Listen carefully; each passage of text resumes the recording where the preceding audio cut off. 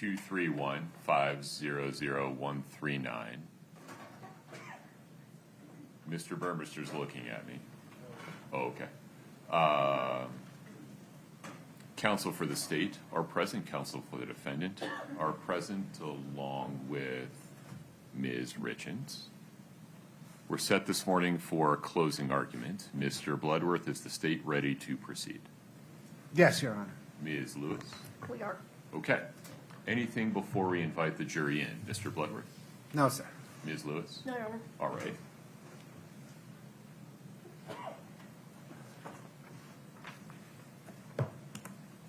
Okay. Cody, we're ready for the jury.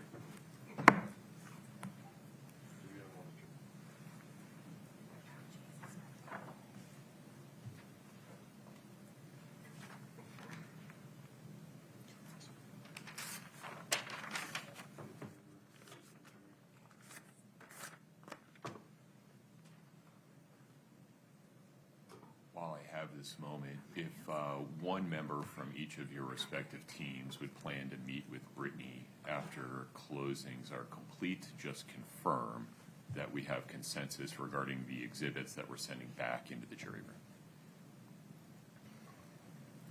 Yes, Your Honor. Can we address physical evidence as well? I don't think we're requesting to send any physical evidence back, but I'm not sure. For example, the glassine bags of the gummies, et cetera. Correct. Okay. I wasn't planning to send those back, Ms. Lewis. That's fine. Okay. Very good. Your Honor, is the court sending a computer back for the kind of audio video files? Got it. We have an air-gapped computer that will not attach to the internet or connect to the internet, that they'll be able to use to view files off a thumb drive. Right, Your Honor.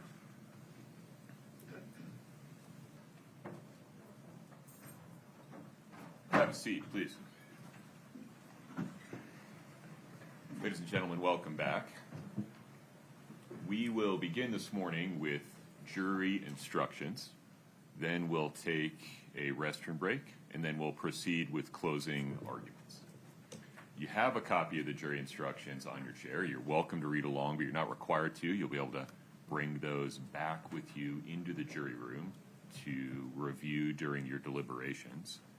And we can fast forward to instruction number 13.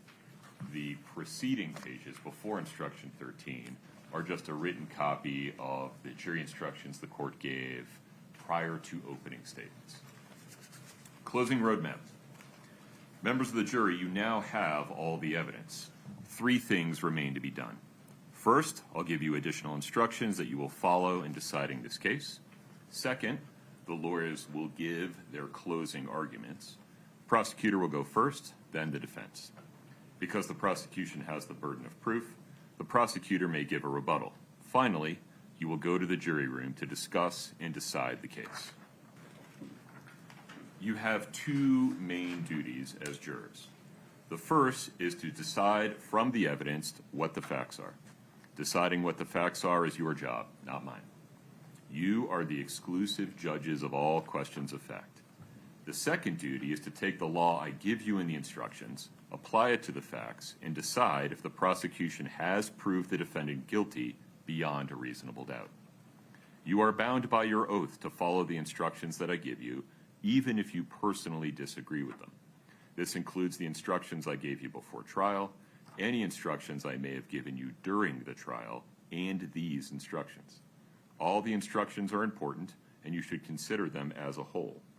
The order in which the instructions are given does not mean that some instructions are more important than others.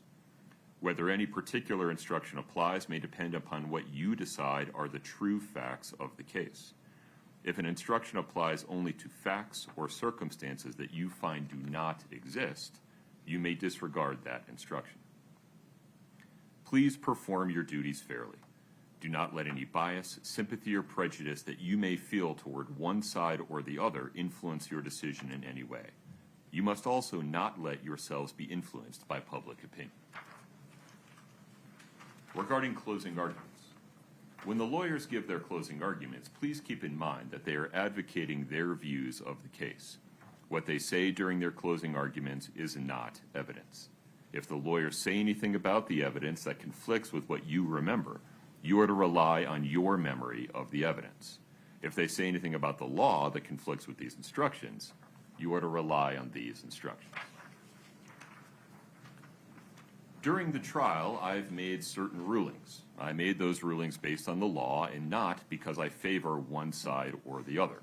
However, if I sustained an objection, if I did not accept evidence offered by one side or the other, or if I ordered that certain testimony be stricken, then you must not consider those things in reaching your verdict. As the judge, I am neutral. If I have said or done anything that makes you think I favor one side or the other, that was not my intention. Please do not interpret anything I've done as indicating that I have any particular view of the evidence or the decision you should reach. You must base your decision only on the evidence that you saw and heard here in court. Evidence includes what the witnesses said while they were testifying under oath and any exhibits admitted into evidence. Nothing else is evidence. The lawyer's statements and arguments are not evidence. Their objections are not evidence. My legal rulings and comments are not evidence. In reaching a verdict, consider all the evidence as I have defined it here and nothing else. You may also draw all reasonable inferences from that evidence. Regarding items not admitted into evidence, transcripts, police reports, or other written, audio, or visual materials may have been referenced during the trial but not admitted as exhibits. It's common during deliberations for jurors to ask to review these materials or to have transcripts of what witnesses said during trial. These materials, other than what may have been admitted as exhibits, may not be requested as part of your deliberations. Regarding witness credibility, in deciding this case, you'll need to decide how believable each witness was. Please use your judgment and common sense. Let me suggest a few things to think about as you weigh each witness's testimony. How good was the witness's opportunity to see, hear, or otherwise observe what the witness testified about? Does the witness have something to gain or lose from this case? Does the witness have any connection to the people involved in this case? Does the witness have any reason to lie or slant the testimony? Was the witness's testimony consistent over time? If not, is there a good reason for the inconsistency? If the witness was inconsistent, was it about something important or unimportant?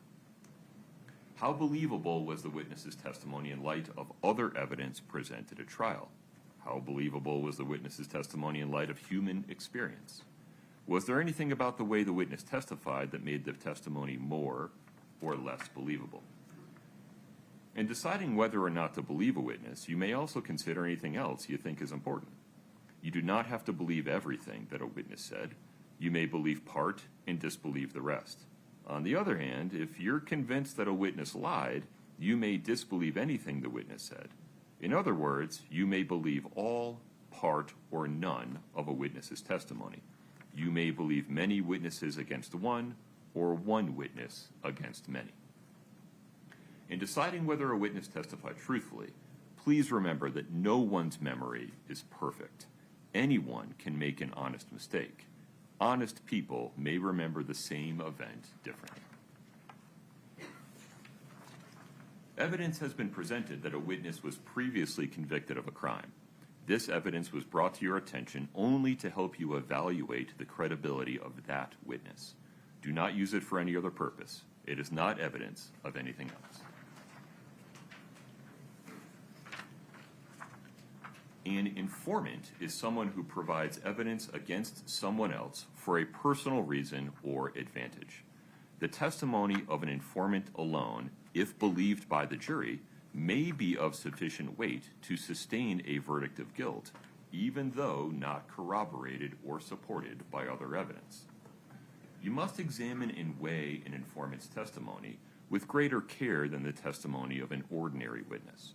You must determine whether the informant's testimony has been affected by self-interest, by an agreement they have with the government, by their own interest in the outcome of the case, or by prejudice against the defendant.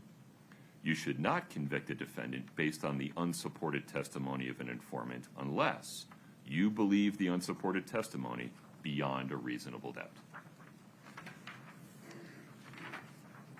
A person may testify under a grant of immunity, that is, an agreement with the government. Their testimony alone, if believed by the jury, may be of sufficient weight to sustain a verdict of guilt, even though it's not corroborated or supported by other evidence. You should consider testimony given under a grant of immunity with greater care and caution than the testimony of an ordinary witness. You should consider whether testimony under a grant of immunity has been affected by the witness's own interest, the government's agreement, the witness's interest in the outcome of the case, or by prejudice against the defendant. On the other hand, you should also consider that an immunized witness can be prosecuted for perjury for making a false statement. After considering these things, you may give testimony given under a grant of immunity such weight as you feel it deserves. You should not convict a defendant based on the unsupported testimony of an immunized witness unless you believe the unsupported testimony beyond a reasonable doubt. Remember, the fact that the defendant is charged with a crime is not evidence of guilt. The law presumes that the defendant is not guilty of the crime charged. This presumption persists unless the prosecution's evidence convinces you, beyond a reasonable doubt, that the defendant is guilty. Proof beyond a reasonable doubt is proof that leaves you firmly convinced of the defendant's guilt. There are very few things in this world that we know with absolute certainty, and in criminal cases, the law does not require proof that overcomes every possible doubt. If the evidence leaves you firmly convinced that the defendant is guilty of the crime charged, you must find the defendant guilty. On the other hand, if there is a real possibility that she is not guilty, you must give the defendant the benefit of the doubt and return a verdict of not guilty. The defendant has entered a plea of not guilty and denies committing the alleged crimes. Every crime has component parts called elements. The prosecution must prove each element beyond a reasonable doubt. Until then, you must presume the defendant is not guilty. The defendant does not have to prove anything. She does not have to testify, call witnesses, or present evidence. Regarding direct and circumstantial evidence, facts may be proved by direct or circumstantial evidence. The law does not treat one type of evidence as better than the other. Direct evidence can prove a fact by itself. It usually comes from a witness who perceived firsthand the fact in question. For example, if a witness testified that he looked outside, saw it was raining, that would be direct evidence that it had rained. Circumstantial evidence is indirect evidence. It usually comes from a witness who perceived a set of related events, but not the fact in question. However, based on that testimony, someone could conclude that the fact in question had occurred. For example, if a witness testified that she looked outside and saw that the ground was wet and people were closing their umbrellas, that would be circumstantial evidence that it had rained. Before you can find the defendant guilty of any charge, there must be enough evidence, direct, circumstantial, or some of both, to convince you of the defendant's guilt beyond a reasonable doubt. It is up to you to decide.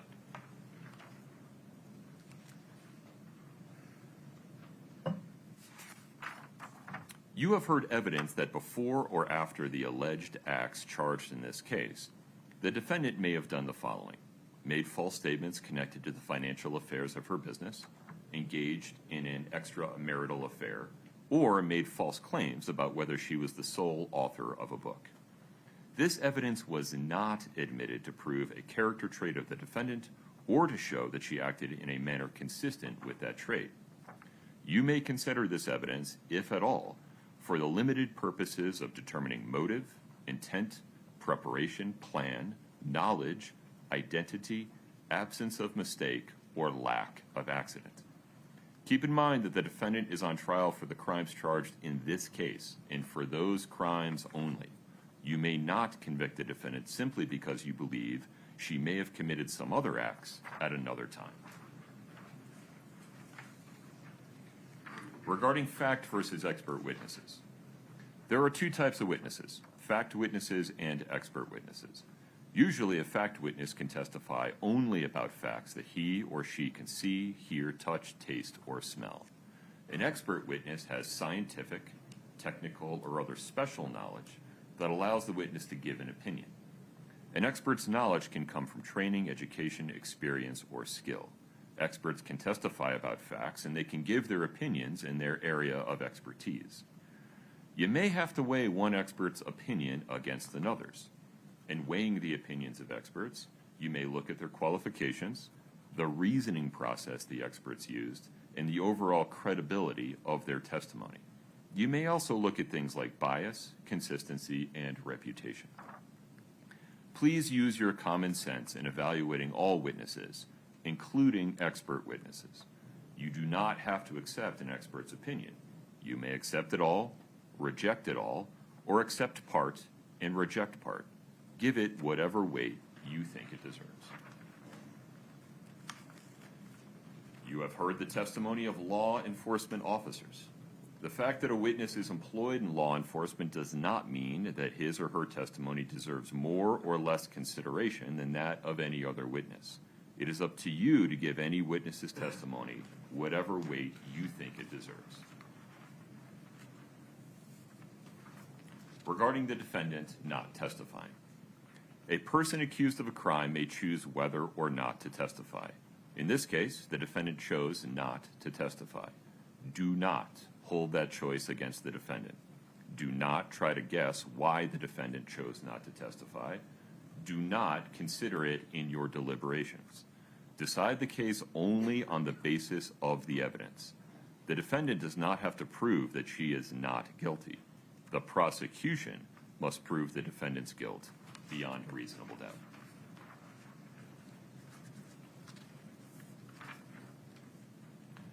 Regarding conduct and mental state, a person cannot be found guilty of a criminal offense unless that person's conduct is prohibited by law and, at the time the conduct occurred, the defendant demonstrated a particular mental state specified by law. Conduct can mean both an act or the failure to act when the law requires a person to act. An act is a voluntary movement of the body, and it can include speech. As to the mental state requirement, the prosecution must prove that at the time the defendant acted, she did so with a particular mental state. For each offense, the law defines what kind of mental state the defendant had to have, if any. For some crimes, the defendant must have acted intentionally or knowingly. For other crimes, it's enough that the defendant acted recklessly or with criminal negligence or with some other specified mental state. Later, I'll instruct you on the specific conduct and mental state that the prosecution must prove before the defendant can be found guilty of the crimes charged. The law requires that the prosecutor prove beyond a reasonable doubt that the defendant acted with a particular mental state. Ordinarily, there is no way that a defendant's mental state can be proved directly because no one can tell what another person is thinking. A defendant's mental state can be proved indirectly from the surrounding facts and circumstances. This includes things like what the defendant said, what the defendant did, and any other evidence that shows what was in the defendant's mind. Some definitions.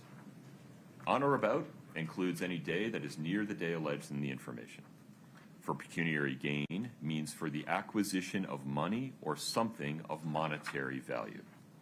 Attempt means the actor engages in conduct that constitutes a substantial step toward the commission of the crime and intends to commit the crime, or, when causing a particular result is an element of the crime, acts with an awareness that her conduct is reasonably certain to cause the result. Conduct constitutes a substantial step toward the commission of the crime when it strongly corroborates the actor's required mental state to commit the crime. Utter means any intentional act that puts a writing into circulation and implies, by word or action, that the writing is genuine. Unless these instructions give a definition, you should give all words their usual and ordinary meanings.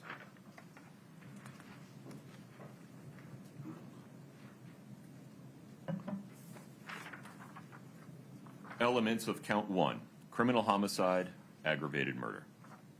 Kouri Richins is charged in count 1 with committing aggravated murder between on or about March 3rd and March 4th, 2022.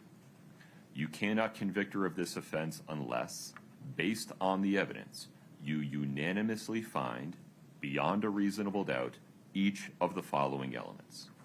Kouri Richins intentionally or knowingly caused the death of Eric Richins under one or more of the following circumstances: for pecuniary gain or by means of the administration of any substance administered in a lethal amount, dosage, or quantity.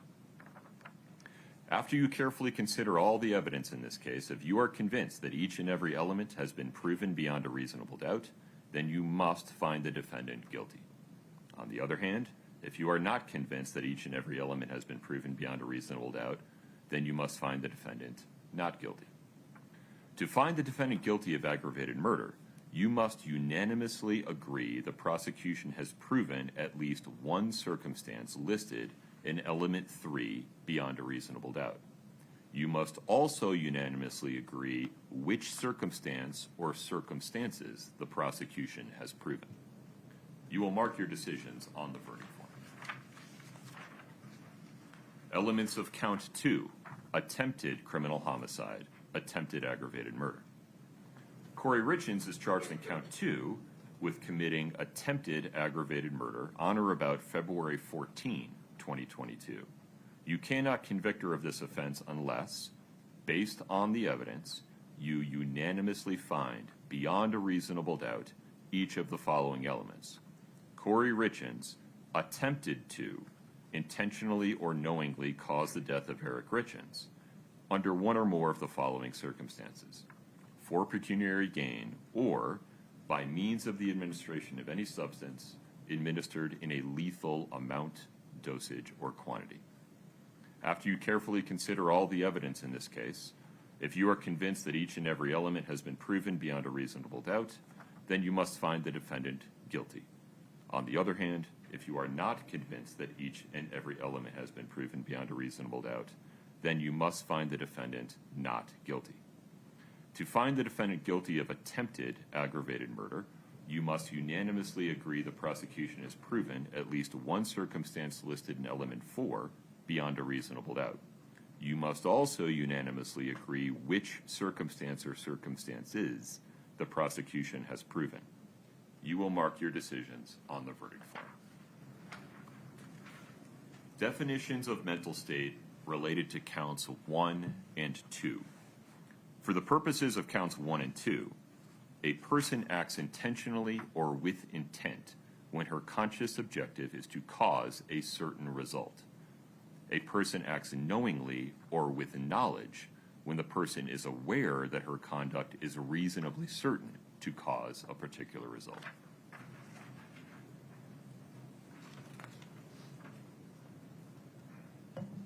Elements of count 3, insurance fraud. Kouri Richins is charged in count 3 with committing insurance fraud between on or about January 29 and August 31 of 2022. You cannot convict her of this offense unless, based on the evidence, you unanimously find beyond a reasonable doubt each of the following elements. Kouri Richins, with intent to deceive or defraud, intentionally, knowingly, or recklessly devised a scheme or artifice to obtain anything of value by means of false or fraudulent pretenses, representations, promises, or material omissions, and the value of the property, money, or things obtained or sought to be obtained is or exceeds $5,000. After you carefully consider all the evidence in this case, if you are convinced that each and every element has been proven beyond a reasonable doubt, then you must find the defendant guilty. On the other hand, if you're not convinced that each and every element has been proven beyond a reasonable doubt, then you must find the defendant not guilty. Elements of count 4, insurance fraud. Kouri Richins is charged in count 4 with committing insurance fraud on or about June 14, 2022. You cannot convict her of this offense unless, based on the evidence, you unanimously find, beyond a reasonable doubt, each of the following elements. Kouri Richins, with intent to deceive or defraud, presented, or caused to be presented any oral or written statement or representation as part of or in support of a claim for payment or other benefit pursuant to an insurance policy, certificate, or contract.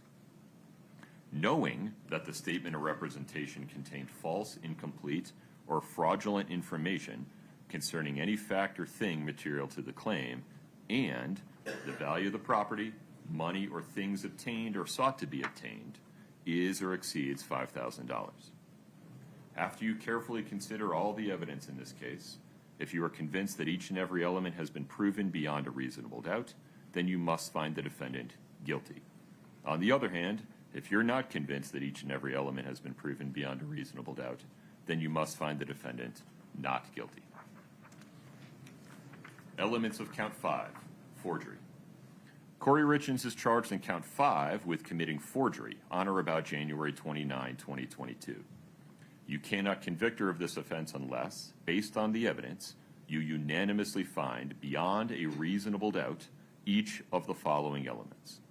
Kouri Richins, with purpose to defraud anyone, without the authority to do so, did make, execute, or utter a writing so that the writing or the making, execution, or utterance purports to be the act of another person.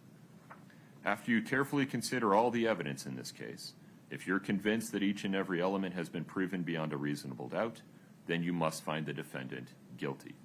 On the other hand, if you're not convinced that each and every element has been proven beyond a reasonable doubt, then you must find the defendant not guilty. Definitions of mental state for counts 3, 4, and 5. For purposes of counts 3, 4, and 5, a person acts intentionally or with intent when her conscious objective is to engage in certain conduct.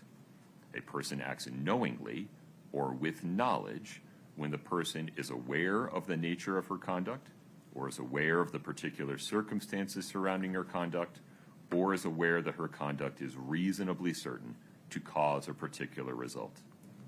A person acts recklessly when she is aware of a substantial and unjustifiable risk that certain circumstances exist relating to her conduct, but she consciously disregards the risk and acts anyway, or her conduct will cause a particular result, but she consciously disregards the risk and acts anyway. The nature and extent of the risk must be of such a magnitude that disregarding it is a gross deviation from what an ordinary person would do in that situation. Conduct means either an act or an omission.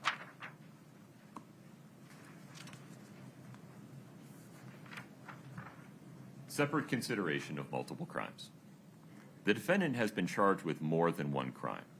It is your duty to consider each charge separately. For each crime charged, consider all the evidence related to that charge.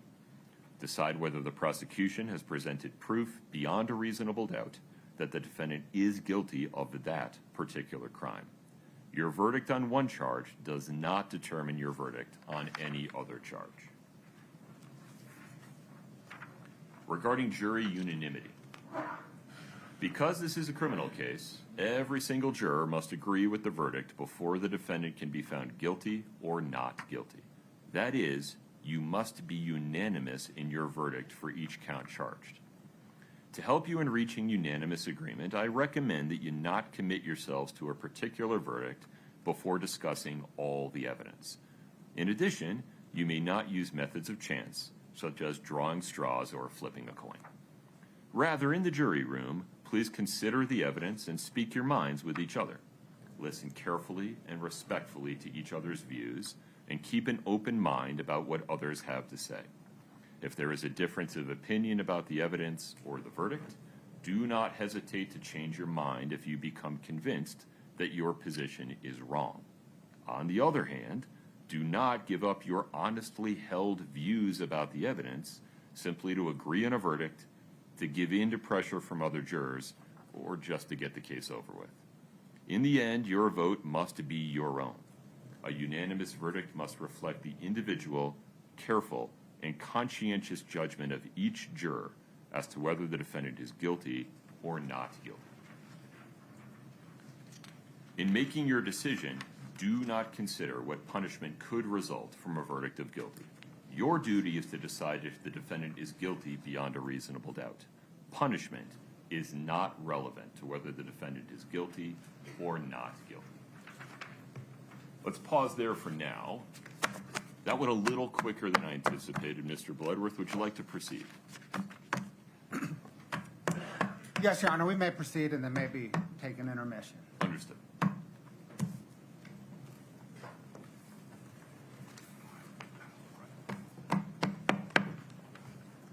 We lost. No problem.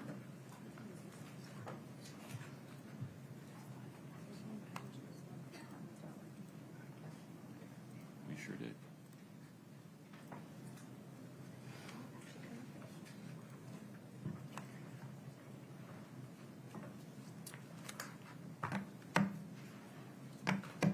Mr. Bloodworth, would you like me to publish the slide deck now? Yes, Your Honor, please. There you are. Please proceed. Thank you. Kouri Richins feels aggrieved and is thus an intensely ambitious person. She feels aggrieved because growing up, her father was an alcoholic who traded parenting for prison, and her mother a gambler who traded parenting for a casino. Kouri Richins thus worked for her aunt, cleaning the homes of rich people in Park City. She was not beneath those homeowners, but she felt that she was. This fueled in her an intense desire to appear privileged, affluent, and successful. She met Eric Richins. He was a successful business owner. He had money. They had a son, married, and had 2 more sons. Kouri Richins was on her way. But she was unhappy. She wanted to leave Eric Richins, but did not want to leave his money. Their prenuptial agreement meant that if she left him, she would also leave most of his money. So, Kouri Richins took $250,000 in equity out of Eric Richins' home without him knowing it, so that she could start her own business and earn enough money to leave Eric Richins. Kouri Richins is intensely ambitious. First with Eric's money and then other people's money, Kouri Richins carefully curated the facade of a privileged, affluent, successful business owner. Behind the facade, however, Kouri Richins was incompetent. She took tremendous risks. She borrowed money by any means necessary at exorbitant rates. She gambled other people's money and lost. Her business was imploding. All the while, Kouri Richins was more interested in spending time with Josh Grossman than Eric. She dreamed of living in the Midway Mansion with Josh, running it as an event center, farming and raising kids, Eric's kids.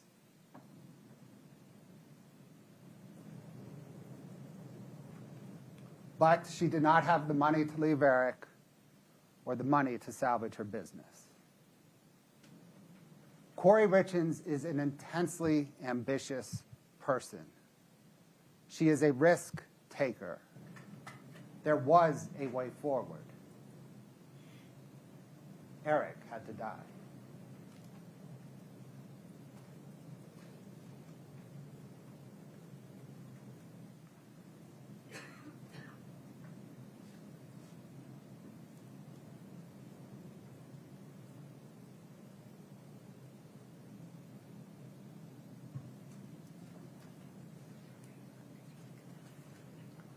As Judge Mrazek just instructed, there are 5 counts. And each count has a series of elements. The state has to prove each count and each element of each count beyond a reasonable doubt. That is our burden. In this closing, we will go count by count, and then within each count, element by element, to show to you how the state has met its burden of proving aggravated murder, attempted aggravated murder, 2 counts of fraud, and forgery.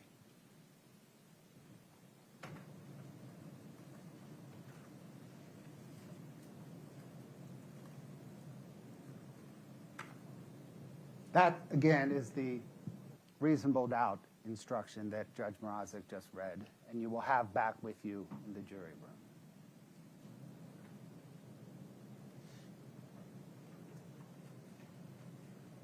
Judge Mrazek also read this instruction on what evidence is, and it's usually testimony and exhibits. To reiterate, what the attorneys say is not evidence. And as I asked you in opening, please focus on the evidence.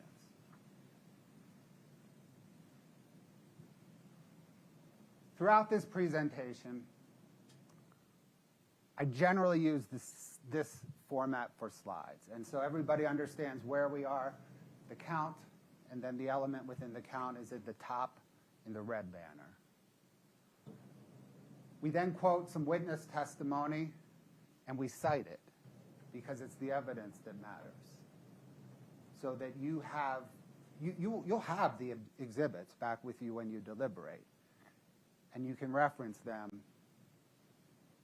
Usually it's a transcript, page, line, number of the testimony.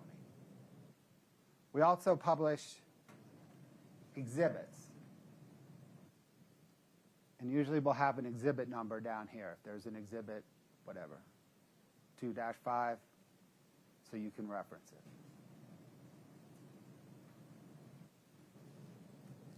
Let's begin with the aggravated murder count. The evidence will prove that Kouri Richins was the person who committed the aggravated murder. The evidence will prove that she intentionally or knowingly caused the death of Eric Richins, here by means of administering to him the illicit street drugs that she purchased from Carmen Lauber. She intended to kill him with the illicit street drugs. It doesn't matter what illicit street drugs. We'll get into it more. It doesn't matter if it was the propofol, if it was the fentanyl that actually killed him, if it was oxy or some other illicit street drugs. She bought illicit street drugs to kill Eric Richins. That's what matters. That's murder. These 2 elements are just murder. Right? If we hide this, that's a murder charge. Here we have an aggravated murder charge, and the state will prove 2 separate and distinct aggravators. The first is for pecuniary gain. This is a why aggravator. Why did Kouri Richins kill Eric? For money. The second aggravator is a how aggravator. How did she do it? Here, by the administration of any substance, here it happens to be fentanyl, but it could be any substance administered in a lethal amount. Either one of those aggravators are what transforms this case from a murder case to an aggravated murder case.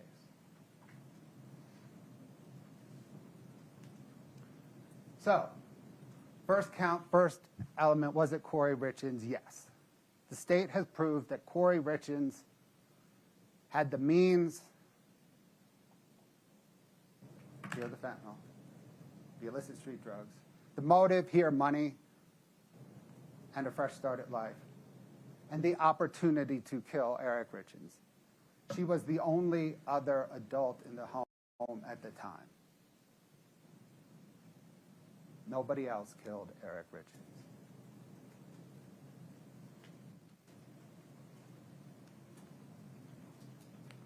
Now, intentionally or knowingly caused the death of Eric Richins by administering the illicit street drugs.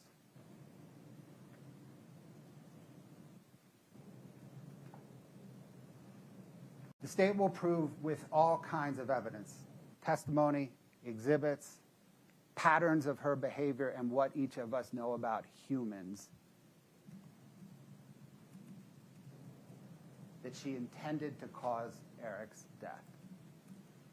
She intended it probably as early as December the 7th, 2021, when she booked a trip for her and Josh Grossman to the Caribbean for April.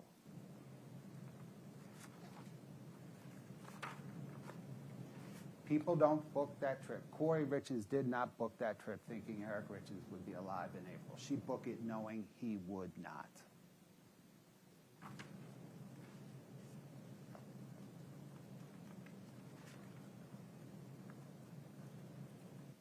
In December, before Eric died, before Kouri Richins murdered Eric, she told her friend, Becky Lloyd, in many ways it would be better if he were dead. That proves she intended to cause his death.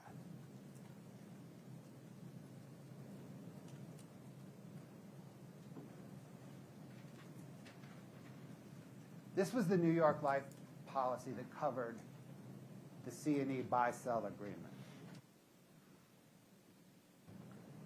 And on January the 1st, 2022, Kouri Richins changed the life insurance beneficiary on Cody's policy from Eric to her. The evidence proves that Kouri Richins didn't understand that was Cody's policy.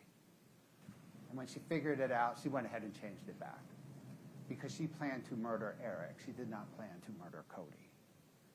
But she planned to murder.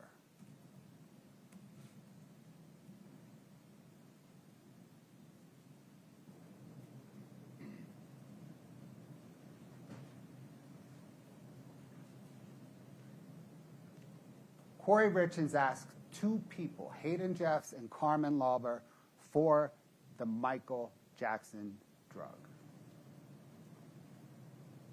Kouri Richins was a suburban mother real estate agent.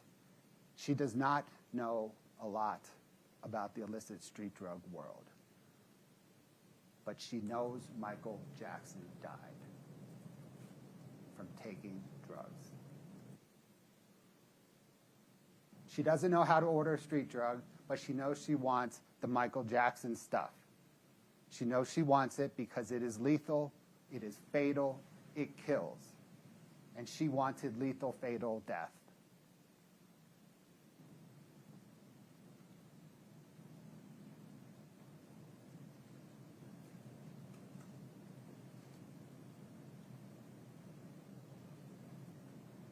Kouri Richins is intensely ambitious. She wanted the perfect life, or at least the appearance of the perfect life. And for her, that meant Josh Grossman. But first, Eric had to go away.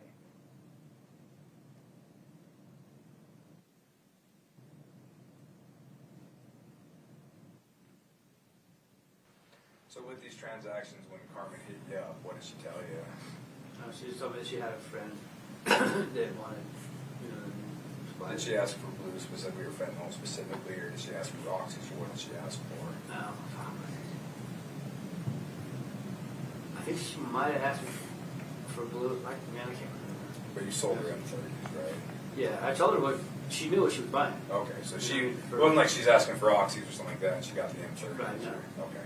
So she knew that there was fentanyl in those pills. Absolutely. At Kouri Richins' request, Carmen Lauber purchased illicit street drugs from Robert Crozier. It's those illicit street drugs that killed Eric Richins. It's those illicit street drugs that Kouri used to murder Eric Richins. And while there may be some question as to whether she specifically ordered fentanyl or she knew she was getting fentanyl. The evidence proves she at least knew it. She wanted fatal, lethal, illicit street drugs. And all the testimony from Carmen Lauber, Robert Crozier, digital forensics, we'll get into it, all confirm that Kouri Richins ordered and received illicit street drugs, and that those street drugs contained fentanyl.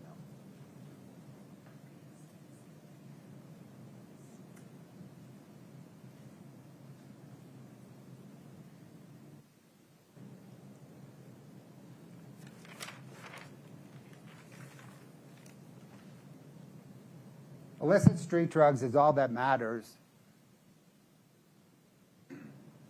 But you heard the testimony that despite confusion in what people were ordering, people were getting fentanyl. The fake M30s looked like the real, the fake M30s looked like the real M30s. Everything on the street in early 2022 had fentanyl. That's how we know that it was this purchase that ended up killing Eric. It's the fentanyl. We can trace the fentanyl.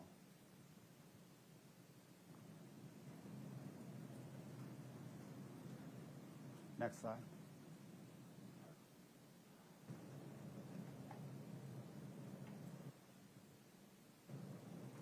The digital forensics corroborate Carmen Lauber's testimony that 5 days before Kouri Richins murdered Eric Richins, Carmen Lauber purchased for Kouri Richins fentanyl from Robert Crozier at the Maverick in Draper.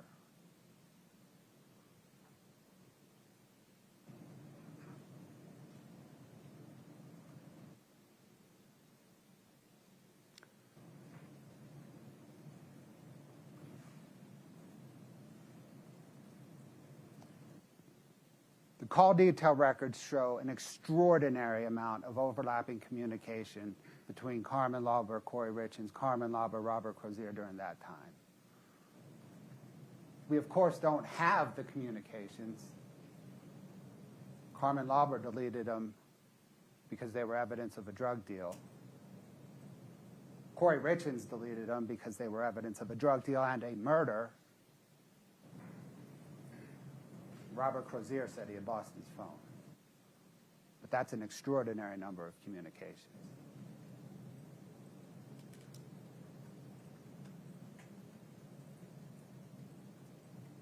We know that Kouri Richins, the evidence proves that Kouri Richins used a Moscow Mule and a shot to administer the fentanyl to Eric. She writes it in her orange notebook where she journals what happened the night she murdered Eric. It's a self-serving journal. We'll discuss that down the road.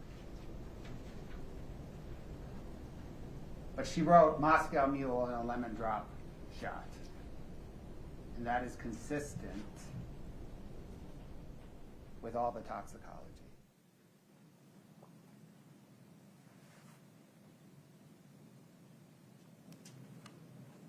Again, in the notes that investigators recovered from the kitchen cabinet in Kouri Richins' home, she wrote Moscow Mules. Lemon water, vodka, and rum. She left out the main ingredient, which of course is the ginger beer.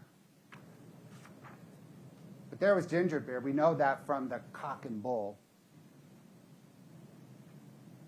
that OME investigator Cam Sessions found in the trash can in the kitchen. It's interesting that Kouri Richins wrote vodka, in parentheses, rum.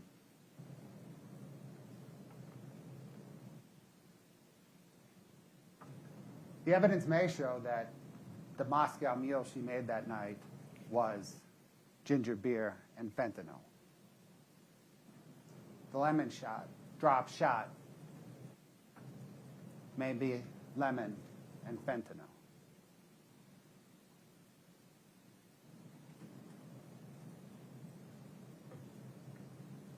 Notice that here she writes drink in bed. We'll come back to that in a minute.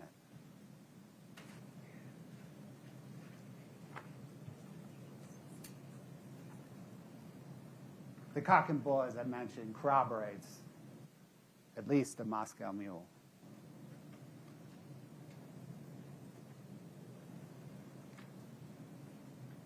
And that we know the cause of death from the death certificate was fentanyl. The fentanyl and the illicit street drugs that Kouri Richins got from Carmen Lauber, who got from Robert Crozier.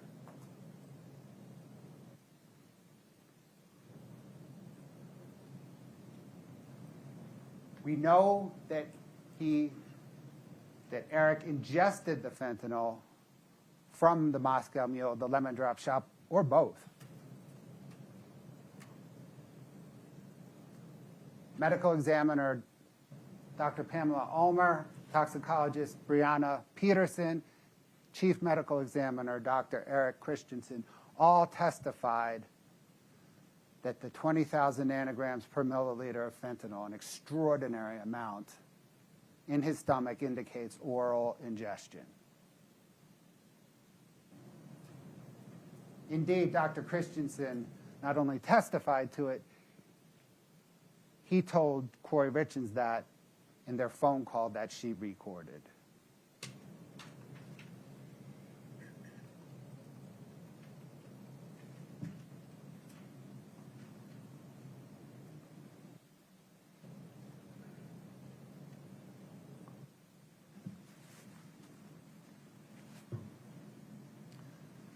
Ms. Peterson's testimony, as well as Dr. Christensen, also proves that the fentanyl was illicit. Again, illicit coming from the street, illegal street drug, illicit fentanyl. And it was their testimony, right, was that there was not only fentanyl in the toxicology, but there was norfentanyl, which was a marker of an illicit fentanyl. There's also acetylfentanyl as well. But it's the norfentanyl that is a marker of illicit fentanyl, which completely tracks with how Kouri Richins got the illicit street drugs.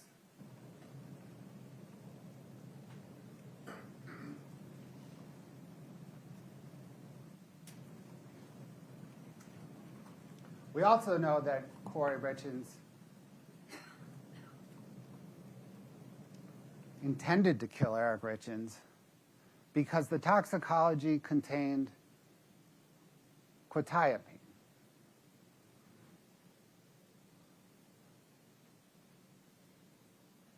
Your Honor, we may have lost the audio. Let's reset. My apologies.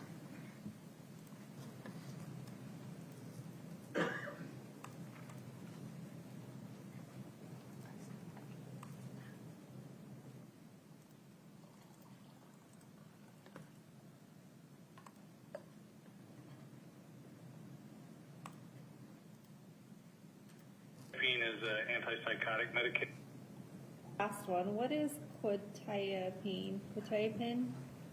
Quetiapine is an antipsychotic medication. It's called Seroquel. Okay. I gotcha. It's a prescription, mental health medication that's prescribed for different things. I gotcha. The quetiapine in the toxicology for Eric Richins shows that Kouri Richins was involved because she was prescribed quetiapine. Now, this conversation that she recorded with Dr. Christensen is also very insightful. She pretends to not know what quetiapine is. It's her prescription. Of course she knows what it is. She pretends to not know what it is to cover up her involvement in putting the quetiapine inside Eric's body. She feigns the ignorance.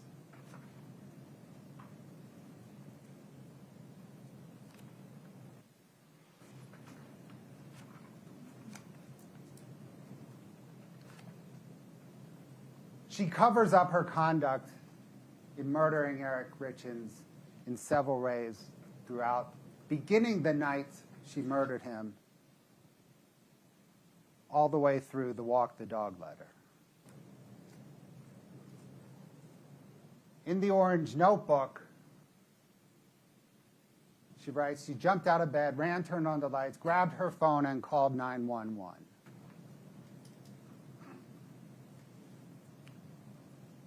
The evidence proves that is not true.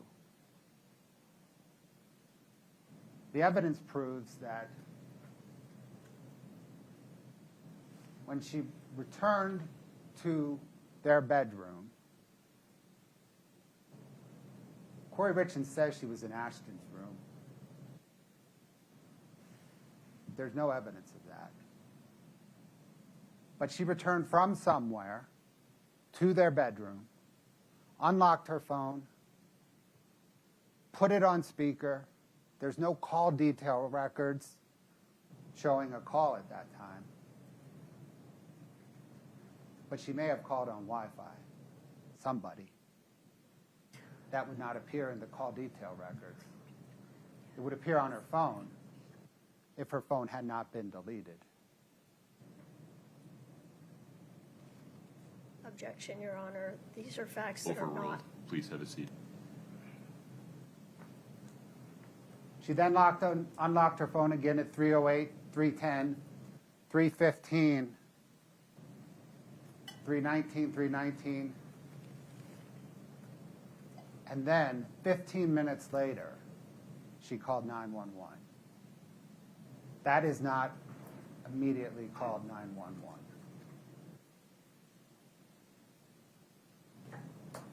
Perhaps she was staging the scene during these 15 minutes.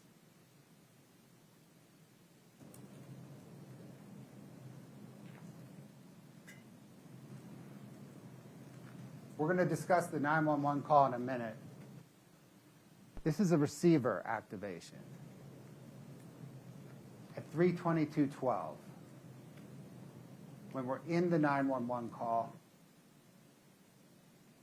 she's on receiver on her phone. The 911 call operator asks her, "Are you on speakerphone?" She says yes, no. She's on receiver.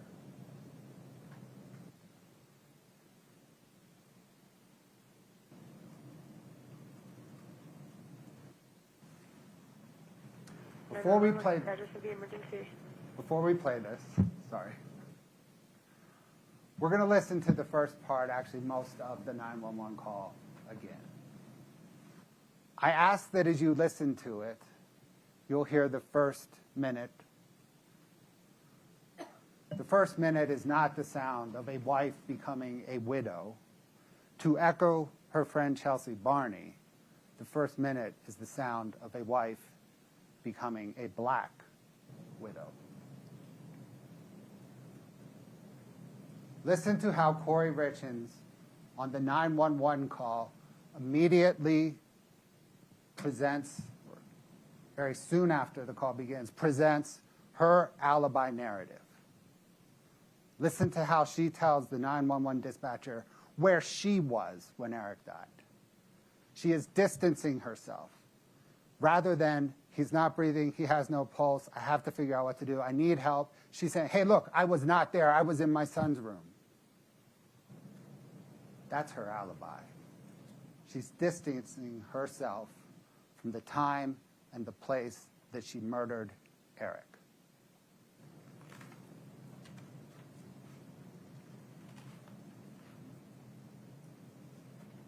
The 911 call operator asks her to perform CPR. Notice how she distances herself from that. No, I don't know how. No, he's too heavy. No, I can't move him. She is not immediately trying to revive him. We're going to run a clock from the time that the dispatcher asks her if she can start CPR to the time she purportedly starts it. It's 6 minutes.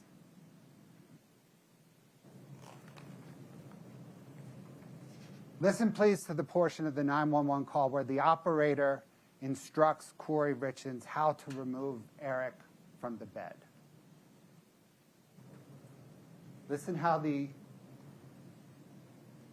Dispatcher says, move to the side of the bed. Kouri Richins says she does. Remove the pillows. Pull the arm, pull the leg, lift up the sheath, pull him off. If Kouri Richins is following the instructions of the 911 dispatcher, Eric Richins' body is on the floor on the side of the bed, not the foot of the bed where it was found.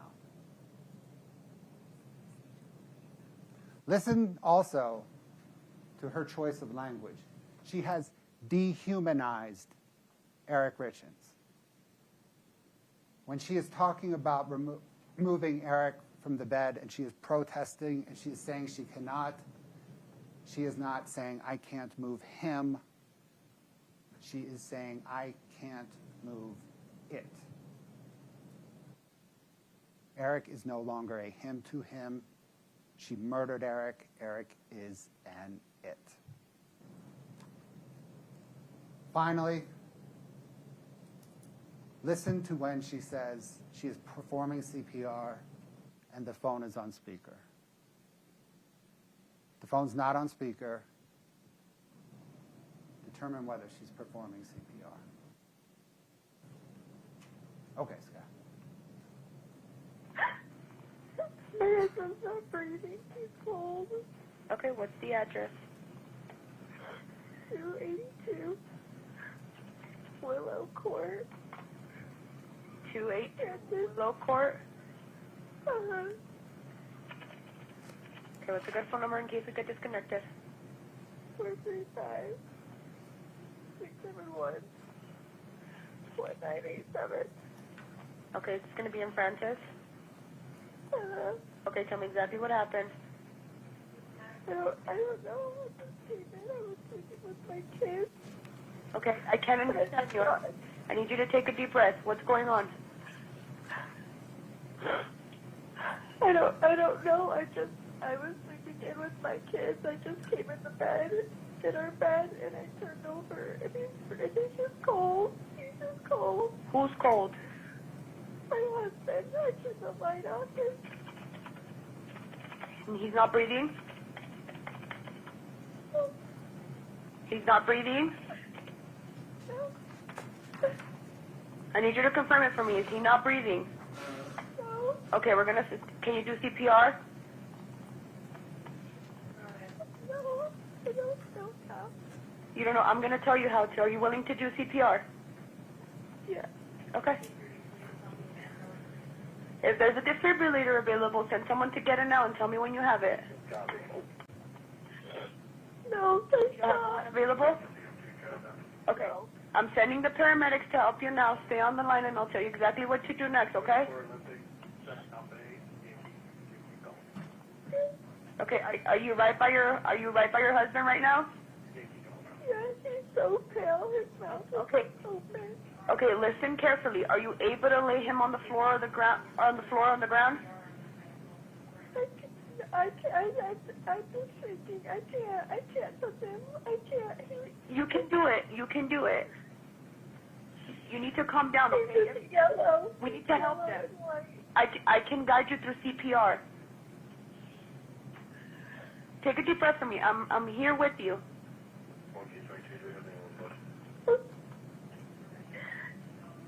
He doesn't have a pulse. He doesn't have a pulse. No. There's no pulse.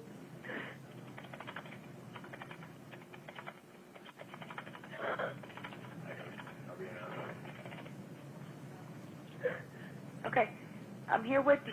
I didn't hear anything. I was just gonna. I'm here with you. We need to get him help. I know. If you need to put me on speaker, put me on speaker. I'm gonna guide you through CPR, okay? Okay.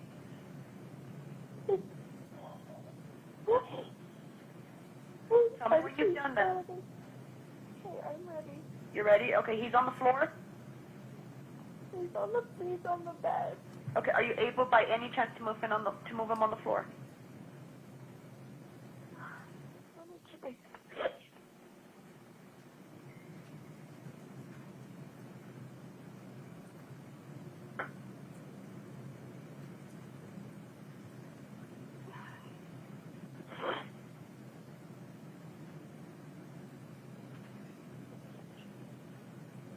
these spots on it. I don't know what's happening. I don't know what's happening. I'm here with you. Are you not able to, you're not able to move him to the floor? Go out, go out, go out, go out, go out. Don't come in here, don't come in here. Oh my God, my suspension. You're not able to move him to the floor? Just listen carefully. We just need to get him on the floor. Don't worry about hurting them. No, he's just too heavy. Is he still on the bed? Yes. Okay, if there's a sheet or a blanket under them, can you loosen it from the mattress? Yes. Okay, stand at the side of the bed closest to them and remove anything under the head. Okay. Okay? I need you to pull the sheets towards you and slide them off the bed. Don't worry about him falling. We just need to help him now. Okay. Tell me when he's on the floor.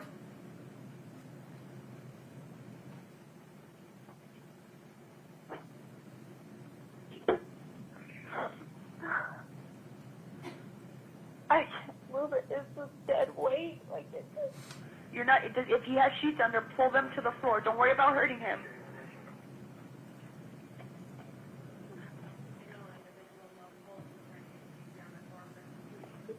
Can you please send somebody? Okay, I have the ambulance that's on the way. Okay, there's another way to do this, okay? Grab their feet. Grab his feet. Okay. Slide them towards you until they're just off the bed.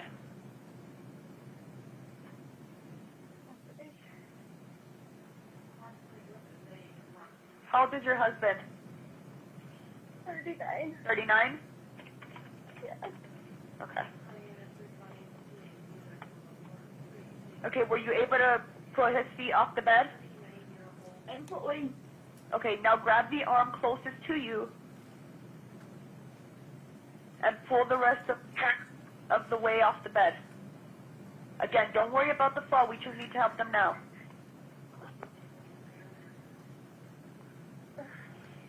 I have the ambulance on the way. I just need you to do this, okay, so we can get the help for him. Okay. When they arrive, they'll take over. We just need to start CPR now. You are doing great, okay? I just need you to get him on the floor. Okay, from the floor. You got him on the floor? Yeah. Okay, listen carefully, okay? Make sure that there's nothing under his head. Is he laying flat on his back? Yeah. Okay. Okay, just listen carefully and I'll tell you how to do chest compressions, okay? Place the heel of your hand on the breastbone. This is in the center of the chest, right between the nipples. Okay. Put your other hand on top of that hand. Okay. Okay? Start pumping the chest hard and fast, at least twice per second, and 2 inches deep. Okay. Okay, start counting out loud so I can count with you, okay? We're gonna count 1, 2, 3, 4, okay? Let me know when you're ready. 1, 1, 2, 3, 4.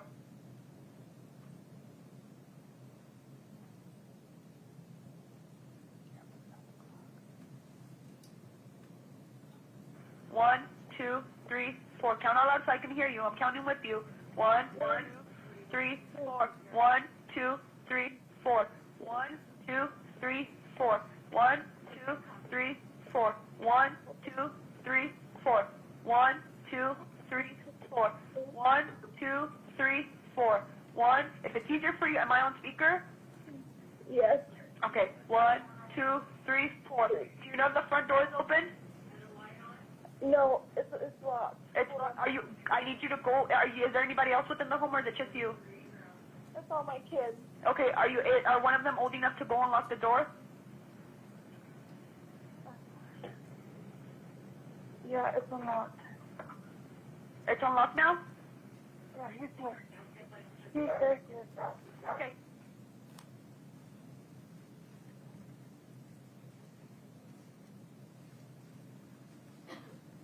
At the, yeah.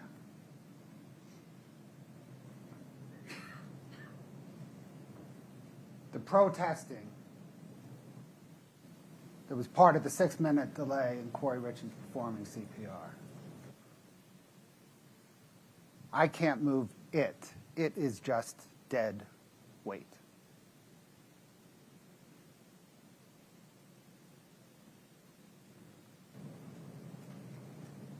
Contrast that 911 call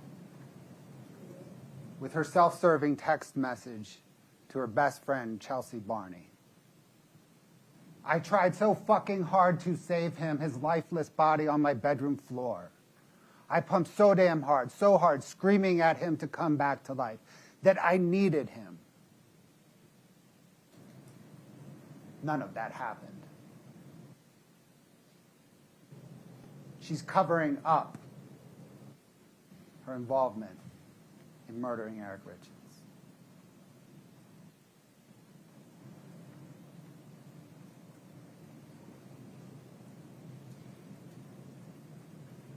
Recall the alibi narrative at the beginning of the 911 call. Her letting the 911 operator and everyone know that she was not with Eric when he died. I was somewhere else. I was distant in place and time. When she calls her father-in-law, Eric's dad, Gene Richins, what does she say right at the outset? I was sleeping with Ashley and I came into the room. Gene, I wasn't there. Wasn't me. When Eric's sister Katie arrives, he wasn't breathing. I went to bed. I was in Ashton's room. He was having nightmares. I wasn't there. It was not me. Her alibi. Her cover-up.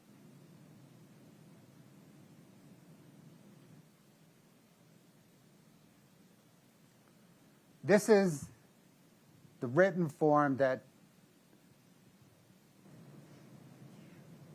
sheriff's deputies gave Kouri Richins early morning of March 4th to write out what happened. It says, describe in detail what you saw, know, or heard of the incident. Where does she start? Eric and I put the kids to bed around 9 p.m. We had a drink. In Kouri Richins' mind, that's when the incident started. It was the drink, and she knew it because she put the fentanyl in the drink. She didn't start with, I walked into the bedroom at 3 a.m. My husband was not breathing and cold.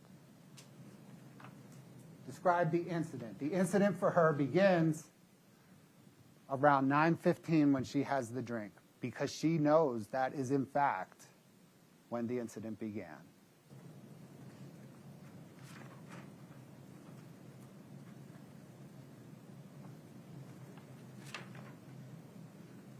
And then more of her self-serving alibi narrative. It wasn't me, I wasn't there, before she gets into really what matters.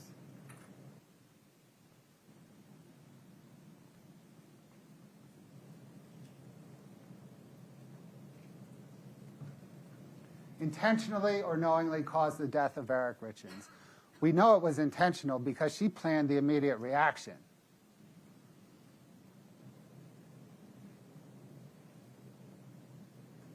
When she spoke with Eric's sister, Katie, very shortly after medical examiners rolled Eric Richins' body out of his home for the last time, she told Katie that she was going to plan the she was going to follow through with the purchase of the Midway mansion. She was going to sell the home that she was living in. And she had a plan for running Eric's business, C&E. The morning of Eric's death. She had those plans in place because she knew she was going to murder Eric. She had already thought about not only murdering him, but what I'm doing immediately after murdering him.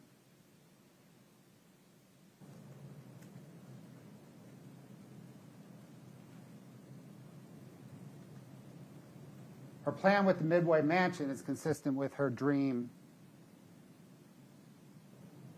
of living there with Josh Grossman running it as an event center, farming, and raising Eric's kids. Her plan to sell the home she lived in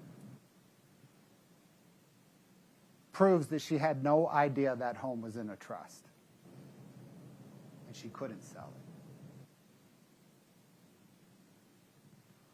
Her plan on running Eric Richins' half of C&E shows that she did not understand the buy-sell agreement, the life insurance coverage on the buy-sell agreement, or that that life insurance coverage went to the trust, not her. The morning Eric died, she had a plan on how she was spending Eric's money and didn't realize it was trust money.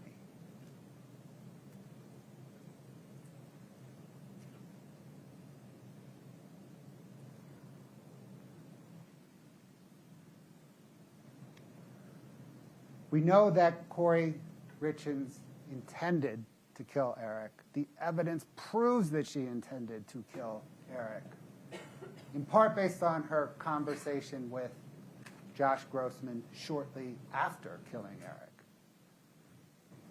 Kouri Richins asked Josh if he had ever killed anybody. Killed was her word. Not have you ever lost a loved one. How do you agree? Not have you ever walked in and found a dead body unexpectedly.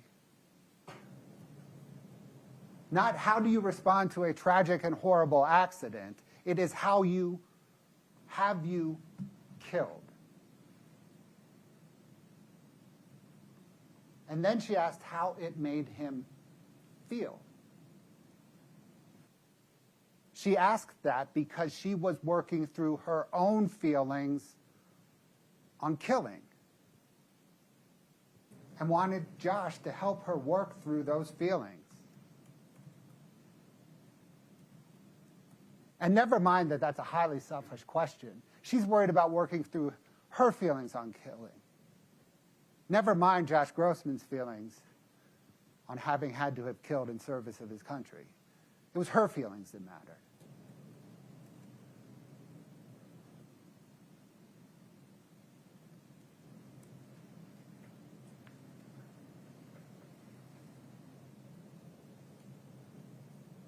The walk the dog letter. There's a lot to unpack in this. But right now, let's unpack the fact that Kouri Richins says Eric gets pain pills and fentanyl from Mexico. She goes on to talk and says, Eric finally told me and asked if Carmen could get him some pain pills and fentanyl from Mexico. Some refers back to pain pills in Mexico from fentanyl. Sorry, pain pills and fentanyl from Mexico. Kouri Richins knows 4 months after she's been arrested for Eric Richins' murder, a year and a half after she murdered him, she knows that she bought fentanyl, and she has to explain it.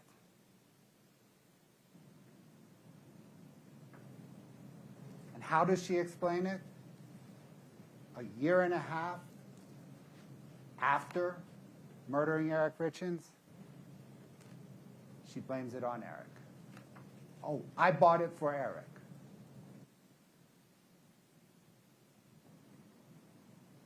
That's the sum of the evidence. Her self-serving statement asking her brother to testify falsely that she brought it from Eric, for Eric. Year and a half after she murdered. Kouri Richins did not tell the 911 dispatcher, hey, I just bought some fentanyl for Eric. She didn't tell the paramedics, he might be dying from the fentanyl I just bought for him. He didn't tell the deputies that responded. He didn't tell Detective Woody. He didn't tell Dr. Ulmer, didn't tell Christensen, didn't tell her friends, didn't tell her family. All the off-ramps she had the opportunity to take to say, hey, I bought the fentanyl for Eric. She doesn't, because it did not happen. She did not concoct this story until a year and a half after she killed him. And it is a story. It's a fake story that she wants her brother to testify to.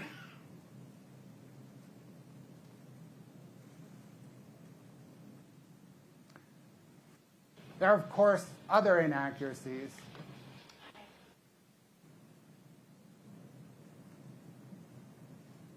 Kouri Richins in the Orange Notebook writes, self-servingly, when the EMT walked up to me and said he didn't make it, we did all we could, I lost it, I immediately ran to the bathroom. This is the video of when the EMT walked up to her.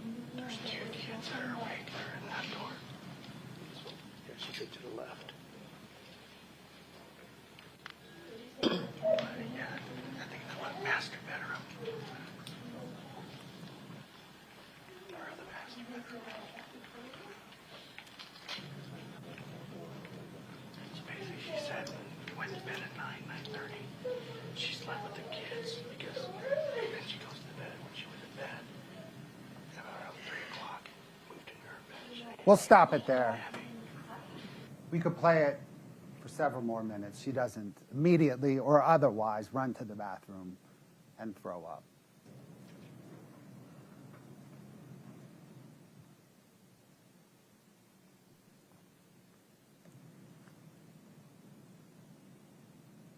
When people make up stories, they are inconsistent in the retelling.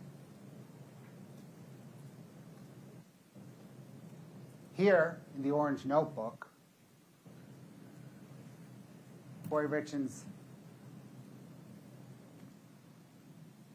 says they make the Moscow Mule and the lemon drop shot in the kitchen, and then they go to bed and brush their teeth. Here, they drink it in the bedroom, not the kitchen.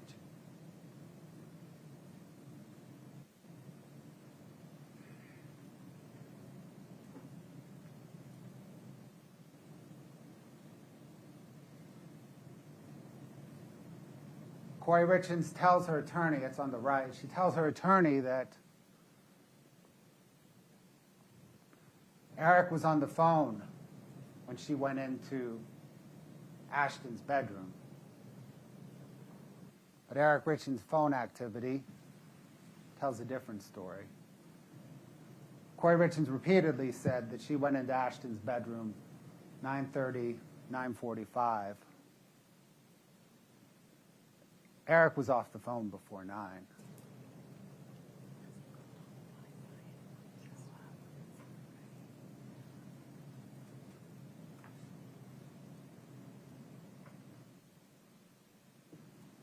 In the Orange Notebook, Kouri Richins says that Eric was awake when she went into Ashton's room.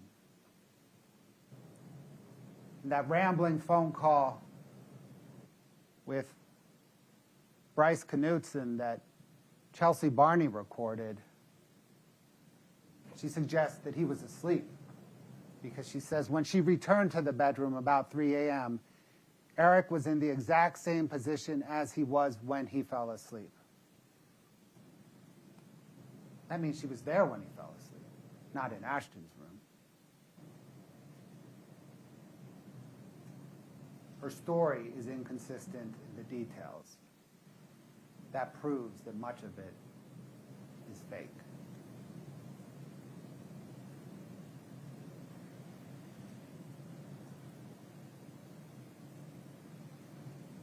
We've read text messages throughout this presentation. We'll continue to publish some more for you to read. None of those text messages were recovered from Kouri Richins' phone. They were recovered from Eric's phone, Chelsea Barney's phone, Josh Grossman's phone, but not Kouri Richins' phone, because they were deleted. That is part of her cover-up. When comparing the contents of the phone with few to no text messages, with the contents of the call detail records, with thousands of text messages, that's how we know they were deleted.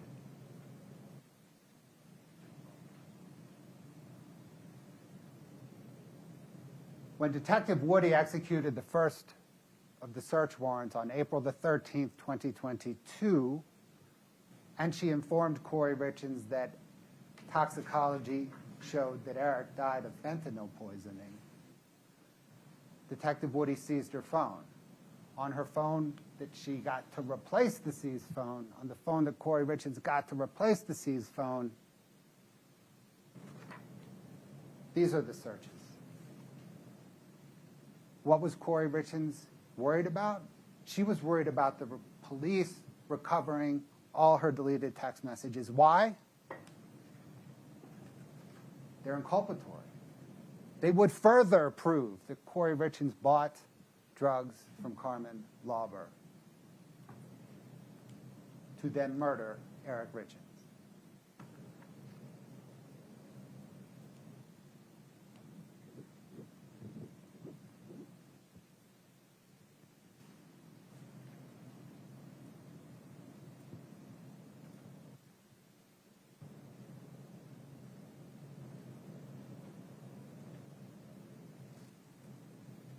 Her phone searches reveal what she was thinking. She's worried about being investigated. She's worried about having to take a lie detector test. She's worried about my office.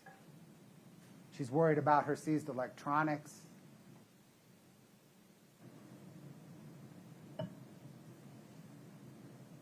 Prison is on her mind.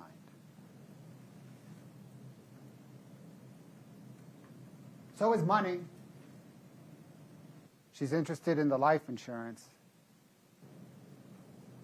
We don't know precisely when these searches were conducted. It's just not in the digital data. We have the data we have. But we do know that she hasn't been paid out yet on life insurance. And she started getting paid out in June of 2022. And this phone she got in April of 2022. So the inference is that these searches occurred between April and June of 2022. This one's the most insightful. If someone is poisoned, what does it go down on the death certificate as? She didn't search if someone accidentally ODs. She doesn't search if somebody is dead for unknown reasons. She searches if somebody is poisoned, because that is what happened.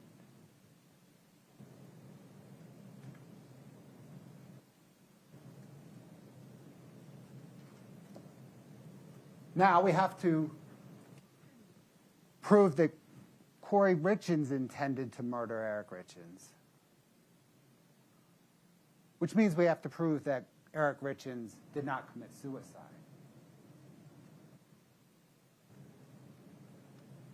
Kouri herself says he didn't. No mental health concerns. But the other evidence proves it as well. Eric had every reason to live. The first three of which are Carter, Ashton, and Weston.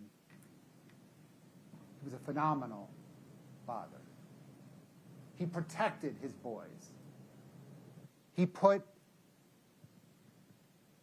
his money in trust mostly for the benefit of them, to protect them. He was a protector. He's not leaving his boys. He was also planning for the future. He was a successful business person, and he and Kouri had future business plans. He had future plans with his sister. They were planning family vacation to Disneyland.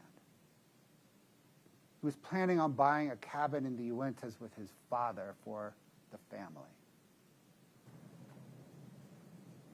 Every shred of evidence in this case proves that Eric did not commit suicide.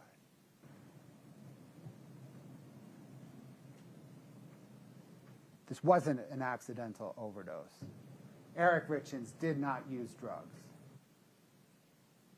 He did not use illicit drugs. Set aside THC gummies. Kouri Richins said no, never to Deputy Wynn and Paramedic Offred. These are people that it would have made sense to tell he used illicit drugs to in the moment as Paramedic Offred's trying to save Eric's life. But no, she was honest. Nope, never. Same thing with Dr. Ulmer as they're reviewing the toxicology and trying to explain the fentanyl, right? Dr. Ulmer's like, well, there's this fentanyl, really can't explain it. Did he do illicit drugs? No, never. Grossman,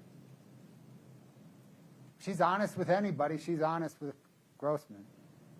No, Eric did not use drugs. Her best friend, another person she's honest with. Nope. Life insurance company? No. Chief medical examiner? No. And every bit of evidence that came into this case, everyone who testified and knew Eric well, his friends, his family, no, Eric didn't use illicit drugs. Not even prescription drugs.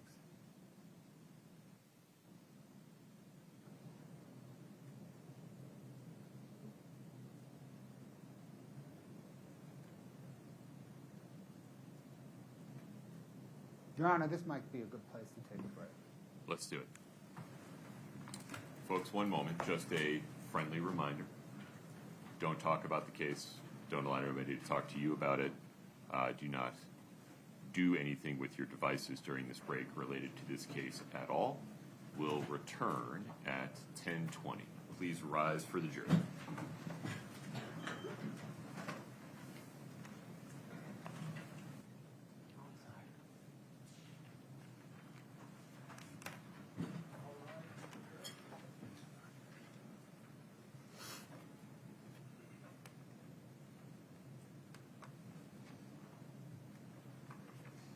Please have a seat as you come in.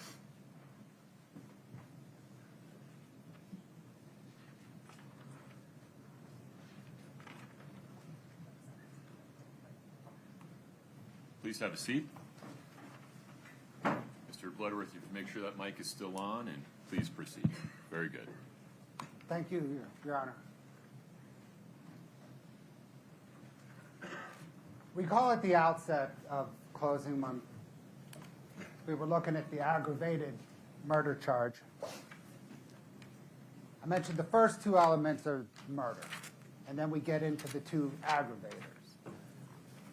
So the closing up until now has been the murder charge. That is straight murder, but the state, of course, has charged aggravated murder. So now we'll talk about the two aggravators. The why aggravator, money motive, and the how aggravator, administering any substance in a lethal amount.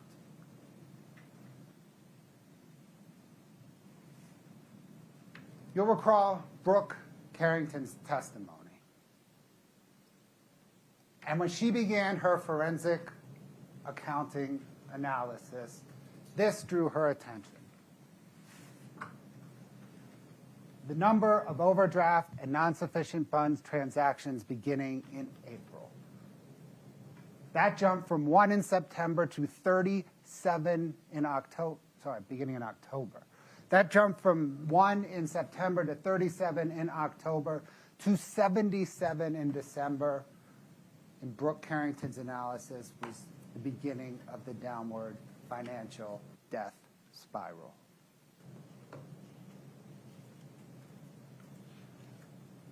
Then Ms. Carrington analyzed the overall debt, and it showed a growing debt picture nearing $8 million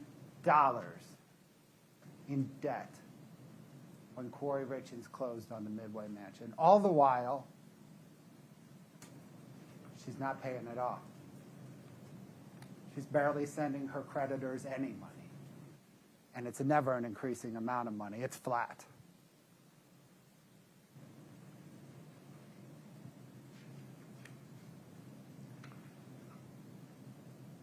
The payday loans particularly showed distress to Ms. Carrington. This isn't a traditional mortgage. This isn't even hard money lending. This is, give me money today, I'll give you money when you get paid at an extraordinary, exorbitant interest rate. And when Brooke Carrington saw this, she sees the line here go flat. Payday lenders would no longer lend to Kouri Richins.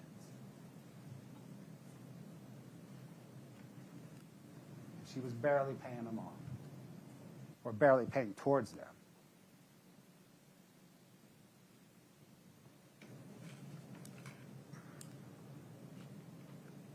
Kouri Richins lost money flipping homes.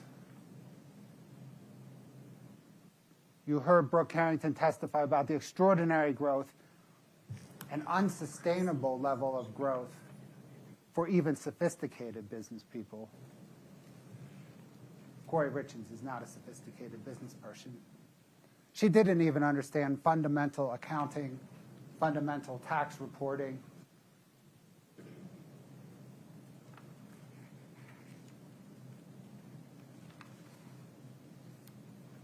Brooke Carrington plotted out the profitability analysis of each of Kouri Richins' home flips. Kouri Richins, when she bought a home, when you total up the home she bought and the loans she took out, she started her projects $2 million in the hole. When she was finished her projects, of money that Brooke could trace to expenses, she could only trace about half of it to expenses because Kouri Richins did not conduct normal accounting. Kouri Richins lost $469,000 on her home flips. But recall that Brooke Carrington testifies there's this other pot out there of $400,000 that I know she lost. I just can't trace it to a particular project. When you add those up, it's nearly $900,000 loss in flipping homes alone. And recall that Brooke Carrington said that does not count the foreclosures. While deliberating, you'll have this, and on the second page, you'll see all the foreclosures. She lost millions more in foreclosures. To include foreclosures on Chelsea Barney's home and the Midway Mansion.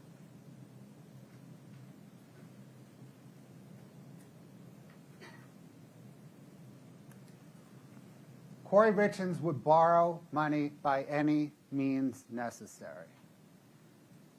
6 times she submitted inaccurate bank statements to lenders to get money. Those bank statements reflected her business account and balances in C&E's business account.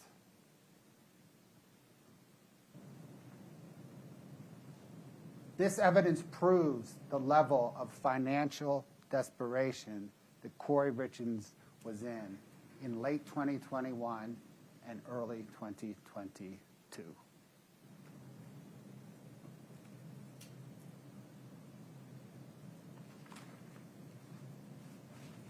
The next level of financial desperation is taking $45,000 of your best friend's hard-earned cash tips from waitressing, telling her that you are going to apply that as a down payment to a mortgage on her house where she lives with her partner and her children.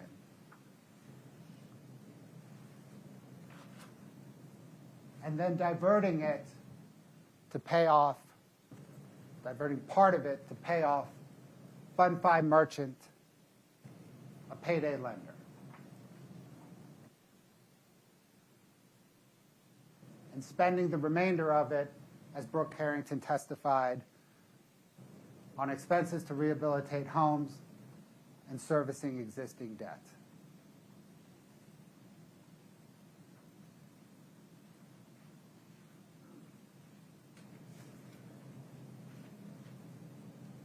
Then, telling your friend, your best friend, since middle school, that you applied the money to the loan, here's the deed, sign the deed, and then not filing it.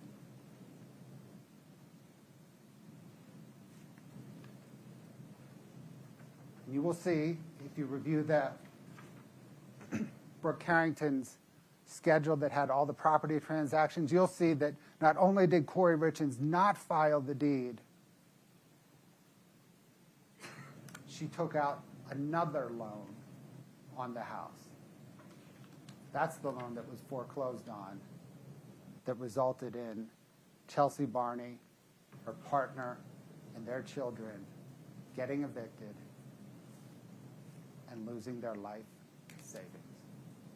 That is the next level of financial desperation that Kouri Richins was in January 2022.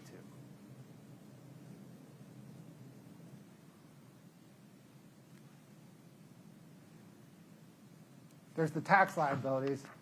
In the grand scheme of the amount of debt, 150 grand in tax liabilities is de minimis, but they were on her mind.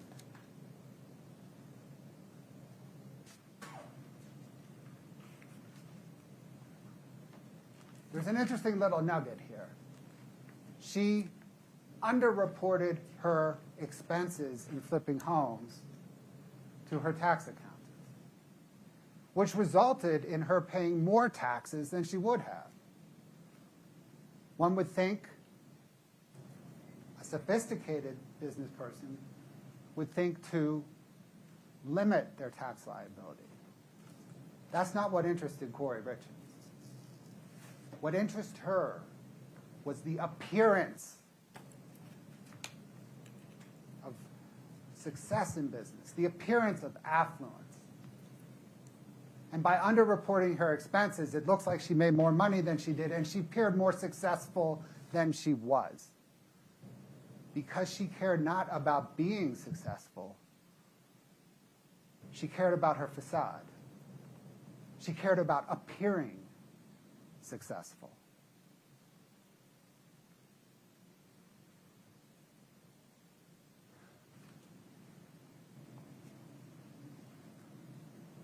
You'll recall that C&E distributed $36,000 to pay some of this $150,000 tax liability, which Kouri Richins then diverted to close on a home.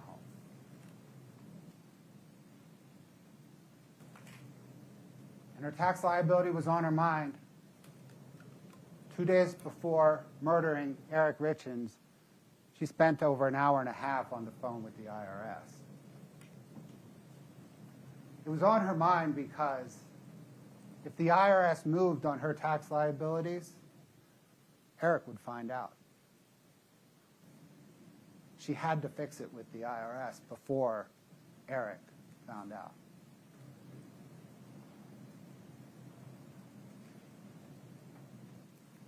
You're familiar.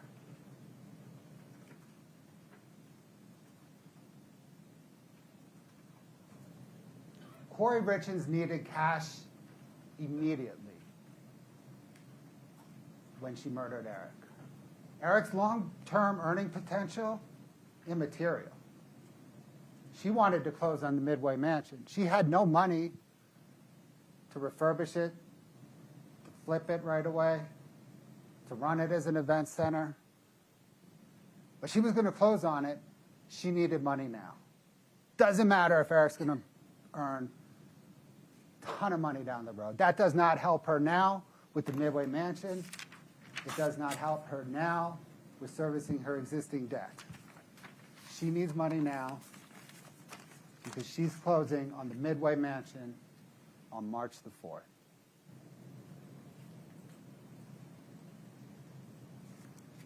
And when she closes on the Midway Mansion, it's worth $2.9 million. She's borrowing $3.2 million. None of it's her money. She's reaching into other people's pockets to get that money. Not only does she want money to purchase the Midway Mansion, she wants $87,000 for herself. She takes out $87,000 at closing, and how does she spend it? Servicing existing debt and expenses for rehabs.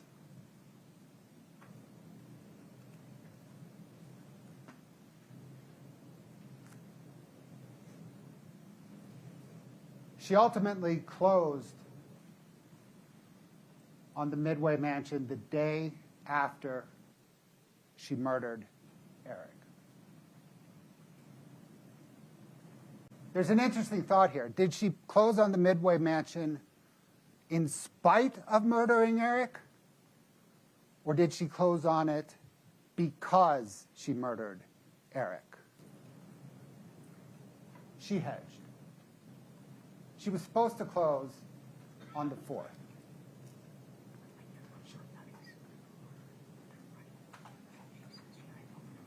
She didn't want to close until she knew Eric Richins was dead, because she knew she would have his money. She knew she could do something with the mansion. And that's why when everybody else signed on the 4th, or in advance of the 4th, she signed on the 5th. It's unconscionable that she closed in spite of his death. It's unconscionable that she closed because of his death.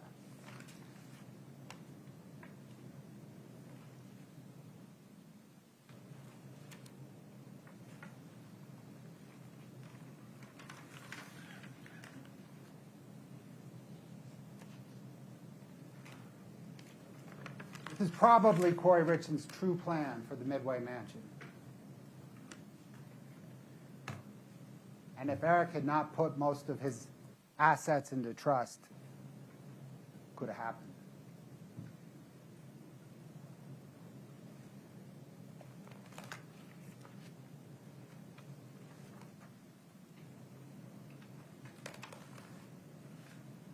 Recall Brooke Harrington's testimony that after closing on the Midway Mansion, Kouri Richins' liabilities were right about $8 million, and she was in the hole $1.6 million. Her net worth was negative $1.6 million when she murdered Eric.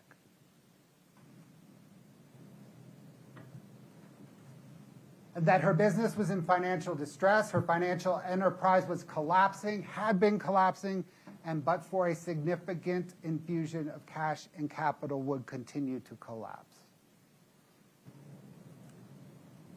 That significant infusion of cash and capital was supposed to be Eric Richins' money.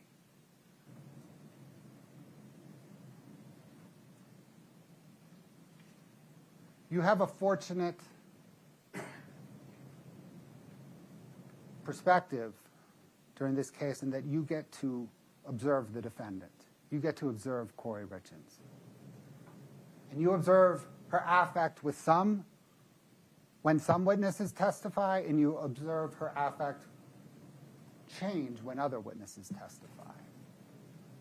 You observed that when we played the 911 call during trial, her affect was flat. No emotion.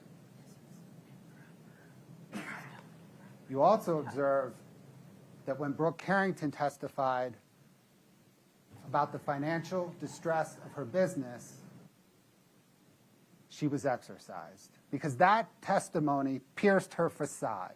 It pierced her facade of being a successful, privileged, and affluent person.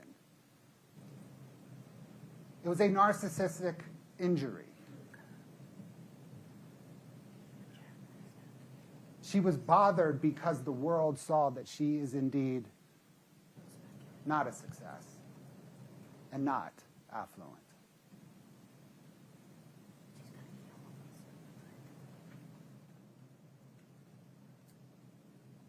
The bulk of Eric Richins' estate was in insurance coverage.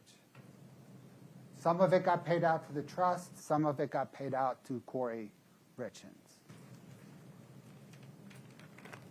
Kouri Richins knew this, knew that much of his estate was insurance coverage.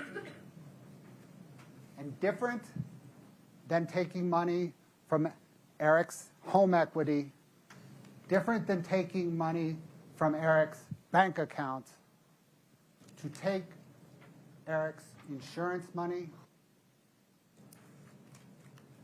Eric has to die.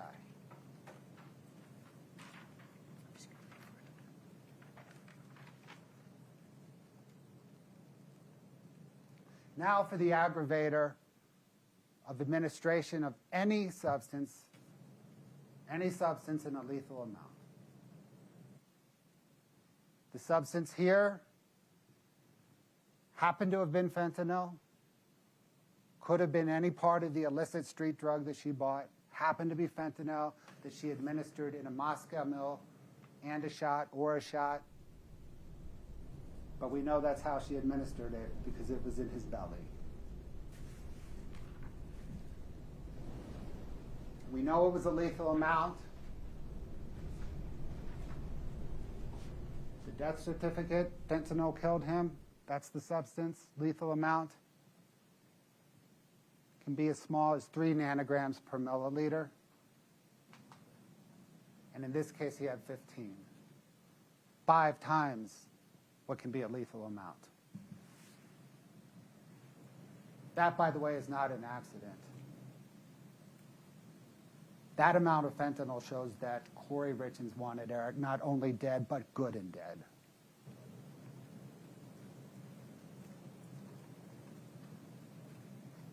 Now, count 2, the aggravated murder. The elements are the same as count 1. The only difference is attempt. Attempt requires, as the court instructed, a substantial step. There's plenty of substantial steps, from ordering the drugs to making the Moscow Mule.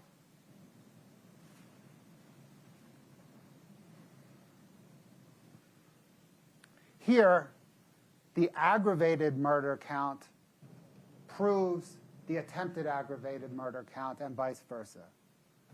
The commonalities between Kouri Richins' conduct are not coincidental.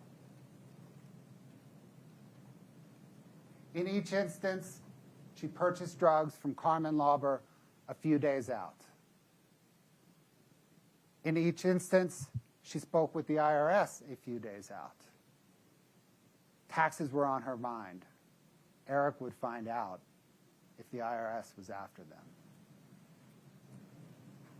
In each case, she had an immediate financial stressor. We just discussed closing on the Midway Mansion. If you look at Brooke Carrington's materials, she had a note due on Chelsea Barney's house shortly before February the 14th. She had an immediate financial stressor in each instance. In each instance, she administered the substance in a way that Eric would ingest it. On Valentine's Day, it was a sandwich. When she murdered him, it was a drink. Notice that she learned from her mistake. One can season a sandwich with fentanyl. Eric can eat it, tell something's wrong, set the fentanyl-laced sandwich aside.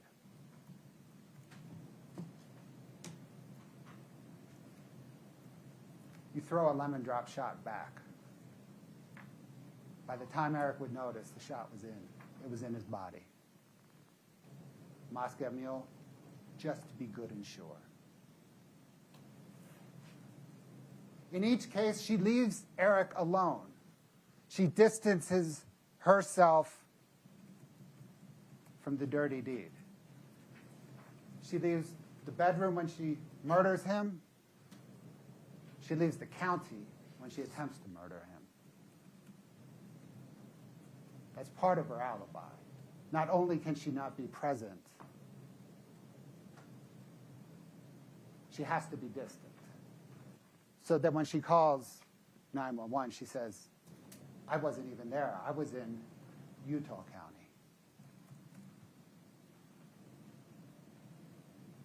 And in each case, she has a delayed response, right? It's the delayed response in calling 911 when she murders him, and it's her delayed response in returning home when she failed to murder him.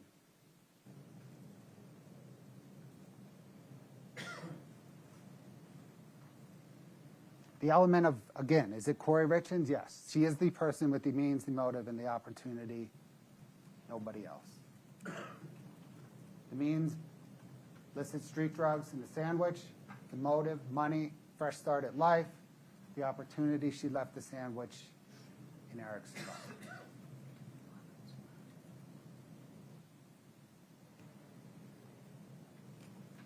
Intentionally or knowingly caused the death of Eric Richins, right? It's attempt, so attempted to cause the death of Eric Richins. The same reasons. She told Becky Lloyd it would be better if he were dead. She wanted the Michael Jackson stuff, the lethal stuff, the fatal stuff, the stuff that kills. She wanted Eric Richins' life insurance. You only get life insurance when Eric's dead.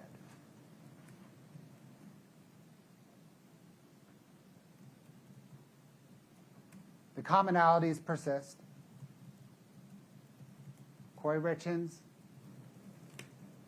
ordered fentanyl from Carmen Lauber, or ordered something from Carmen Lauber, the Michael Jackson stuff, the fatal stuff. Carmen says, I told her I could get her fentanyl. She said, okay, get the fentanyl.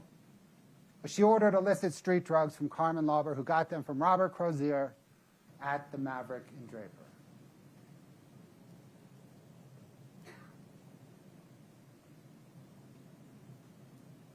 Again, the volume of calls during the drug purchase between both Kouri Richins and Carmen Lauber and Robert Crozier and Carmen Lauber. And recall, we don't have the content of the texts because they were deleted from Kouri Richins' phone, deleted from Carmen Lauber's phone, and Crozier lost his phone.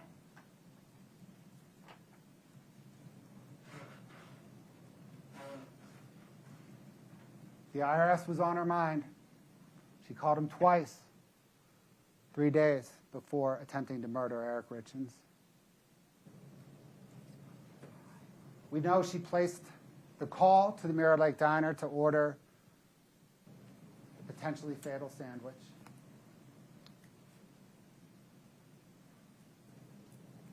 We know that Kouri ordered it. Kouri picked it up in person. It was swiped.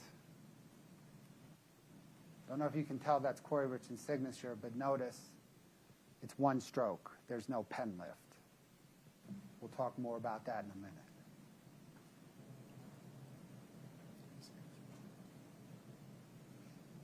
Kouri Richins then distanced herself. She left the sandwich for Eric, and she drove an hour away to meet up with Josh Grossman on Valentine's Day. There's another commonality between the attempted murder and the murder, of course. They're big days. Losing your husband on Valentine's Day, that garners extra sympathy, extra attention. Losing your husband the same day you're supposed to close on the biggest purchase of your life, that garners extra attention. The type of attention that Kouri Richins relishes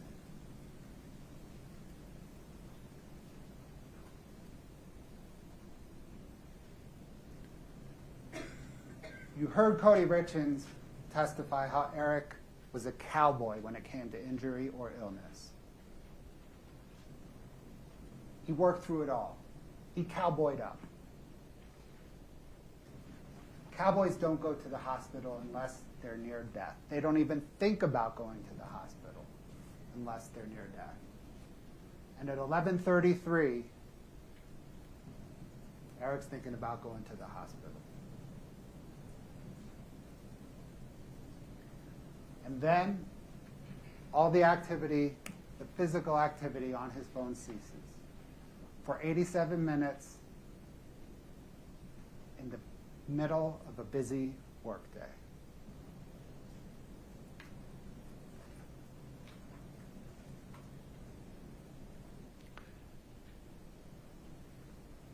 Shortly after activity resumes in Eric's phone, he calls his best friend and business partner Kouri Wright. Recall Cody said he could hear the fear in Eric's voice, a fear he'd only heard twice before, both times associated with death. A fear he heard when Eric told him his mother had passed away, and a fear he heard when someone who struck Eric's truck in an automobile accident, and Eric thought that person might have passed away.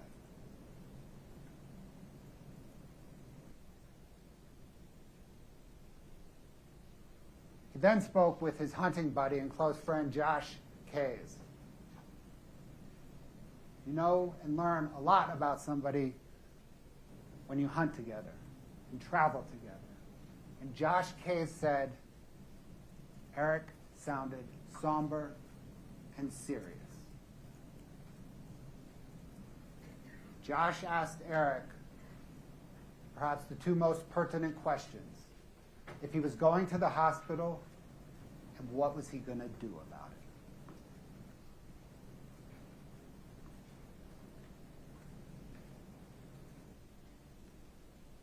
Let's turn to alley staking, singular, not plural.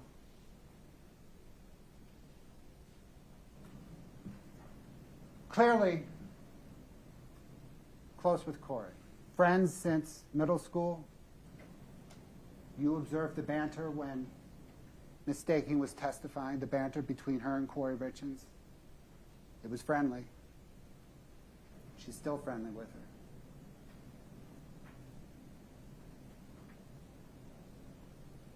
And Allie Staking testified about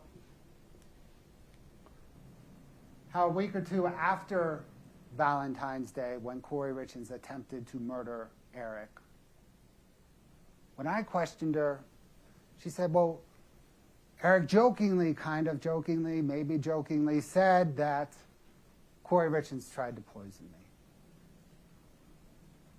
Perhaps joking. But Kouri Richins' reaction is what was important here. Kouri said no. She got defensive. That is not what happened. It was like an allergic reaction or something. It wasn't at all dramatic. She is covering up her poisoning him. Then when defense counsel questioned Ms. Staking, Ms. Staking kind of backed off the jokiness of Eric's comment and attributed the jokiness to everyone else. Allie Staking said, or defense counsel questioned, what did he tell you? That he believed Kouri had tried to poison him.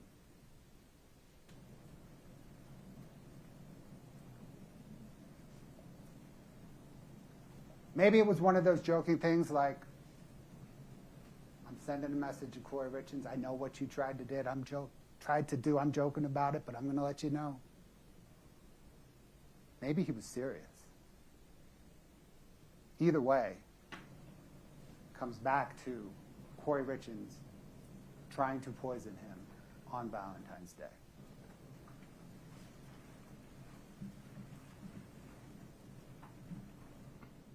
Kouri Richins repeatedly tries to cover up that she tried to murder Eric on Valentine's Day. She says she was home with him. She tells her best friend, Chelsea Barney, I was home with him. She was not. She was with Josh Grossman. She did not come home until after 6:30 p.m. She was saying he never broke out in hives or used an EpiPen. That means he broke out in hives and used an EpiPen.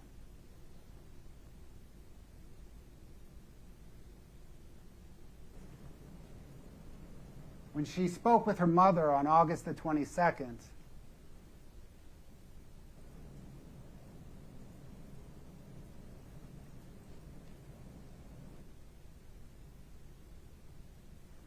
when she says she didn't put a love note and the sandwich in the front seat of his truck, she put a love note and the sandwich in the front seat of his truck. She is trying to distance herself. She is trying to cover up. She is trying to deflect.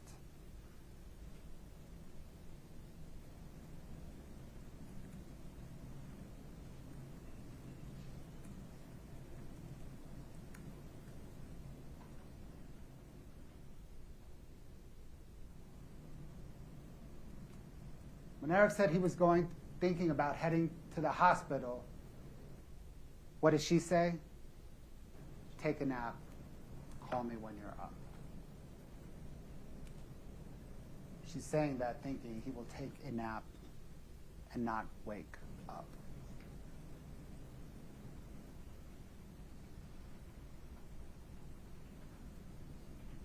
When he does, Eric texts Kouri. He's asking if she's home because he had just said, I'm going to hospital. Then he had stopped communicating, or he said, I'm thinking about going to the hospital, and then stopped communicating for nearly 2 hours. He's figuring she was coming home to assist him, but she wasn't. She's in Provo waiting for a cabinet installer guy. Maybe.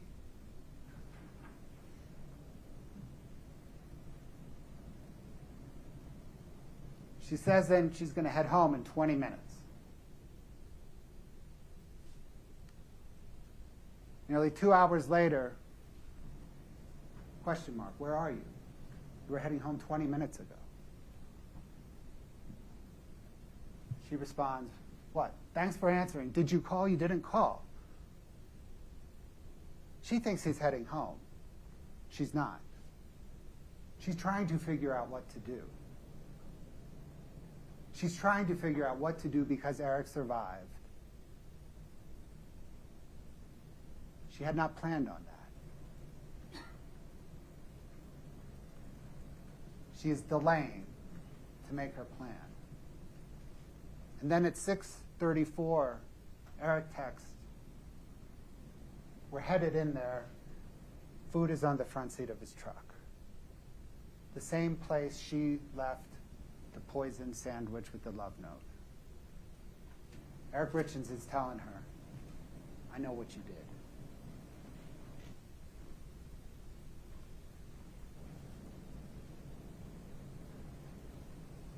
That is the attempted aggravated murder. But that is the attempted murder. Now, of course, we have the two aggravators. They're the same. Same as with the aggravated murder. The money motive, same. Similar financial distress, same. There's also the first start at life motive, right? That hasn't changed a bit. Josh Grossman is Josh Grossman on Valentine's Day, and he's Josh Grossman on March the 4th.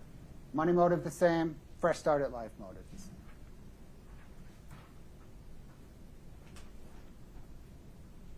Now the second aggravator, administration of any substance in a lethal amount.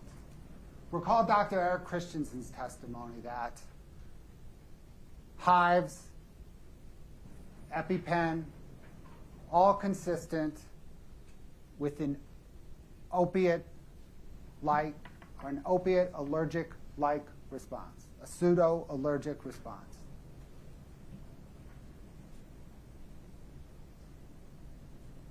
Hives, EpiPen, along with zero activity, shows that Kouri Richins attempted to administer the illicit street drugs that she bought 3 days earlier from Carmen Lauber in a lethal amount. She just failed.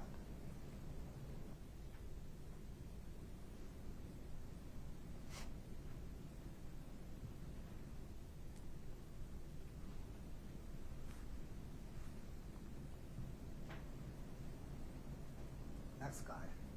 Okay, the insurance fraud. There are two insurance frauds. Let me distinguish them, please, for you. The first one is a scheme charge, a fraud scheme. The second one is a fraud claim charge. Count 3, the scheme charge relates to the $100,000 True Stage policy. We're going to put it up in a minute. The fraud claim charge relates to the $250,000 True Stage policy. The forgery, which we will get to, is a forgery related to count 3, the scheme charge. Let me unpack them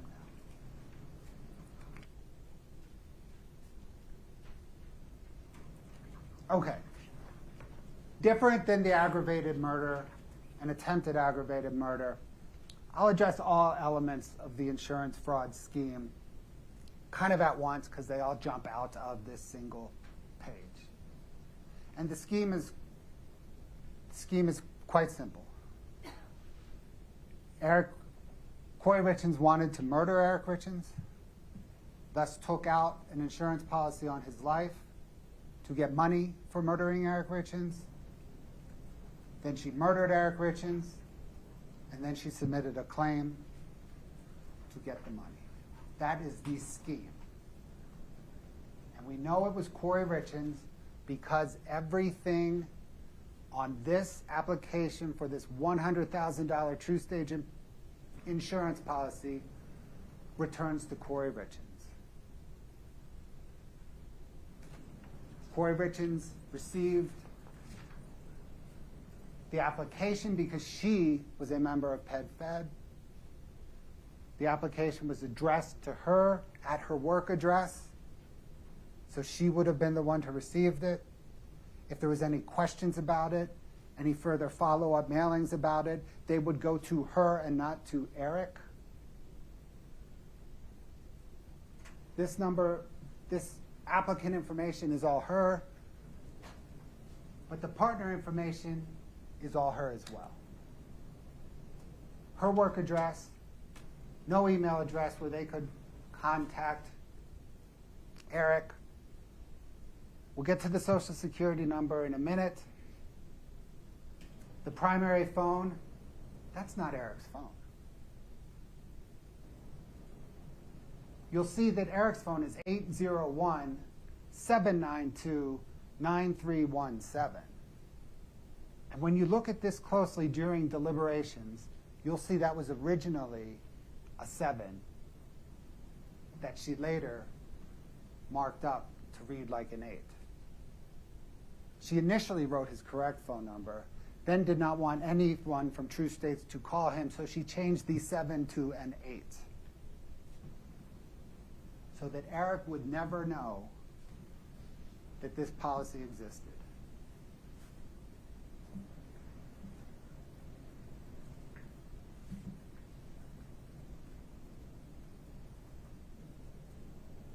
After Kouri Richins took $250,000 out of Eric's home equity, he put all of his insurance that he knew about into the trust. If Eric had filled this out, the beneficiary would have been the trust, not Kouri Richins.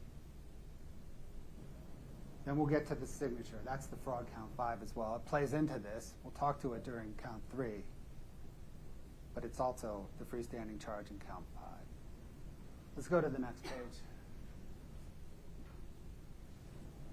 The Social Security number was blacked out for privacy reasons on the application we just reviewed. But you'll recall Ann Coates testifying that the last 6 digits were transposed.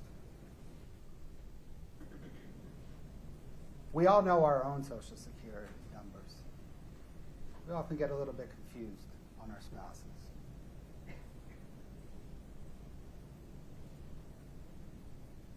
Eric did not sign the application. Matt Throckmorton, the handwriting expert. Eric did not sign it.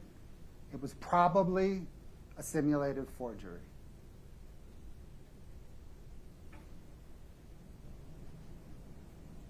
Recall his testimony that Eric Richins has pen lifts in his signature. The forged one didn't have any pen lifts. You'll see Kouri Richins' signature throughout this case. No pen lifts.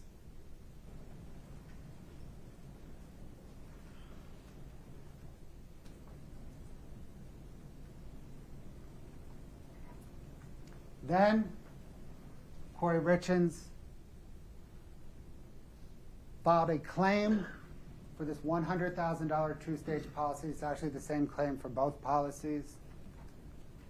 And she said she really does not know where her husband, Eric, got the fentanyl from. Of course she knows. She ordered it from Carmen Lauber.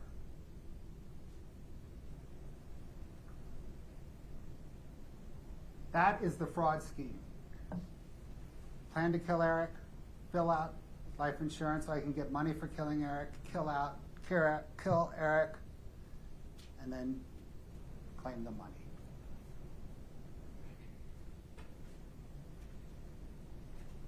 Now for the insurance fraud claim count 4. This is the true stage $250,000 policy. This is the claimant's statement filled out. Kouri Richins beneficiary, Kouri Richins email,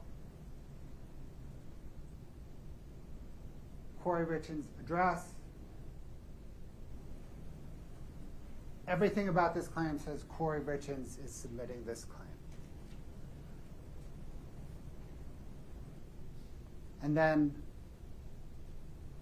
like before, the fraud here, the falseness of it is she says she doesn't know where the fentanyl came from, when in fact she ordered illicit street drugs from Carmen Lauber. And indeed, later in the Walk the Dog letter, admits to asking Carmen for fentanyl.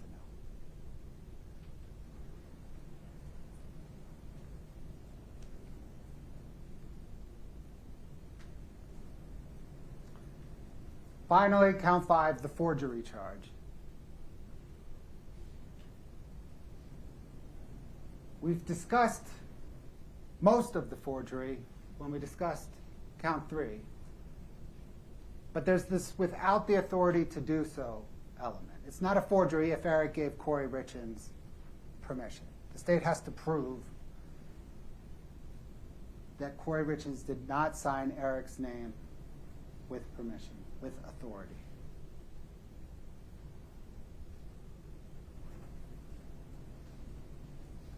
All of the evidence in this case proves that Kouri Richins does not ask for permission, she takes. She took with the home equity loan.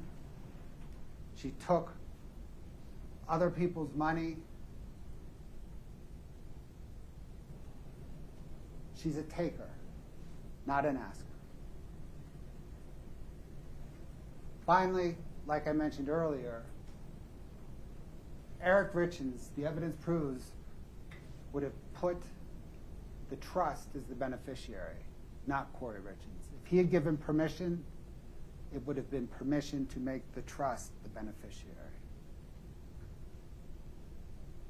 That's the forgery charge.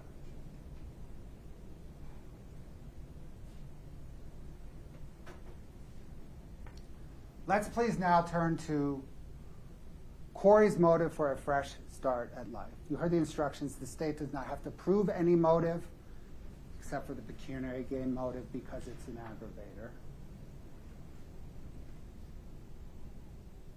But motive explains why Kouri murdered Eric Richins, why she attempted to murder him. Motive explains a lot here.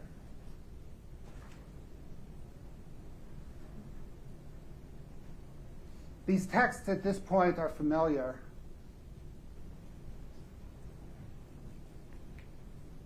The day after Kouri Richins speaks with Becky Lloyd and tells Becky Lloyd she would be better if Eric were dead, she texts Josh Grossman that she's in love with him, a man not her husband.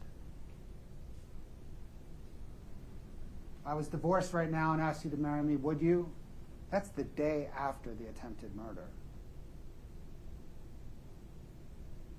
If he could just go away and you could just be here, life would be so perfect. We're familiar with this text. We've read it already today. I ask you to read it again. This time, replace the word divorce with the word murder.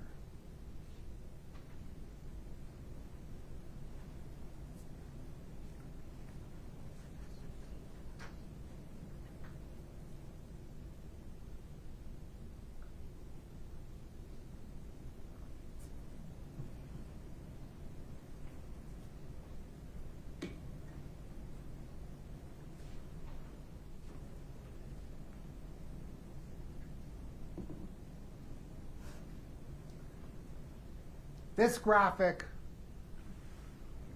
shows a juxtaposition between Josh and Eric that is insightful to what Kouri thinks about each of them. In each instance, she is texting, well, she is kind of simultaneously texting. These are laid out chronologically. She is simultaneously texting with both Josh and Eric about closing on the Midway mansion. And she's so excited she is so excited texting with Josh. I can't believe it. I want to celebrate with you. Love you, love you, love you. Thank you for always being my support, shoulder, and rock. I need you all the time. Some things I could never do without your encouragement. You have no idea how much I appreciate you. Eric tries to reach out. You want a shot? Can't. Sorry, busy. Then right back to Josh Grossman. To me, you're worth millions a year. I'm honored to be your best friend, your lover, your go-to. Life is going to be different, I promise. You're one hell of a patient person. I hate your hard days. I wish I could be there to turn them around for you. Can I try Friday? Give me a few days. Hang in there until then, please. By Friday, of course, Eric Richins was dead. Kouri had murdered him.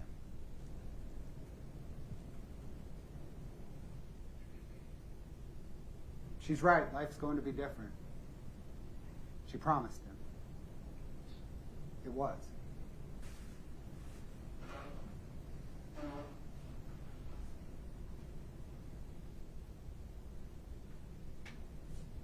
Then, 16 days after Kouri Richins murdered Eric,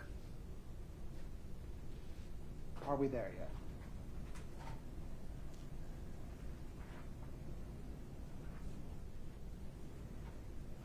And then 1 month later, Kouri's ready for Kouri's ready for Josh to be her husband.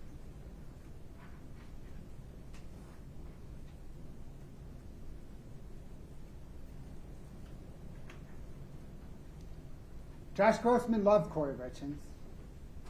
He believed that she loved him. Not sure that's true. You saw him testify. He was gutted. As a grown-ass man, gutted. You also observed Kouri Richins' affect when he testified. Flat.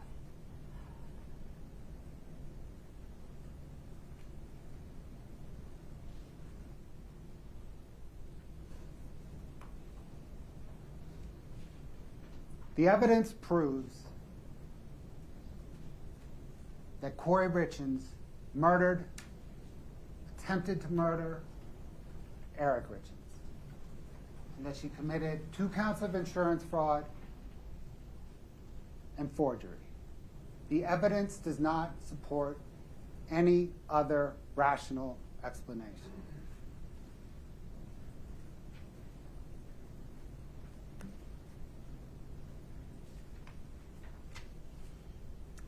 The state, since its opening statement, has stressed the requirement to consider the evidence that has been admitted and not what the attorneys say.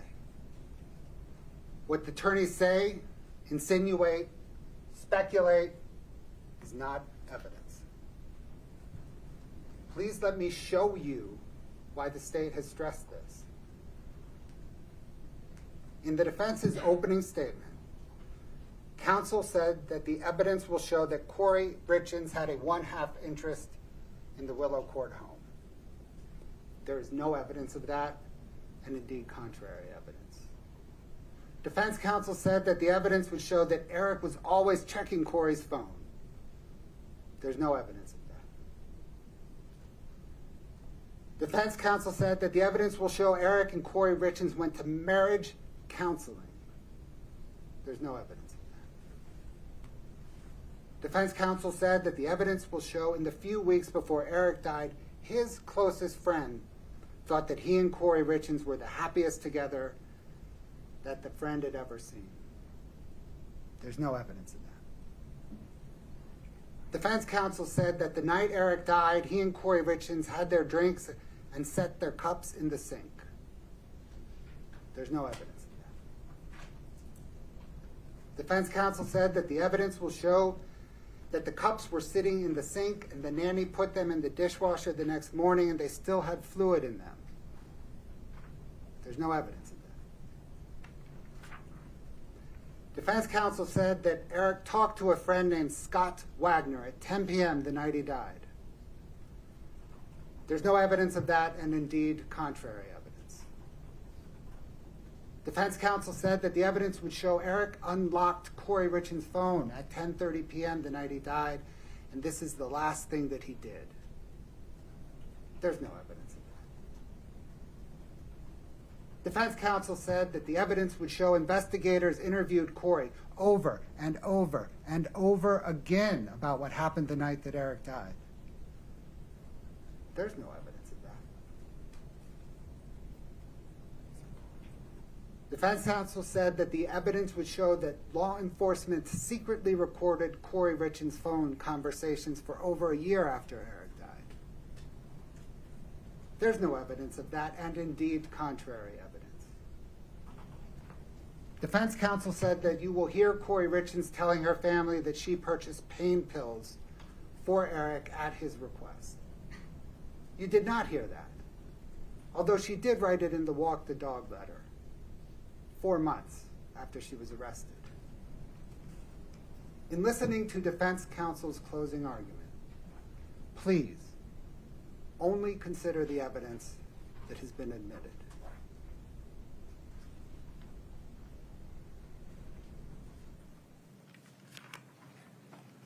Ms. Lewis. Your Honor, could we address something outside the presence of the jury before Of we course. start? Folks, let's give you an opportunity to stretch your legs, use the restroom. Please rise for the jury.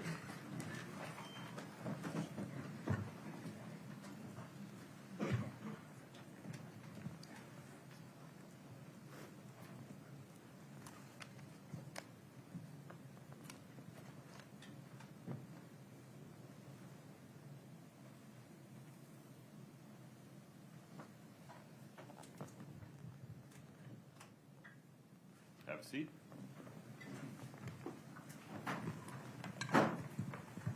Your Honor, at this point, we'd like to make a motion for mistrial and make a proffer on it. First of all, at multiple points in the prosecution's closing, he made efforts to dehumanize the defendant, in fact, calling her a black widow, comparing her to a deadly spider. calling her a narcissist when there's been no evidence introduced to support that, no expert testimony, nothing of the nature. Furthermore, it's completely improper for the prosecution to comment on her demeanor while she sat at counsel table. That's a comment on her failure to testify. Asking the jury to take into consideration facial expressions, which in his opinion may or may not have happened. I don't know what he's basing that on, but it's improper, and it's our suggestion that is a comment on her failure to testify by revealing what her response to testimony was, is calling upon her to testify in this case. Furthermore, in the closing, there was wild speculation on what was in Kouri Richins' mind, completely made up by Mr. Bloodworth with no evidence whatsoever to support it. Also, Mr. Bloodworth wrongly told the jury that giving any illicit street drugs to Mr. Richins was sufficient to support aggravated murder. That, in fact, is not true. The only drug that would support aggravated murder would be fentanyl. What he said to the contrary is not consistent with the court's instructions, and we would ask that that be corrected with a curative instruction, that they should follow the court's instructions on what it takes. It would not be sufficient if she bought some other type of drug that did not cause his death. That's just not the law. Let's see, just a moment. I think that's it, Your Honor. Mr. Bloodworth?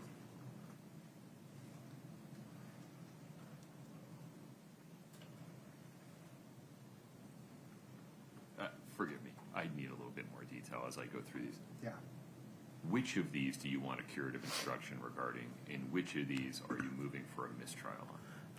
Moving for mistrial on all of it, Your Honor. The curative instruction, I think, is required by the wrongful information that giving him any illicit street drug is sufficient to support aggravated murder.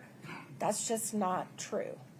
And that's super important, because if they do believe that, there is evidence to make a finding that there was oxycodone. And there was no oxycodone found in his body. So that can't support a conviction. So that's what I think requires the curative instruction. The rest of it, I don't know any way you can cure it, Your Honor. The Utah Court of Appeals disagrees with you regarding the prosecutor's comments. A long line of cases talk about the potential prejudicial effect of an improper comment by a prosecutor only being able to be measured after the defense gives its closing and the state gives its rebuttal, and we consider any curative instructions.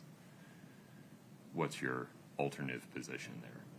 I could, for example, instruct the jury that Mr. Bloodworth's observations of Ms. Richins' demeanor are not evidence, and they are to rely on their observations of Ms. Richins, if any, only.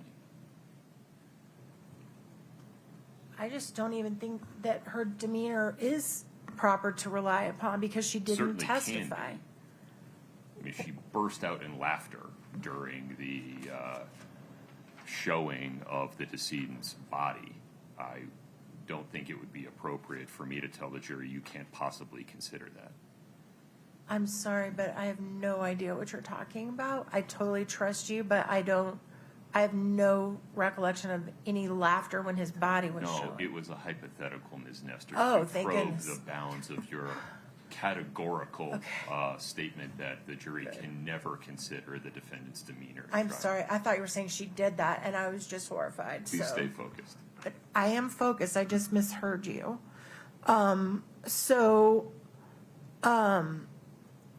Is what you're asking me is, do we want a curative instruction now? Do we want to wait until later? Is that what the court is asking? Right. Court's indulgence for just a moment.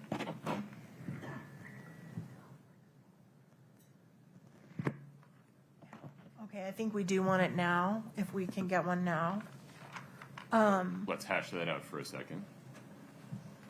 what I proposed was an instruction that the jury may rely on their own observations, if any, of Ms. Richins' demeanor in trial, but they cannot rely on counsel's statements regarding what Ms. Richins' demeanor was.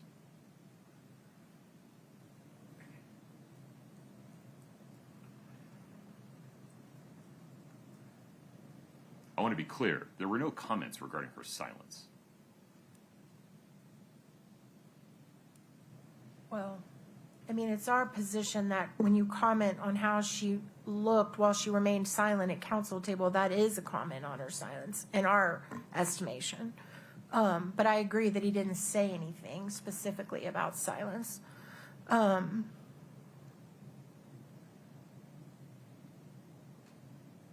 That instruction would be preferable to no instruction, I think. Okay.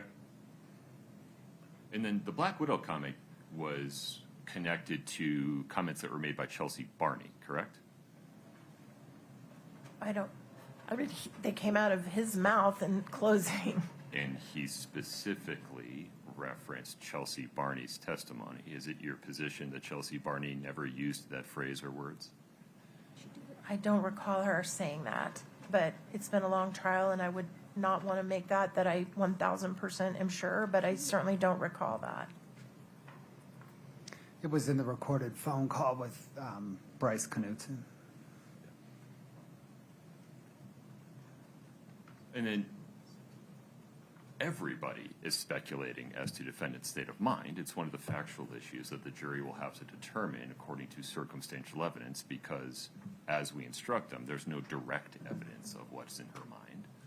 Why was anything that Mr. Bloodworth said regarding the inferences that can be drawn regarding her state of mind inappropriate?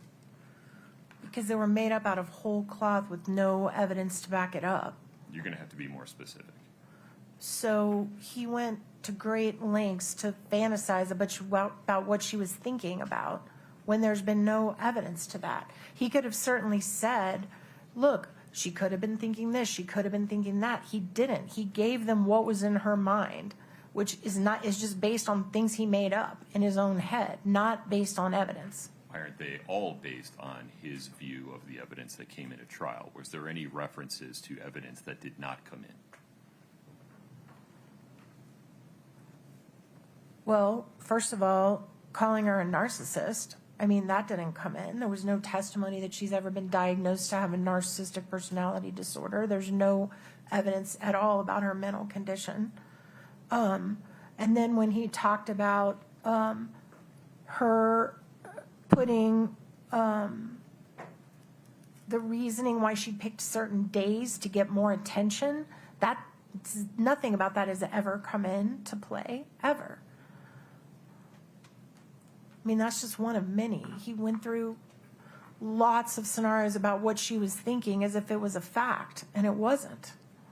So, I mean, I think he can encourage the jury to use circumstantial evidence to try to reach their own conclusions, but he can't say this was in her mind when he doesn't know. Okay. Anything else? I think that's it, Your Honor. Mr. Bloodworth, go ahead, sir. Your Honor, were there any particular points that defense counsel raised that remain unresolved in the court's mind? Any objection to the proposed instruction regarding the jury must rely on their own observations, if any, of defendant's demeanor, but cannot consider counsel's statements regarding her demeanor? No objection. Okay. And then the statement regarding giving any kind of illicit street drug is sufficient to show the murder count. Mm-hmm. Talk to me about that. I did catch that comment. They're not making that one up. Now, there was more, and in the total course of the state's initial opening, I think you made it clear that you were encouraging the jury to make specific findings beyond a reasonable doubt regarding each required element. Mm-hmm. There was that initial comment, though. I don't think an instruction regarding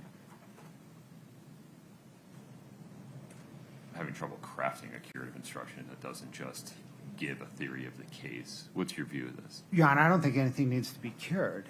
The state does not have to prove that the defendant intended to murder Eric Richins with fentanyl. True. The state only needs to prove that the defendant intended to murder him with the illicit street drugs that she purchased from Carmen Lauber. And that they contained fentanyl. Yeah. Well, I'm sorry, on the second element or the aggravator? Because there's a distinction there. I think on both. She has to actually knowingly or intentionally cause the death for count one.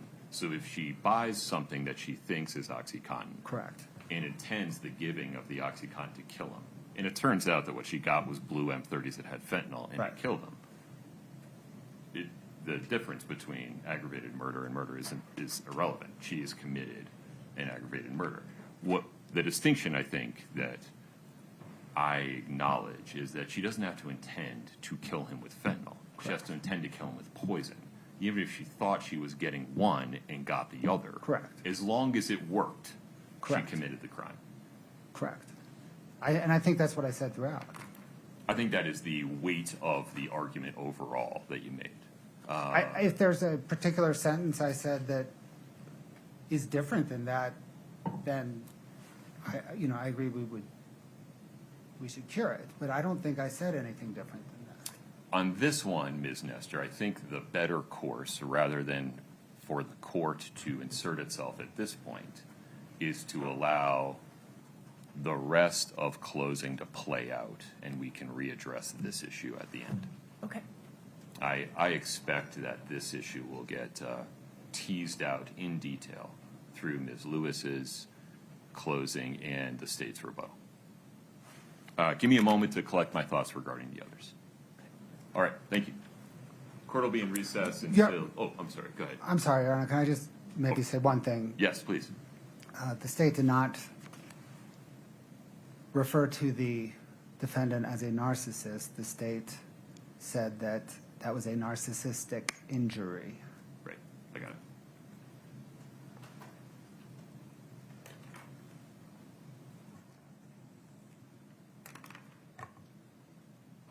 Okay, I'll be back.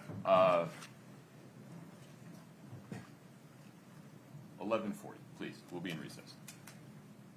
All right. 1500139. Counsel for state and the defendant are present. The defendant is present as well. Counsel, this is what I propose. Let me give you a ruling regarding defendant's motion for mistrial. Then I'd propose I give the jury the curative instruction related to evidence of defendant's demeanor. Then I'd propose we take a lunch break, Ms. Lewis, so we're not interrupting your closing. I agree with that. Okay. Any objection, Mr. Bloodworth? No objection, Your Honor. All right. The issue before the court is a motion for mistrial and request for curative instruction in the alternative made by defendant on the record this morning.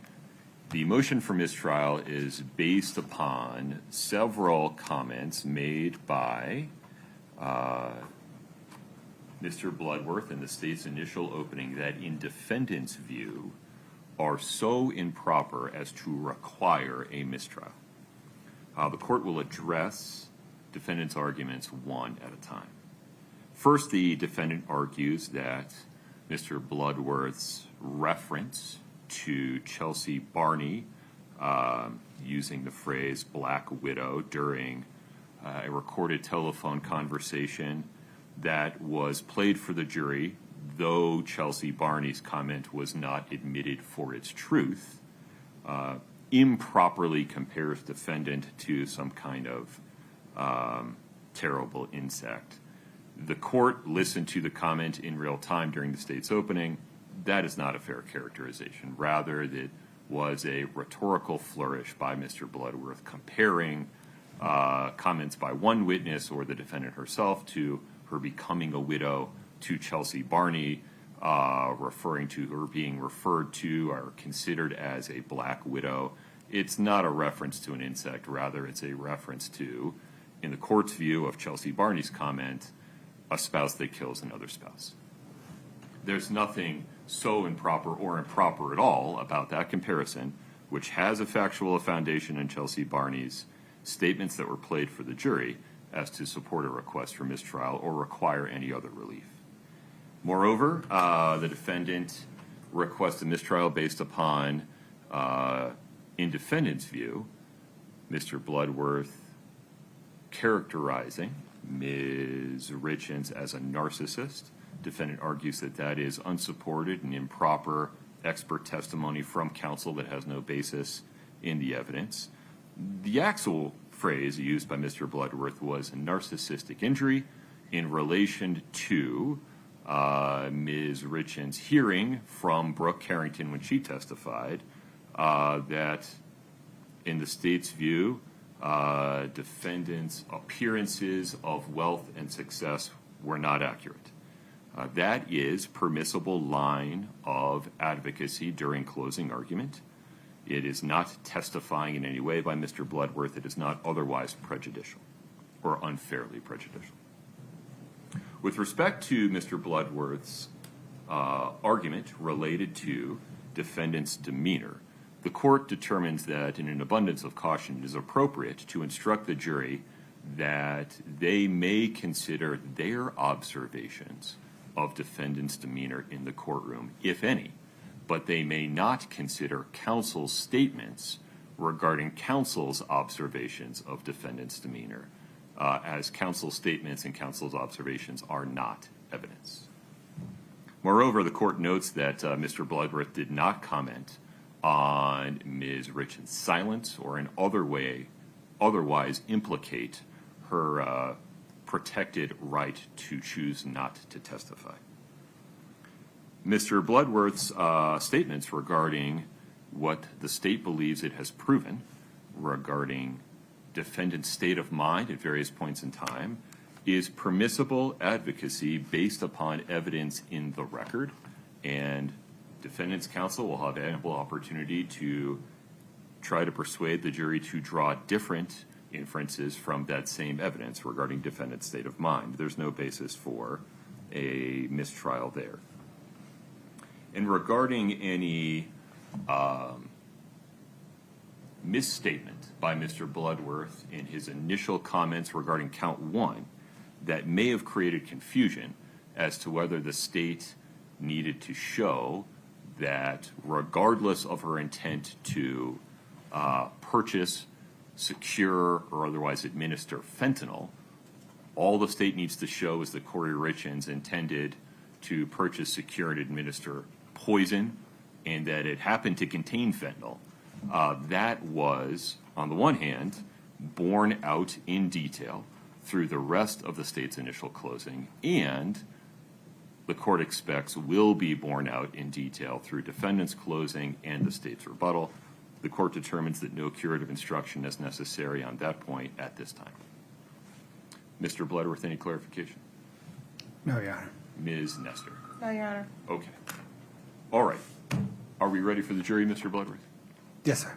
Ms. Lewis? Yes, sir. Okay. Can we bring the jury in, please? And Your Honor, I'm sorry to interrupt. My screen is still active, and I don't want anything to accidentally pop up during defense's closing. Thank you. There you go.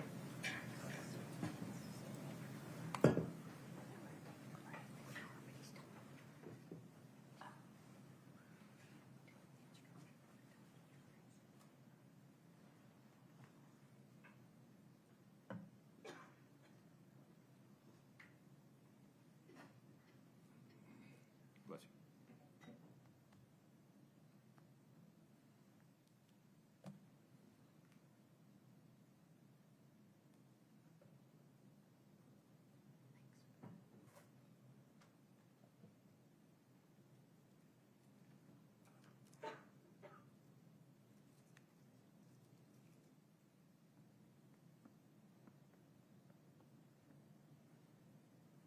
Ms. Lewis, is 12:45 agreeable? That's fine. Okay.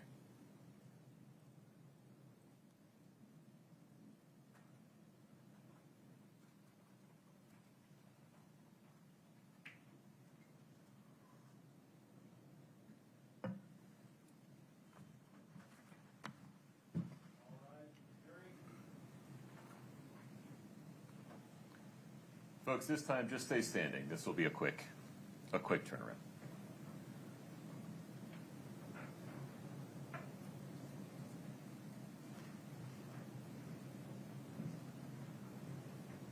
Okay, thank you for your patience. A quick instruction and then a scheduling note. First, a quick instruction. You may consider your observations of defendant's demeanor during trial, but you may not consider counsel's statements regarding counsel's observations of defendant's demeanor because counsel's statements are not evidence. We're going to break now for lunch so that we do not interrupt defendant's counsel's closing argument for the lunch break. We will take a recess until 12:45. During the break, as always, please do not discuss the case. Please do not allow anyone to discuss it with you. Please do not do any research whatsoever about the case. We'll be in recess until 12:45. Thank you.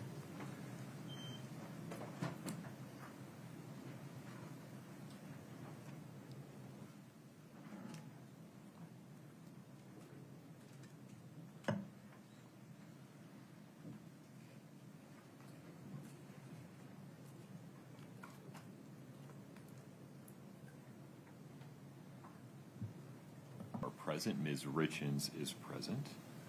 Ms. Lewis, anything before we invite the jury in? No, Your Honor. Mr. Bloodworth. No, Your Honor. Ms. Lewis, would you tap that microphone for me? I don't know. I'm sorry. There you go. Great. That should be fine. Brittany will let you know if it's not. We're ready for the jury code. Katie, is there a slide deck that we're playing? Okay.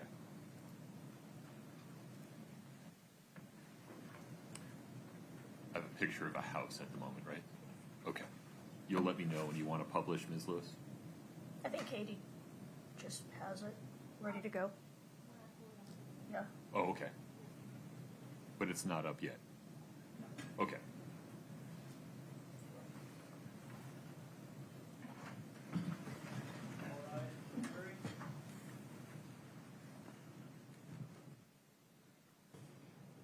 Please have a seat as you come in.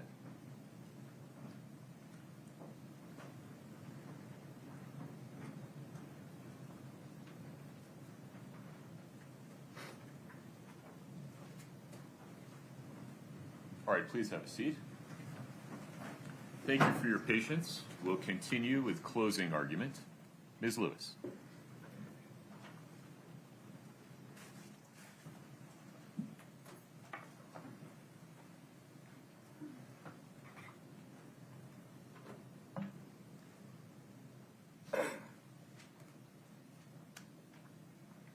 In the early, excuse me, in the early morning hours of March 4th, 2022, the house was quiet. Kouri Richins fell asleep in her young son's room, like many parents do. At some point in the night, she gets up and walks back down the hallway to her bedroom. She slips back into bed beside her husband. She settles in next to him. She reaches over, and he feels cold. Eric Richins, the father of her children, the man that she has built a life with. Something feels wrong. She pulls the blanket up around him, but something still isn't right. He feels heavy. She turns on the light, and when she looks at her husband, really looks at him, she realizes something is terribly wrong. And in that instant, in that bedroom, in the quiet early of the morning, Kouri Richins' world collapsed.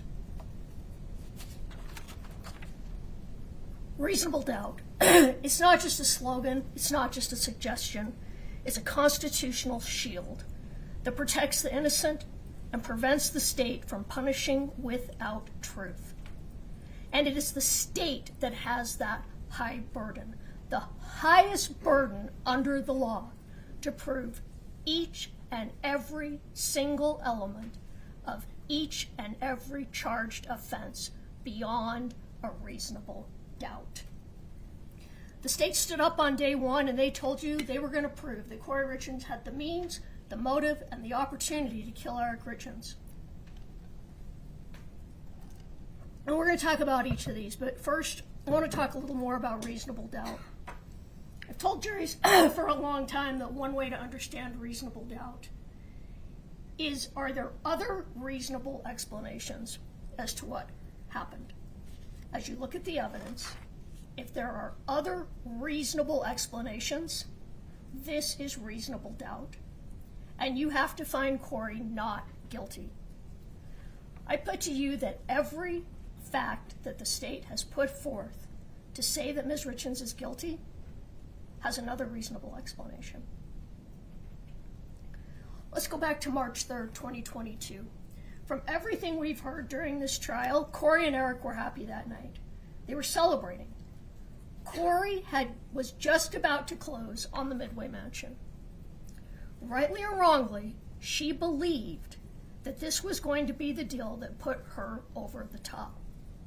The deal that had made everything she'd done with her business, the good, the bad, and the ugly, all worth it. The night of March 3rd, they have a celebratory drink, they go to bed, and then Kouri hears one of her sons cry out. And like parents all over the world do, she goes in to lie down on the floor of her son's room. An alibi or the truth?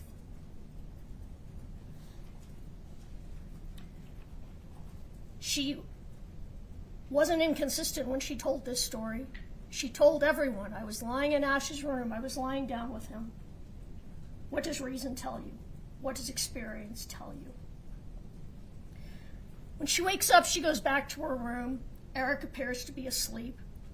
We don't know for sure what happens over the next 15 minutes or so. The state asks you to leap to conclusions about what she was doing during that time. Yet they have not shown you any evidence of this. They just tell you to believe it. But what does reason tell you? She gets up. She goes to the bathroom. She picks up her phone. We all pick up our phone all the time. Been away from it for an hour or two. She goes to the bathroom. Maybe she walks to the kitchen. Maybe she gets a drink of water. Maybe she lets out the dog.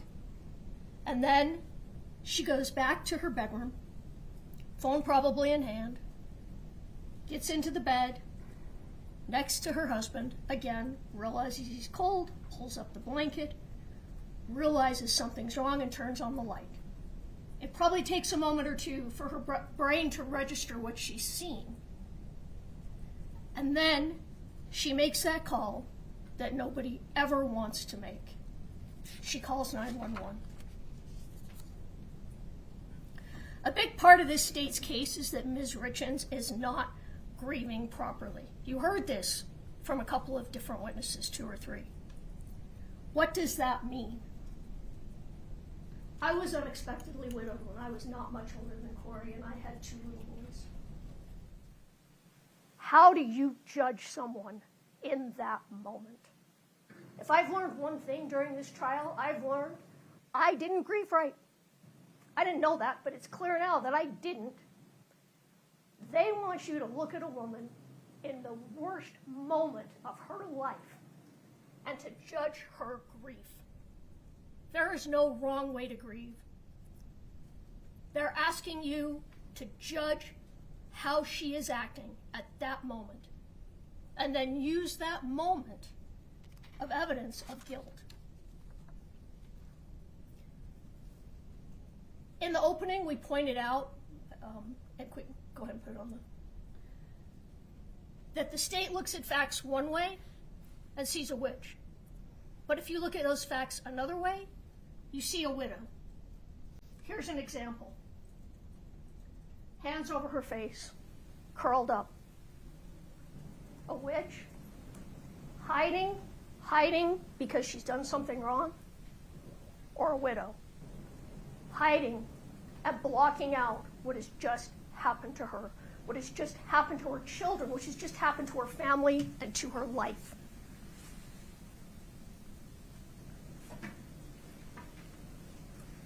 Look familiar? Portrayals of women grieving in art. Portrayals of women in grief. The state tells you during evidence that, oh, she didn't immediately talk to Kouri Richins when he came to the house because she felt so guilty she couldn't talk to him? Or was it because she didn't want to tell a father his son had died? Oh, she didn't tell the boys when she should have. It was weird. She didn't go talk to them. They were in the playroom. Again, because she felt guilty?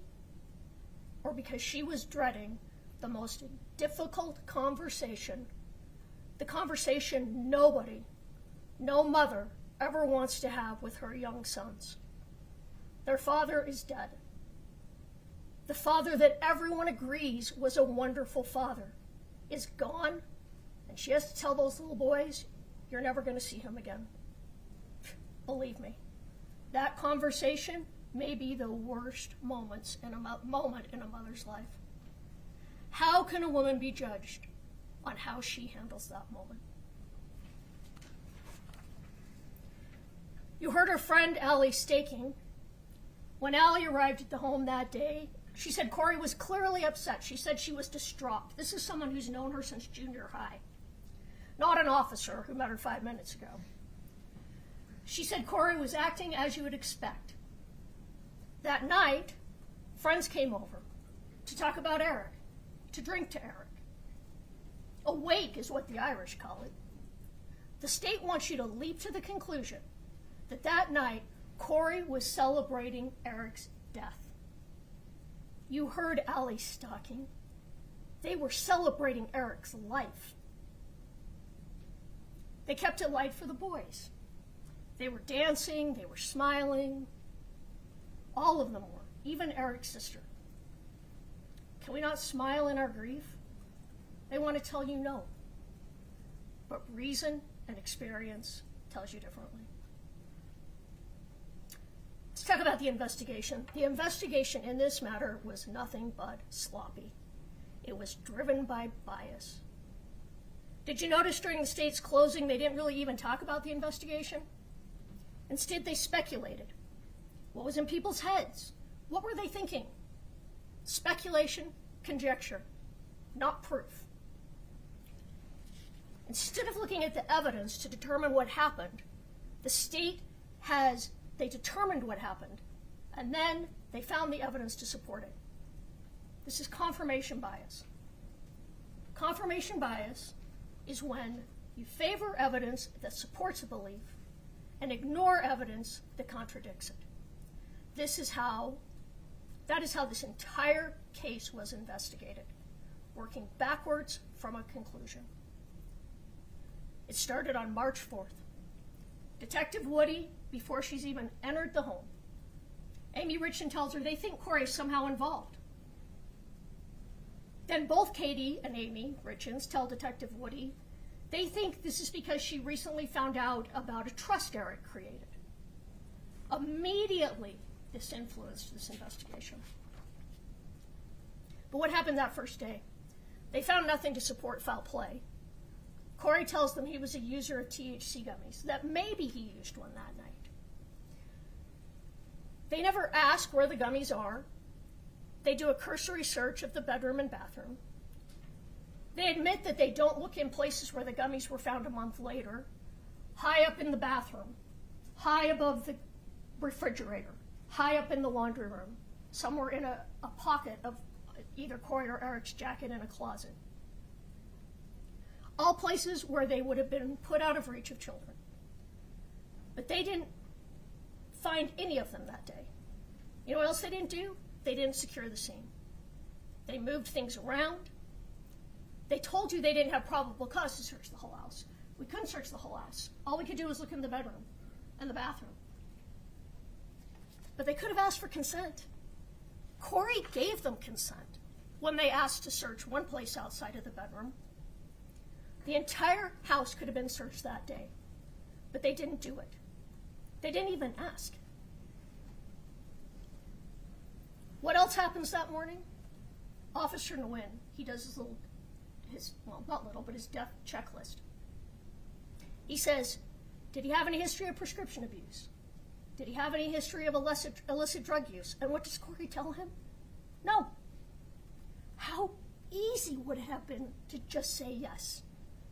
If she had just killed him with illicit drugs, why in the name of God did she just not say yes? Had she said yes, we probably wouldn't all be sitting here today. She didn't say yes because she did not know how he had died. Over the last 4 years, they've gone back to that house 10 more times. And they still can't tell you what happened the early morning of March 4th, 2022. 10 warrants, that's a lot. That's not typical. They were still searching for evidence on February 9th of this year, 2 weeks before trial. 4 years of investigation, and they are still trying to find evidence to make their case because they know they don't have enough. They're still trying to prove Kouri Richins guilty.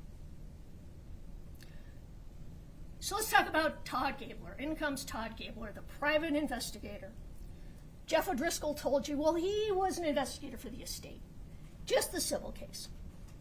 Seriously? He's putting trackers on the car of Kouri, her mother, her brother. He's trying to track Carmen Lauber's car. He's providing evidence to the police.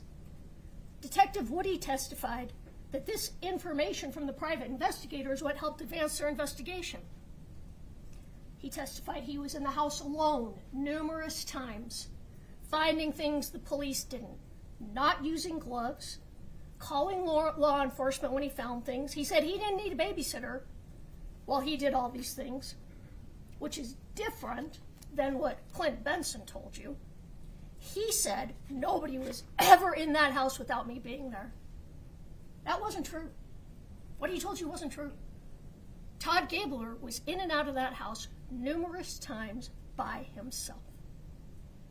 He also told you that he was completely fair and unbiased, testing 2 hypotheses.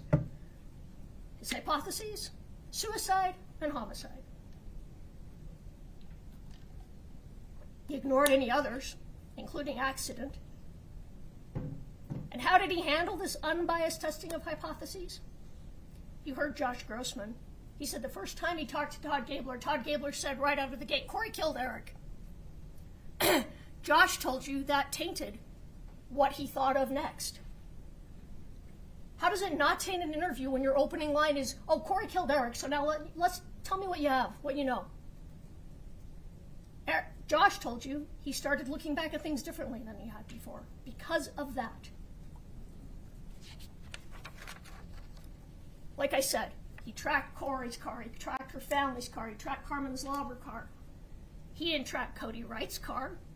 He had more to gain from Eric's death than anyone. He didn't track anyone involved in the civil case regarding the trust. He only tracked people that he thought might lead to information for law enforcement. Did he follow up on Eric's trip to Mexico shortly before the death? No. Did he go to Mexico? Did he try and figure out where Eric had been in Sonora, Mexico? No. Nothing about that investigation was unbiased. Nothing. He passed it all on to law enforcement. And then what he did is he said to law enforcement, you should talk to Carmen Lauber. She's on the ropes in drug court. This would be a really good time to interview her because she would be very likely to be compliant at this time. Everything about this investigation was led by the Richins family. They started on day 1 and they continued until trial. They are the ones who initially hired and paid for experts. Their private investigator gave information to the police. And by the way, Gabler testified that he followed all the rules of being a private investigator. And that may very well be true. But he doesn't have to operate under the Constitution. There's a reason that we have rights under the Constitution. There is a reason that law enforcement has to get warrants to enter your home, to take electronics, to search your house. It is to protect the citizens of our country. It is to protect the innocent. Sidestepping these important constitutional rights by hiring a private investigator who then let law enforcement know what to do taints this entire investigation. And you know what? That is terrifying. It's terrifying. If someone has enough money to hire a PI that can circumvent our constitutional rights, dig into every aspect of our rights, of our lives, and turn it over to police. We have a constitution for a reason. It's to protect us all. I want to talk about the lead investigator, Jeff O'Driscoll. Here's what he testified that his investigation consisted of.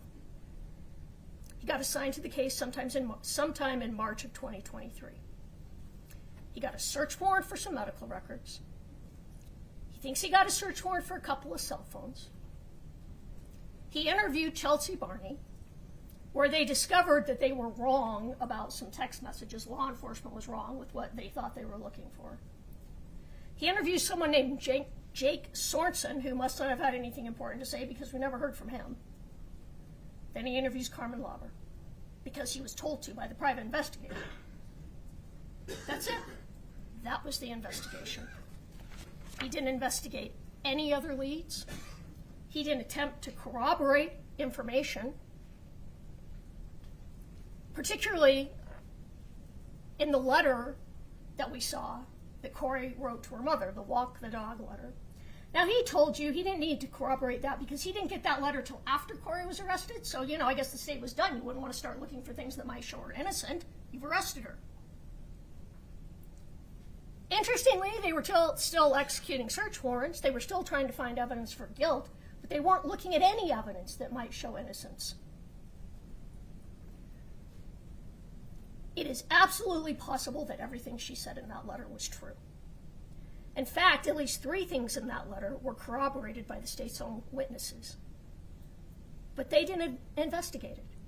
Again, ignore what might contradict your theory.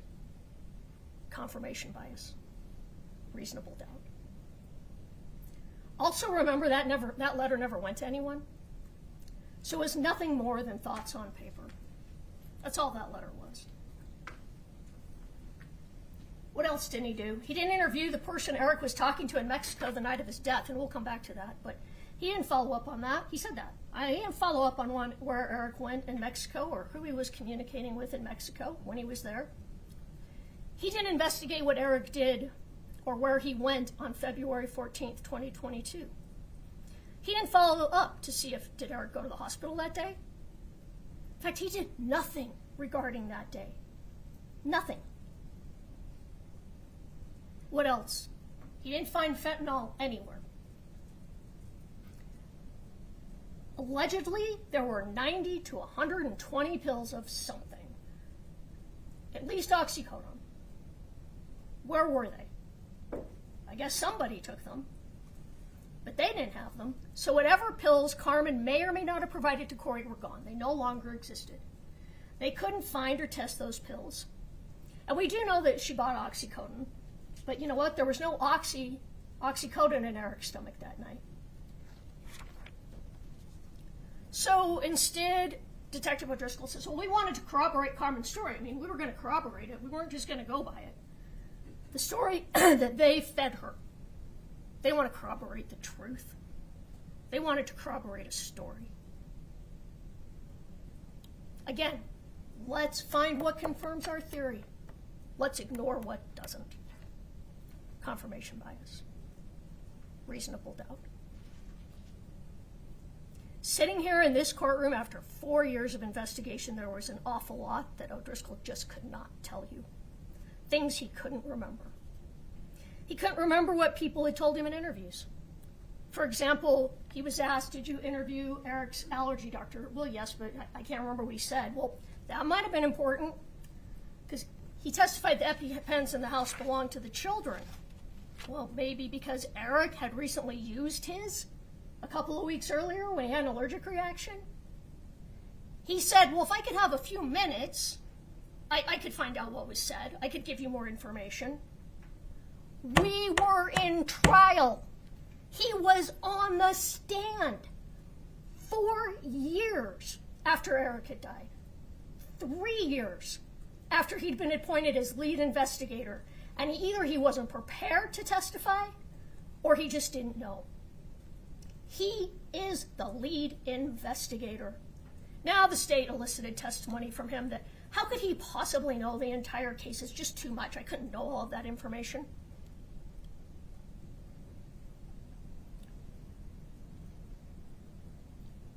But he's the one they put on. He's the one they relied on to testify about this investigation. You didn't hear from anyone else about the last 3 years of that investigation. They chose him. You know what else he couldn't testify to? He couldn't testify how the fentanyl got into Eric's system. He said, well, he ingested it. There was no evidence, none, that fentanyl was put in a drink. That was argument. Argument is not evidence. And they waited until closing to tell you, oh, she put it in a drink, without any evidence to back that up. Okay, she made him a drink that night, but that's it. She made him a drink. There's no evidence that fentanyl was in that drink.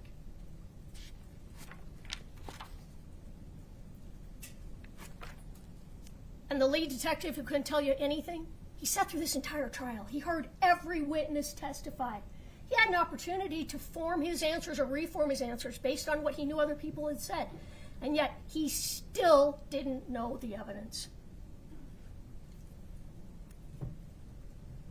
I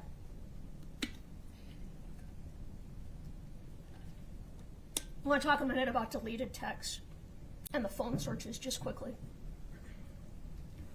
Deleted texts. They said there were deleted texts off Kouri's phone, and that it looks like that probably was true. Why would you delete texts off your phone? Maybe because you were having an affair over the last 2 years? You might want to delete that off your phone before your whole husband's family finds out about it. Maybe because she was buying oxycodone. I mean, she asked Carmen for pain pills. Doesn't mean she killed her husband, but you probably want that off of your phone. The phone searches. So the evidence showed that Kouri found out on April 13th that Eric died of a fentanyl overdose. And that's the day they took her phone and she gets a new phone. These searches are all done on that new phone. Searches of how much fentanyl does it take to kill someone, or how much fentanyl is a lethal overdose, I don't remember exactly. Yeah, because she just found out her husband died of a lethal overdose of fentanyl, you might want to know what that means. And she texted other things. They said, oh, she texted about women's prisons. Of course she's worried. An innocent person would be worried. Anyone would be worried if they just found out that they are a suspect in a homicide investigation. She would have been scared to death. She was looking for information based on what she found out after Eric died. All right, what do we know about those last few hours before Eric's death? It's not a lot, but we do know some things from the autopsy and the toxicology reports. We know that he had fentanyl in both his blood and his stomach. We know he had quetiapine and alcohol only in his stomach and not his blood. So this means the quetiapine had to be taken after the fentanyl. Had they been taken together, they would have both been in his blood. We know there was no histamine response, no anaphylaxis, so he had not had an allergic reaction to anything in his body that night, including fentanyl.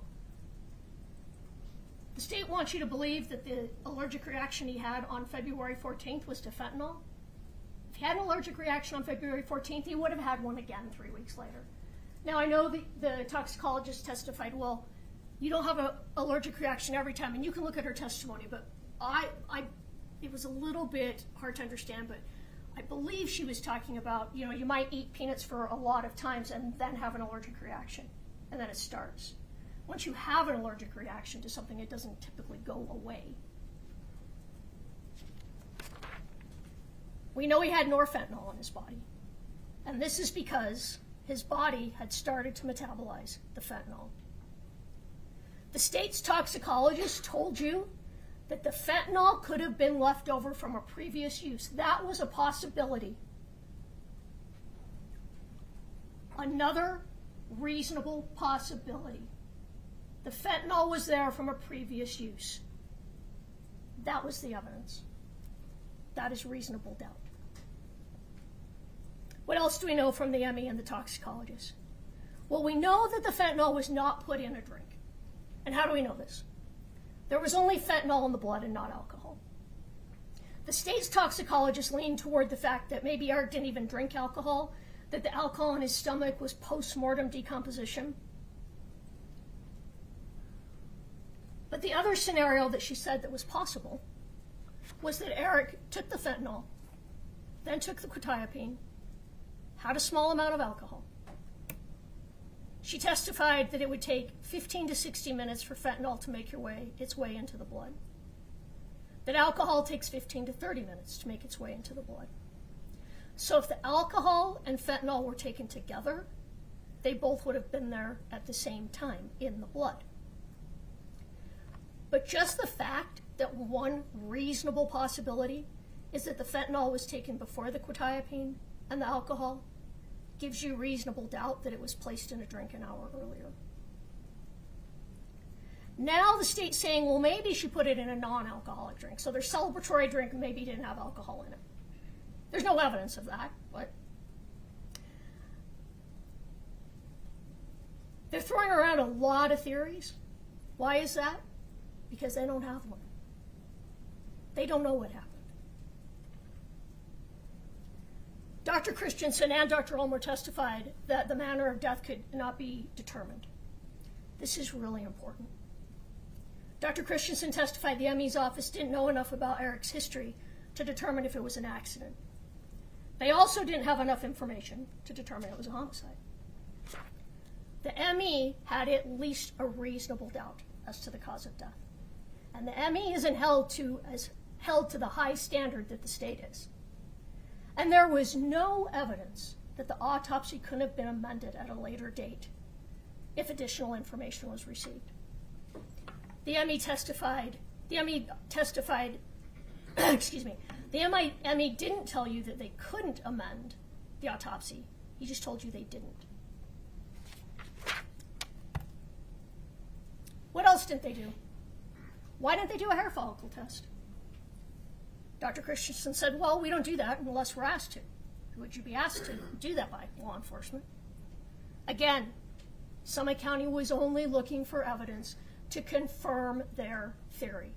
Evidence to support that Kouri was behind Eric's death. They did not want to look for evidence that contradicted that theory. Had they done that test, we might have our answer. Confirmation bias. All right. Let's start with the means. The state did not and cannot prove that Kouri ever purchased fentanyl. Carmen Lauber, interestingly, they barely mention Carmen Lauber in their closing. The only witness who can put fentanyl into Kouri's hand. Let's talk about her testimony. Admittedly, a lot of it was painful to watch. And in some ways, she's sympathetic. But she is looking at multiple long prison sentences. And her only way out, her only way was to testify at this trial. But what she could not do was put fentanyl in Kouri Richins' hands. She told you that she had no memory of what actually took place in 2022.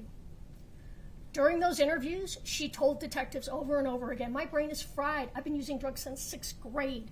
My memory is gone. So what she testified to you wasn't what she remembered. She admitted on the stand that what she testified to was what she had been shown, what she had been told. Detective O'Driscoll told you that Carmen Lauber could not remember the purchase of drugs after Eric had died. When asked by Ms. Nestor if at least one of the times that Carmen allegedly purchased drugs from Mr. Crozier and brought them to Kouri was after Eric's death, his response was, her testimony was not that. She didn't remember it that way. We found digital evidence that supported that. But you know what? She did testify to that. She testified at length and in detail about something that even Detective O'Driscoll said she didn't remember. Carmen Lauber was not able to tell you that she bought fentanyl. She agreed on the stand that it was the detectives that first put the word fentanyl in her mouth, in her head. She was told by detectives in this case that she bought fentanyl. Eric died of fentanyl. You bought drugs. You bought fentanyl. She took that story and she ran with it because she had everything to lose. And Detectives O'Driscoll and Detective Maynard told her, you are getting a big, giant get-out-of-jail-free card. And what do you have to do to get that big, giant get-out-of-jail-free card? Give them the details that will ensure Kouri gets convicted of murder. You heard that from O'Driscoll's own mouth. He tried to explain it away. But he went in and he told this woman, get out of jail free card, give us the details to ensure Kouri gets convicted of murder. She had to tell them that. She had to tell you that. She had to say she purchased fentanyl. The detectives walked into those interviews not to find out what happened, but to get Ms. Lauber to confirm what they already had decided happened. Again, confirmation bias. She told them at that first interview, I literally never dealt with fentanyl. And she had reason not to deal with fentanyl. She told you that. She had a daughter who had overdosed from fentanyl. She was afraid of fentanyl. She told them that Kouri asked for something for an investor's bad bag. Maybe it was for Eric. But she told them that Kouri asked for an investor's bad bag. And that later she asked for something stronger. She asked for the Michael Jackson drug. She told them Kouri never asked for fentanyl. She admitted that she got the word fentanyl from Detectives O'Driscoll and Maynard. She told them she couldn't remember. She asked them to lay it out for her, to put the pieces of the puzzle together, to write it down and I'll sign it. They argued that was because, well, she didn't want to write it in her cell. That's why they wanted us to write it. Well, she could have written it right there at the table, I suppose. But you know what else? Remember? She also told the Assistant United States Attorney basically the same thing. Put it together for me. And the U.S. Attorney or the Assistant U.S. Attorney said, oh, we don't do it that way. You have to tell us what you remember. They literally offered a big, giant get-out-of-jail-free card. In the state's last question to Detective O'Driscoll, they brought up the TV show The House of Cards, but who held all of the cards in this case? Jeff O'Driscoll told you. Carmen Lauber held all of the cards. Their entire house of cards is being held up by her. And now at trial 3 years later, she comes in here and says she bought oxycodone once and fentanyl 3 times. Oh, she had her story down. She told it very nicely on direct. But when pressed, she couldn't remember anything. Not from 2022, not from 2023. She couldn't remember on Friday what she testified to on Thursday. And you know, I didn't ask her about her mental health or her learning disability to be mean. I asked her because it explains why she was so easily convinced by law enforcement as to what she needed to do and what she needed to say. She described her learning disability as low education. Well, you can decide what that means for yourself, but one possibility is she has an intellectual disability. And if that is the case, she is more vulnerable to suggestibility than most people. Easy to manipulate. And they took advantage of this. We all saw it. They did too, but they had to find someone who would confirm their theory. But you know what? Through all of this, there were a handful of things that Carmen Lauber was consistent about. There were a few. Kouri asked for some pain medication. Kouri said that in the Walk the Dog letter. Then she told you, I brought oxycodone from Susan Kohler on February 11th. Prescription oxycodone. Now that's important because if Kouri had any pain pills before February 14th, these were likely what she had. She said Kouri never asked for fentanyl. She said that in all of her interviews. Carmen never asked Robert Crozier for fentanyl. She said that. She was consistent with that. That she bought pills from Robert Crozier. That the pills she got from him were light green. 15 to 20 milligram oxycodone pills.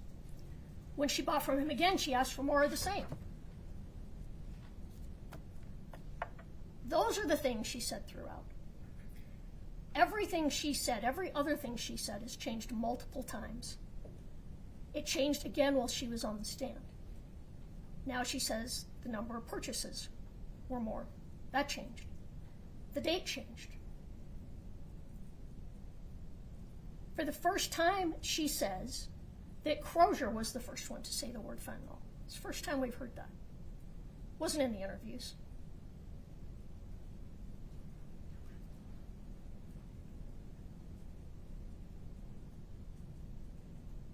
She's not a truthful person. There were a couple of little things she lied on the stand about. Not super important, but I'm going to point them out because they were just untruths. When I asked her if she was on any medication for her anxiety or any other illnesses, she said no. But then later, when Mr. Bloodworth asked her, she said yes, she was on medications. They were in her car in her purse. She told you Nancy Peterson drove to buy the drugs because she didn't have a driver's license. When we showed her that photo was reversed and that she was driving, did you notice how smoothly that story changed? Oh, well, yeah, I drove one way, she drove the other. By the way, where's Nancy Peterson? There was someone who might have been able to confirm Carmen's story, but we didn't hear from her.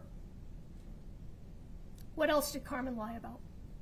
She said on that stand, and she told you, I never violated drug court after I got out, my get out of jail free card in May of 2023. But then when confronted, she had to admit, oh yeah, I did. That's right. She told you, well, I was holding a can of alcohol, but I didn't drink it. When confronted, though, she had to admit that wasn't true. She sat on the stand and she told you that. Oh, I just held it. Oh, but you told your probation officer you drank it? Oh, yeah, I guess I drank it. But what's the most important thing she admitted to lying to? She lied to a judge. She lied to a judge by writing a letter saying that she had been 100% compliant with drug court.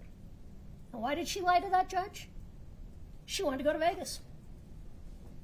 And she told you on the stand, she admitted it. Yeah, I was untruthful with the judge to get something that I wanted. She was untruthful because she wanted to go to Vegas. There is a lot more at stake here than going to Vegas. She is, again, being untruthful to get what she wants. And what she wants this time is to stay out of prison. And she will say whatever she needs to make that happen. You know what else she got by telling that story, in addition to her get-out-of-jail-free card? She also got an advance straight-to-go and pass drug court on the way card. No more showing up at drug court. And she told you drug court's tough, but she didn't have to go anymore. No regular check-ins. She just had to text hi or lobber to Detective Maynard. And most importantly, no more drug tests. She's still on probation, still waiting to go to court to see if her charges will be dismissed. And she's not being drug tested. Is she telling you the truth about being clean? We have absolutely no way to know. She got everything she wanted by testifying to things that she admitted she had no memory of. Can you feel for Carmen Lauber? You can. Can you believe her beyond a reasonable doubt? You cannot. And if you can't believe her beyond a reasonable doubt, you have to find Kouri Richins not guilty.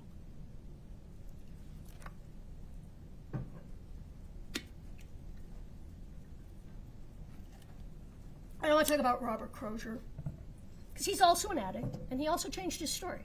But what makes him different? First, his original story was given in a 13-minute interview while he was coming down from drugs. Not in 10 hours of interviews over multiple days.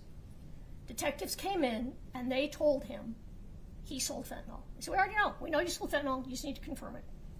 We won't jam you up. Just tell us you sold fentanyl. And he agreed with them. And they asked, did Carmen Lauber know she got fentanyl? And he said, absolutely. But what did he explain to you on the stand?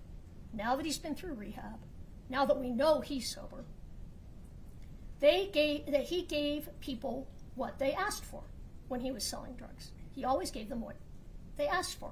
So when detectives came in and said, well, you sold Carmen fentanyl, Carmen asked for fentanyl, he said yes. He said, what I meant is, if that's what she asked for, that's what I gave her. What else makes him different, though, from Carmen Lauber? He changed his story from what the prosecution wanted him to say to what they didn't want him to say. Not the other way around. Why do this? Why would he risk his immunity?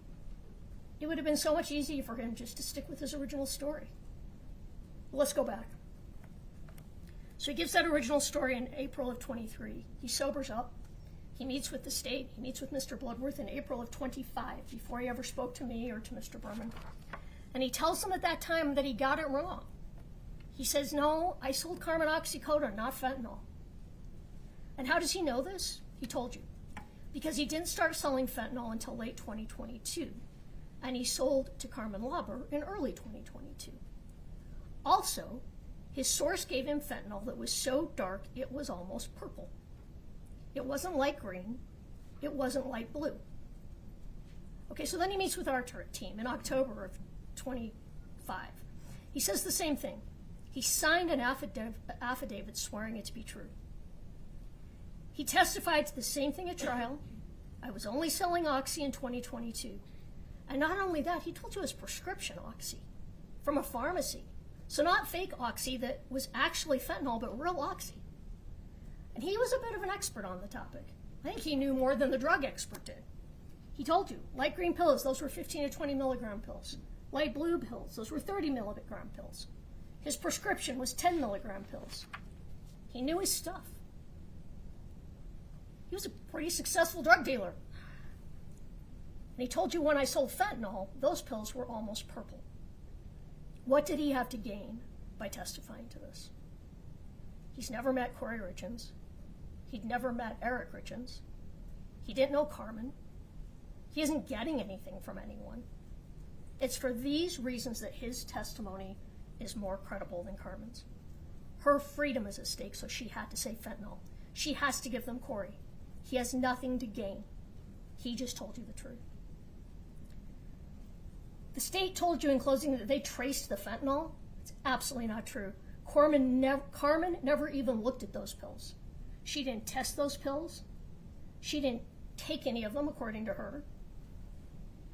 And we don't know where any of them are. Where are these some odd 90 to 120 pills? They didn't trace that fentanyl. We have no idea where that is. They didn't trace any fentanyl. So how did Eric end up ingesting fentanyl? What other reasonable explanation might there be? You know, I'm not going to stand here and say to you that Eric Richins was a drug addict. He wasn't a Carmen Lauber. He wasn't a Robert Crozier. I don't think the evidence shows that. But that doesn't mean he didn't use. That doesn't mean he didn't ask Kouri to get him pain pills. He probably did. So what do we know? We know Eric was in pain. He had Lyme disease, which can be very painful. He had back pain. He had knee pain. We know he'd been in Mexico not long before his death. Look at what he was doing right before his death. So right before his death, he's texting Pedro Sonora, back and forth, back and forth. Did they interview him? Like we said, no. He texts his friend Scott Wagner, more, Pedro Sonora, from 8:30, between 8:30 and 8:36, he texts him 1, 2, 3, well, these are back and forth. But between them, there's 1, 2, 3, 4, 5, 6, 7, 8, 9, 10, 11, 12, 13, 14 texts. He gets a call from Scott Wagner. What's his last Google search?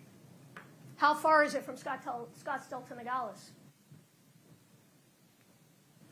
And then he gets a text from Raul. We also don't know anything about Raul.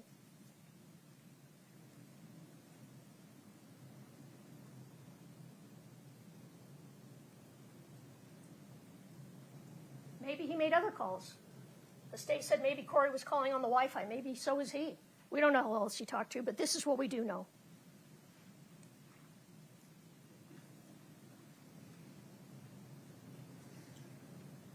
Oh, which this is a good place to bring up, I think, that the state did stand up here and they told you that we said things in opening that didn't come in during trial, and that's true. Strategies change during trial. But remember, we are not the ones under an obligation to put on any evidence. It's not us. We're not under an obligation to prove anything. It's them. Okay, so what else do we find on that first day that Eric died? What else do they find? The hydrocodone bottle. Whatever happened to that bottle? Why wasn't it tested? What was kept in that bottle? The bottle sitting right by the bed on Eric's nightstand, right next to his phone and watch that were placed neatly in his charger. An expired prescription bottle with nothing in it but residue. And you can see the residue there. Why would that be sitting out? A 6-year-old prescription bottle. What might be the best way to bring illegal pills back from Mexico? Put them in a prescription bottle? Put them in your suitcase? What might be the best way to store your illicit oxycodone? Stick them in a prescription bottle? Put them by your bed? And now that bottle's gone, and nobody knows where it is, and nobody tested it. And you saw that white powder, and you can look back when you go back, but you saw that white powdery residue on the nightstand next to Eric. Nobody tested that either. So what's another explanation? What could have happened? Eric was about to take his last pain pill out of that bottle that he kept by the side of his bed. He's on the phone with people in Mexico. He's checking how long it takes to drive from Scottsdale to Nogales. Maybe he knew he was getting fentanyl in Mexico. Maybe he thought it was something else, and he accidentally got fentanyl. Maybe had they tested that bottle, we would know. But they didn't. You know what else we know, though? We know he had a prescription for naltrexone. And it appears he wasn't taking it. A drug used to help people control craving for drugs and alcohol. It's not a drug used to treat Lyme disease. There's a reasonable alternative. Reasonable doubt. All right, I'm going to move to motive. The state absolutely did not prove that Kouri's relationship with Josh Grossman was a motive to kill her husband. Josh and Kouri had been seeing each other on and off for about 2 years. You heard from Josh. He testified that their future together was a fantasy. At no time did Kouri ever lead him to believe that she was going to leave Eric for him. It was clear that Josh loved Kouri more than she loved him. You could see it in his face. You could see it in his demeanor. You can look at the text shortly before Eric died where Kouri was trying to break up with him. The state wants you to find that the conversation Kouri had with Josh about his time in Iraq is somehow evidence or proof of murder. But Josh told you she was grieving, that conversation was about life and death and Eric and bow hunting and the supernatural, that it really didn't even seem that unusual at the time. He only thought it seemed unusual when the private investigator told him Kouri killed Eric. It's not evidence of a homicide. It isn't proof of anything. Yes, they were having an affair.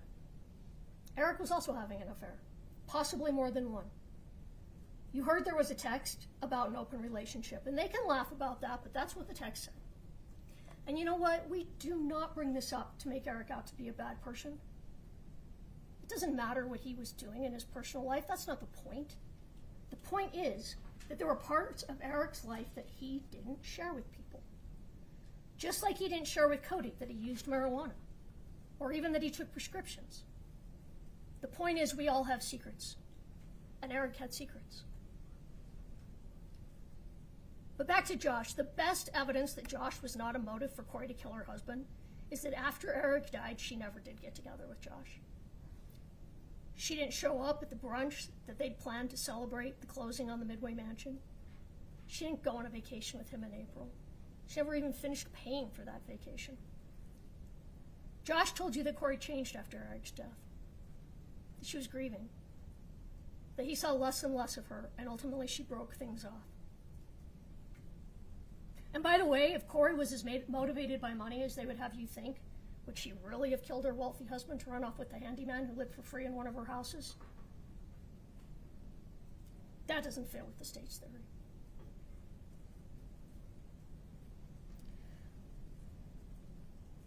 The state says, look at texts. Replace the words in them with different words. They stood here and made up what was inside people's heads, what they were thinking. The state has to rely on evidence. They have to prove their case, and they can't do that. The state did not prove that Kouri killed Eric in order to be with Josh. All right, money. Money's a motive for a lot of things for a lot of people.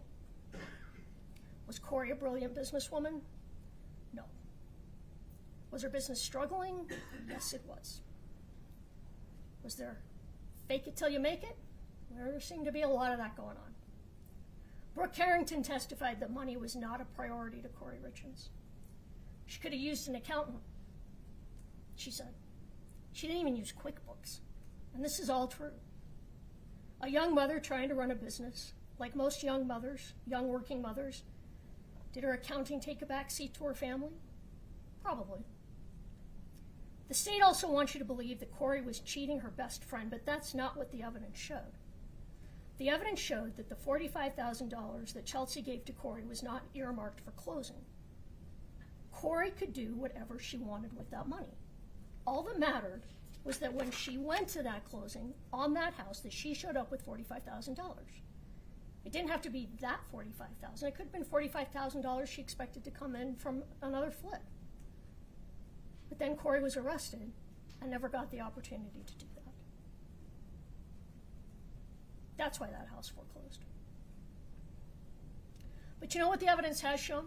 That Kouri, rightly or wrongly, truly believed that that Midway mansion was going to turn everything around. They were celebrating that night.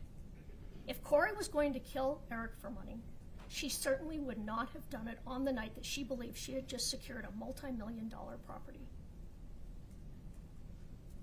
And if you look at the state's exhibit 624D, you will see that Kouri actually made a profit on every single home that she flipped. She had reason to believe that she was going to make a profit on this one too. All the foreclosures, those were all after her arrest. And something else, they say it would have cost way more money than she had to rehab the mansion to live in it with Josh, which again, Josh said was fantasy, that wasn't going to happen. But if you don't believe him, look at text. Look at State's Exhibit 2-17D on page 33. This is where she and Eric are going back and forth on how much it would cost to rehab the mansion. And he says, we can't afford that. We don't even have time for that. What does she tell him? And you can look at it. I don't have it word for word. She tells him, no, we're not doing that. I just need money. I just need to give the numbers, to the investors. She didn't intend to rehab that. She intended to flip it after a little cleanup. All right, I want to talk about the gifts that the state talked about in their opening and throughout trial. They made such a fuss about these. They were accessed on Kouri's phone on March 4th, the morning of March 4th. They were tied to the celebration. That's what those were about. If you look at that exhibit, I think it's 3-40, you can see that the orphan gifts were accessed at the same time, down to the second, as a picture of the Midway mansion. So what do we know about these gifts?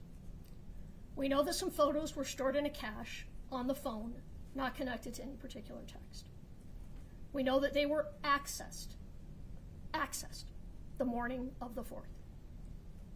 We know that at least one of the pictures, the one of the mansion, was sent by Eric the evening before, which likely means all of these photos were sent prior to the morning of the 4th. These were not about Eric's death. She wasn't celebrating death. These gifts were sent earlier, and she was celebrating closing on that mansion. It just doesn't follow she would kill him for money. She received less from life insurance than she thought she was going to make on that mansion. Josh Grossman told you that she was surprised when she found out about the $1 million life insurance policy from auto insurance. It appears she didn't even know that. And if you take Brooke Carrington's testimony as true, And by the way, she was a good witness. She is a professional, expert witness. First hired by the family, and then paid $200,000 by the state. A prosecution witness, sitting right here today behind the prosecution. Very different than the MEs, who are just here to tell you their findings. But anyway, if you accept her testimony, the life insurance wasn't going to fix the problem anyway. Kouri spent that life insurance within a matter of weeks and was still in debt. And you know what you heard on that phone call between Bryce and Chelsea and Kouri? All I want's the home. It's all I want. They can have everything else. They can have the money. I don't care. I just want my house where I've raised my boys.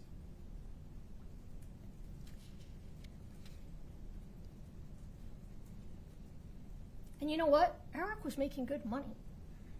In 2020, he told Christina Miller, the attorney he went to about talking about a divorce, that he was making, his income that year was over $33,000 a month. Kouri Wright testified that they made $500,000 each the last year that Eric was alive. I believe there was testimony that there were other years she made even more. Not sure about that, but I think that was in there.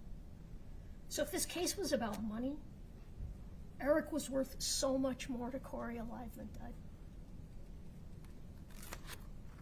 Opportunity. Well, I guess her opportunity was she was the only one in the house. Who else was in the house, though? Who else had an opportunity to take those pills? Eric. 4 years later, 10,000 searches, over $300,000 worth of expert witnesses, 3 weeks of trial, the FBI, the DEA, Homeland Security, the Summit County Sheriff's Office. They cannot tell you how Eric ingested that fentanyl. They haven't done their job, and now they want you to make inferences based on paper-thin evidence. They speculated on a number of things during closing, and they want to tell you, they want you to do their job for them. Tell them no. Tell them if they're going to charge a person in your community with the most serious crime there is, they better have the facts. They better have the proof. They better have more than speculation and conjecture, because that's their job. It's not your job. All right, I want to talk about the elements. The first one, aggravated murder.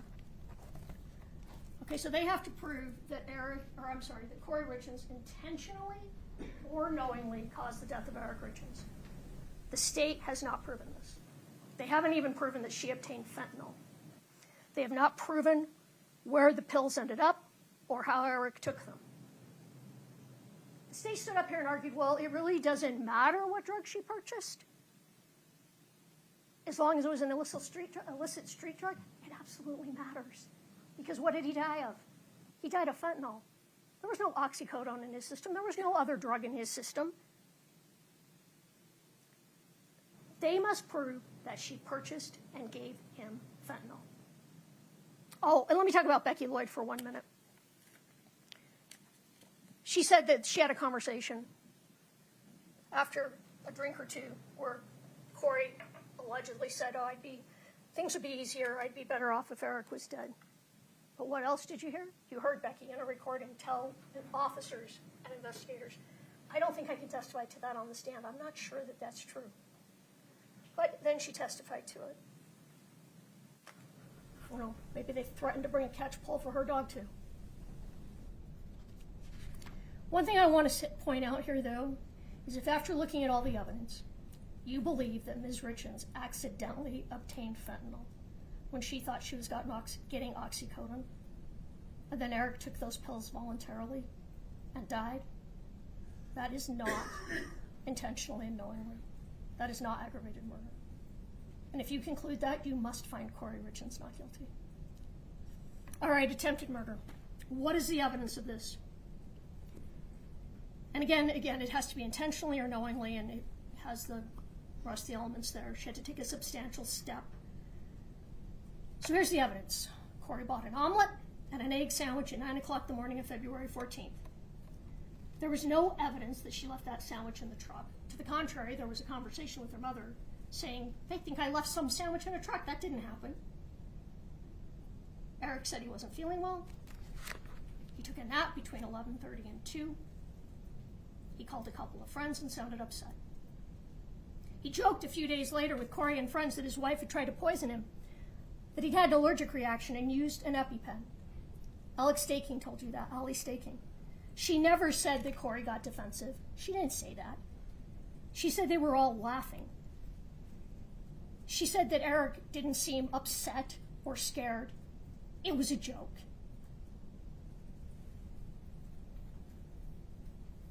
Wouldn't be the first time a spouse ate something and said, "Oh my God, my wife tried to poison me." But that's it, that's their entire case. He didn't go to the hospital. He didn't do anything that day but take a nap.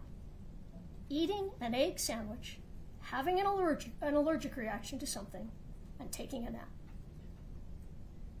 There is no world in which that is attempted murder beyond a reasonable doubt.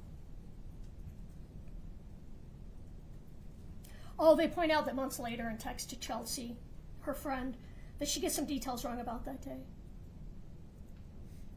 Maybe because she didn't try to kill him, and in her memory that day really wasn't all that important. She said, "I bought him lunch." Well, it was breakfast.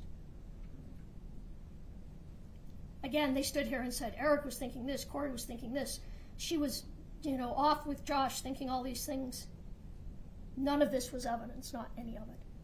None of it is proof. They talked about some IRS calls that she made on those days. No evidence as to what was in those calls. No witnesses from the IRS. Speculation, conjecture, not proof, reasonable doubt. Okay, I'm going to jump quickly. The other 3 counts I'm going to go through quickly, but I'm going to go to count 5, which is the forgery count. Now remember what we're talking about here. This is one of those life insurance policies that any of us who belong to a credit union get, where you don't have to do anything. You sign here for $100,000 free life insurance. And this was filled out for both Kouri and Eric. Matthew Throckmorton, the handwriting expert, all he could tell you is that Eric probably did not sign the True Stage insurance policy. Probably is reasonable doubt. And he could not tell you that Kouri did sign it. They have not proven that Kouri forged Eric's signature. And there was no evidence either way if Kouri had permission to sign Eric's name on that True Stage life insurance. I mean, let's be serious. It's the rare married couple who doesn't occasionally say, "Hey, honey, I'm going to sign this for you. Is that okay?" But there was no evidence either way. She's not guilty of forgery. All right, jumping to the insurance fraud counts, count 3. Count 3 is directly connected to count 5, because this count alleges that Kouri fraudulently obtained that insurance policy, and the fraud was forging Eric's signature. They said there was a reversed Social Security number on there, but the fraud's the signature. So if the state hasn't proven to you count 5, it automatically follows they haven't proven count 3, and you must find her guilty, not guilty on count 3. Count 4 says that alleges that Kouri fraudulently collected the True Stage insurance policy. All that means is if she did kill her husband and then represented something different to collect that insurance, that would be fraud. But if you find Kouri Richins not guilty on count 1, you have to find her not guilty on count 4. The state has not proven their case. They don't have the evidence that Kouri Richins killed her husband. So instead, they have tried to show you as much evidence as they possibly can to convince you that she's the sort of person who would. Getting close to the end. I'm sure you would like me to stop talking, but I have to tell you, I'm afraid to stop talking. Because as I stand here right now, Kouri Richins is still cloaked in a presumption of innocence. I don't ever want to walk back to that table. As a defense attorney, that is one of the longest walks a lawyer can make. This entire case is going to flash before my eyes. And all I will be able to think about once I sit down is, what did I miss? What did we miss? What didn't we tell you that you wanted to hear? Did I focus on what you wanted to know? Did we do enough?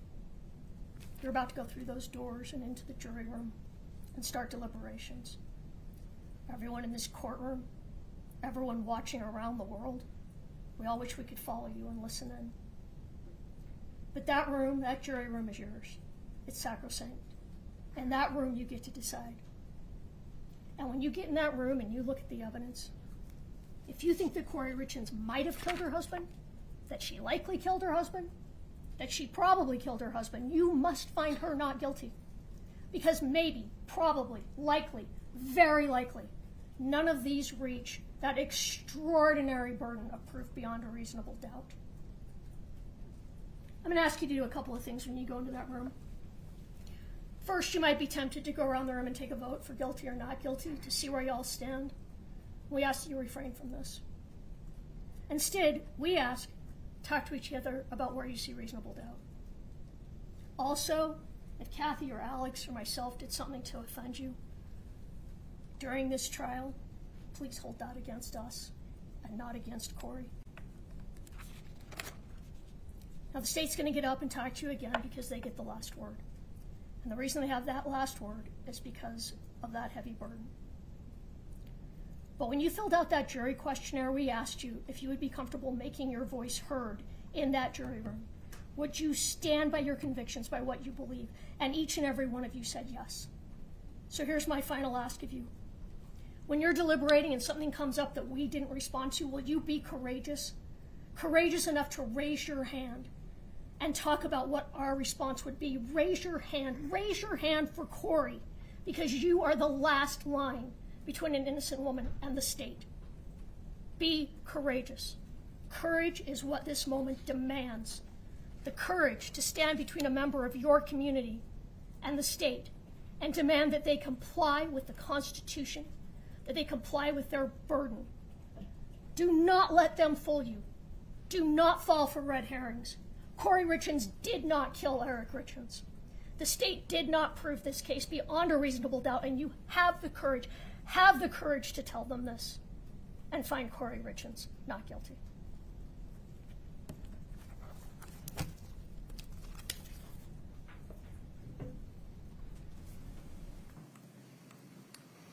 Mr. Bloodworth? Your Honor, 15 minutes now will save me 30 minutes later. Understood. Folks, let's let you stretch your legs. All rise to the jury.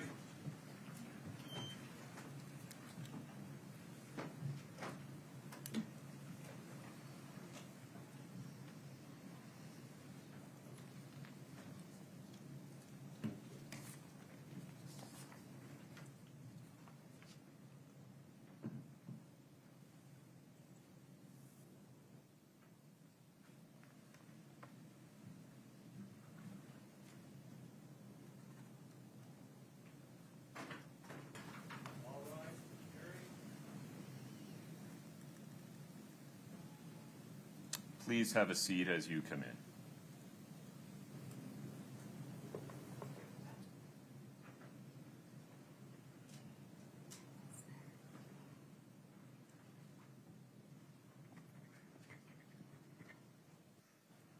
Please have a seat. Mr. Bloodworth, please proceed. Thank you, Your Honor.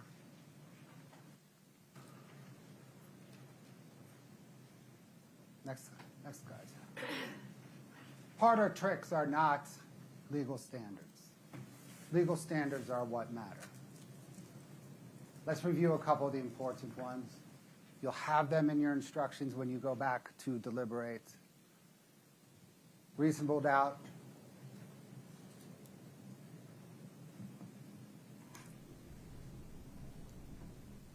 I come back to this one again and again. Evidence usually consists of testimony and exhibits presented at trial. What the lawyers say is not evidence.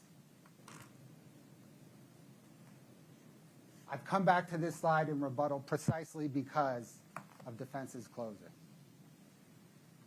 There is a reason the state provided you in its slides with a cite to every single piece of evidence it argued. We told you what transcript page and line number. We told you what exhibit number. Because what the attorneys say doesn't matter. The evidence is what matters. And there's a reason defense counsel didn't cite you to the evidence. Next slide, Scott. A lot of the evidence is circumstantial. It is. People do not video themselves poisoning their spouse.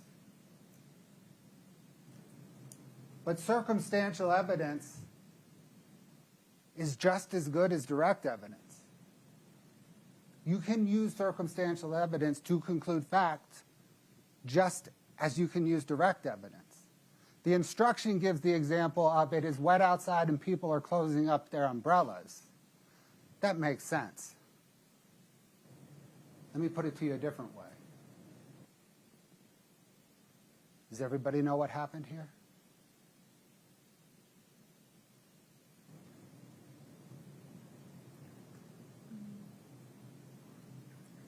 Kouri Richins chose Carmen Lauber. The state didn't. Hold on, let me check something.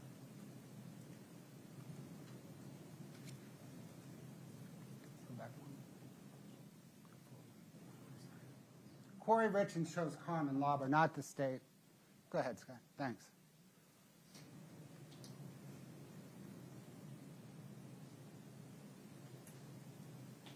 Kouri Richins chose Carmen Lauber because she was the drug dealer she knew. The state granted Carmen Lauber immunity because it cares more about a murder case than a drug deal. That should surprise nobody. Kouri Richins chose Carmen Lauber in part because she had control over her. She could help her out. She employed her to some measure. She could help her out. A little quid pro quo. You give me some drugs, I can help you out with your drug court. Kouri Richins chose Carmen Lauber, not me. Her testimony is corroborated. If you only believe Carmen Lauber's testimony that is corroborated, that is plenty of proof to convict.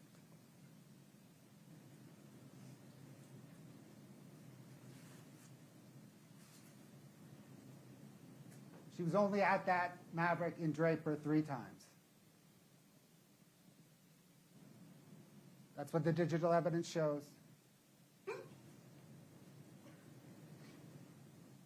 Each of the 3 times she was there, so was Robert Crozier. Those were the only 3 times he was there.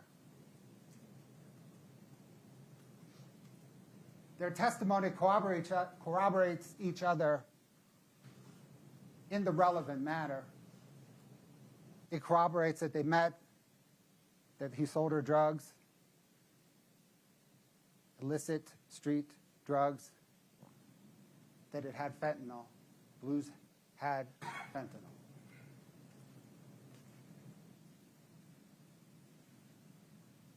Corroborates that they weren't prescription drugs. He got them from a plug, not a pharmacy. They were packaged in a little clear baggie, not a prescription bottle. All the testimony of Carmen Lauber and Robert Crozier that matters corroborates each other. So with these transactions, when Carmen Go ahead. what We've did she seen this tell one you? again.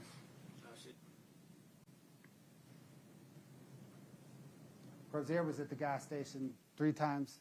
Carmen Lauber was there every time. The March drug deal.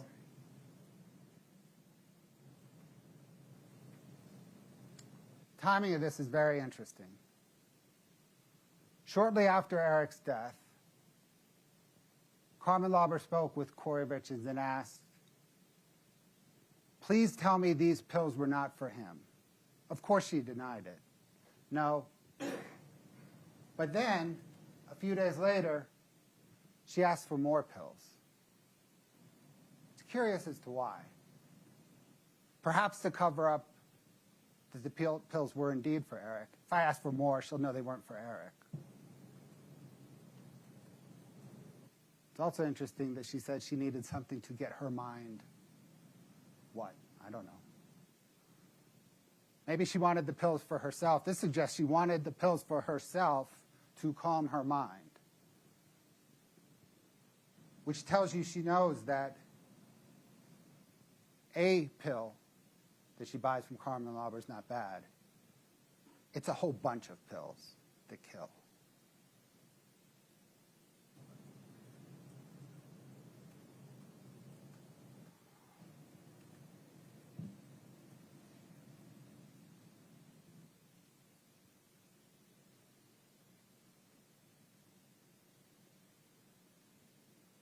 Consciousness of guilt is evidence of guilt. Kouri had a guilty conscience.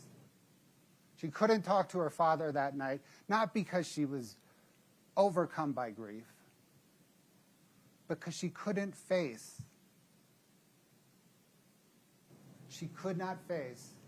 the man whose son she had just murdered. We're going to play these clips right here now. This is when Kouri Richins is asked whether she's going to tell her children, whether she's going to talk to her children. Notice Kouri Richins' reaction in the moment. To this will be Katie Richins' reaction in the moment. Go ahead, Sky. Where are your children now? Asleep in that room, 2 are awake with their ear to the door. I don't want them to come out. Please don't make them come out.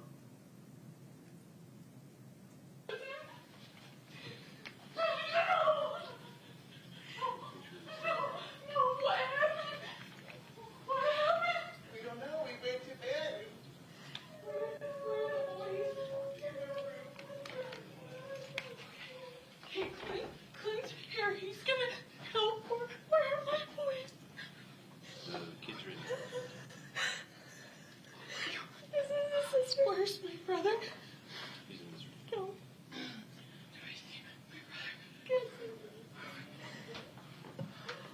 Baby.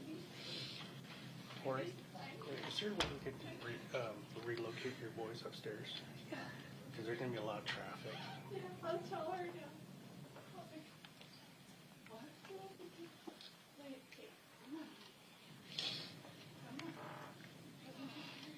Kouri Richins walks away. Mom,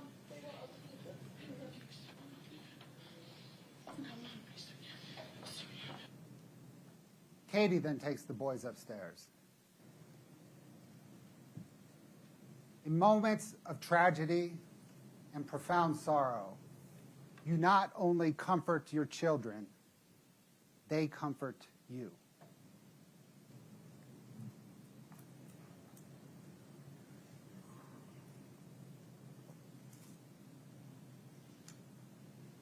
Kouri Richins hides her face because she doesn't know how to react because she is not grieving. She doesn't want to see other people see her non-reaction. She's not grieving because she feels no grief. She just murdered Eric.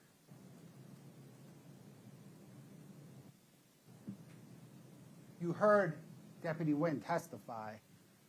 She wasn't crying.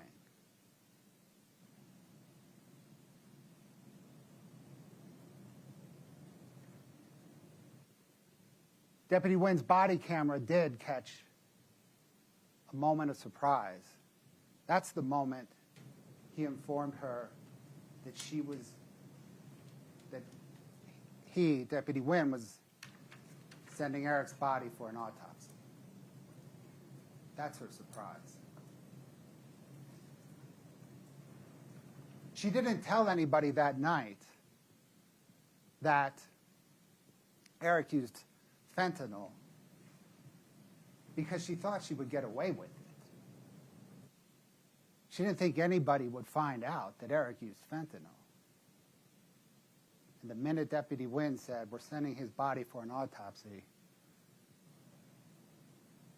that's her reaction.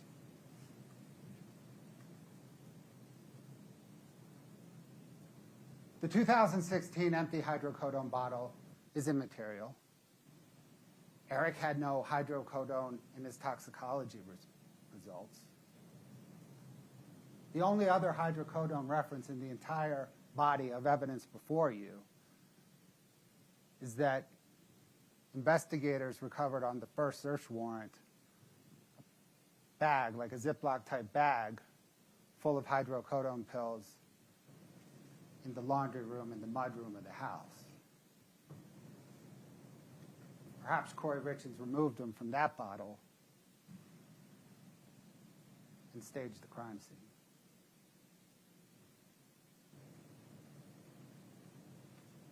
This is also inconsistent with the notion, having those hydrocodone bottles in the house, pills in the house is inconsistent with the notion that Eric had a secret drug habit and was going to the street for illicit pain pills, and there's a baggie of hydrocodone in the house. Okay, there is no good reason these images were accessed the same exact minute that deputies departed the house the morning that Eric died. None. And there is, by the way, despite what defense counsel just told you, there is no evidence that Eric Richins sent these images. He sent an image of the Midway Mansion the night before that was accessed at the same time as these images. Sorry, he sent an image of the Midway Mansion the night before, but it was not the image that was accessed at the same time. The image that was accessed at the same time is the distance full view of the Midway Mansion, which makes sense in this context, not the image that Eric sent of the pile of rocks in front of the Midway Mansion. Details matter. We don't know who sent these images, but we do know that they were accessed on Kouri's phone at 8:29, the exact minute that deputies signed the log out of the house, and that whoever accessed them turned the phone this way to view them better. They also viewed the distant image of the Midway Mansion. Maybe she was celebrating the Midway Mansion. Maybe she was celebrating Eric's death. Either way, there is no good reason these images were accessed at 8:29.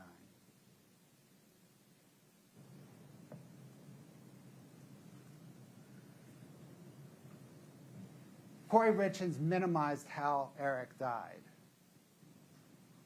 because she needed to cover up her involvement in Eric's death. The worst minimization was the one to his father. After speaking on March 17th with the medical examiner's office,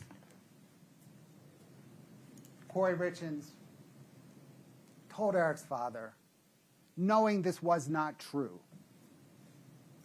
that Eric Richins died in part of COVID and in part of the same lung fungus that Jean's wife, Linda, died of. That is not only covering up her involvement, that is cruel.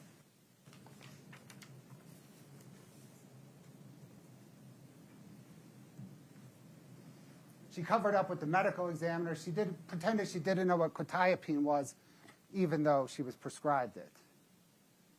She pretended she didn't know what acetaminophen was, even though it's Tylenol, and there is probably not a mother in the United States that does not know what Tylenol is. She pretended she didn't understand the word illicit. She has a master's degree.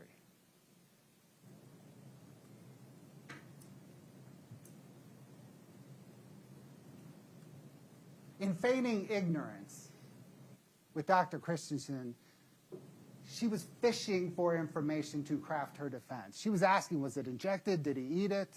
She wanted to know what the medical examiners knew so that she could craft around it. She was really worried about the amount of alcohol.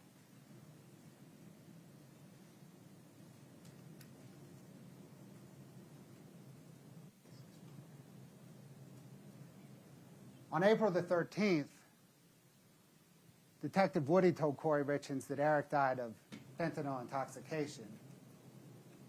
Right after that, she tells Josh, oh, it was just a trace. Chelsea, it was just a trace. It was his lungs that were shot to shit. She is minimizing, deflecting, covering up. She is distancing herself from her murder.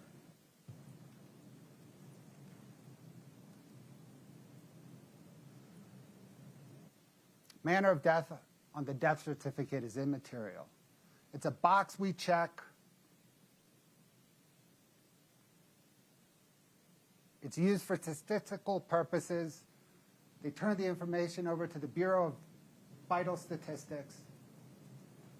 It's immaterial for this case. You determine the manner of death. It's murder, aggravated murder.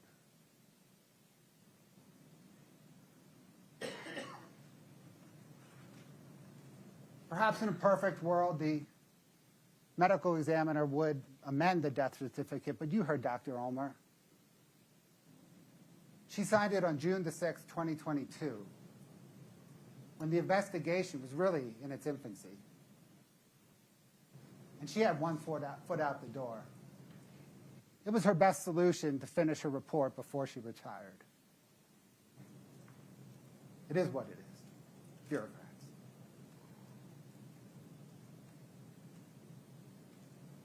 Eric did not ingest the THC gummy laced with fentanyl. When asked if she ate one that night by Deputy Wynn, it didn't seem like he did. Toxicology, there was no measurable THC in the toxicology analysis of Eric's blood or gastric.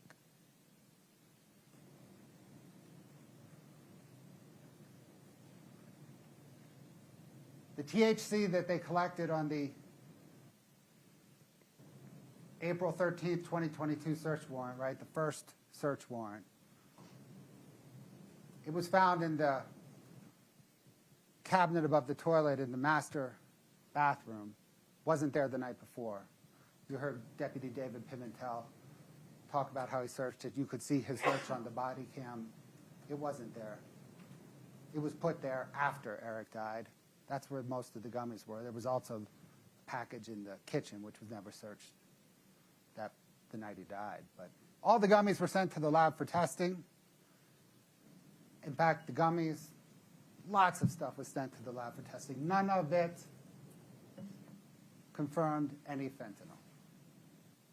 Brian Holden, he was the state crime lab tech that testified.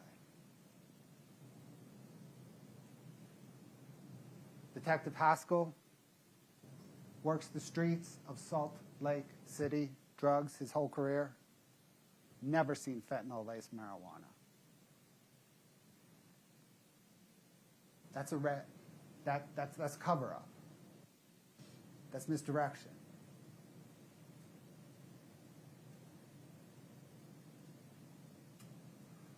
Kouri Richins' plan, if it was a plan, to make money on the Midway mansion is not tethered to reality.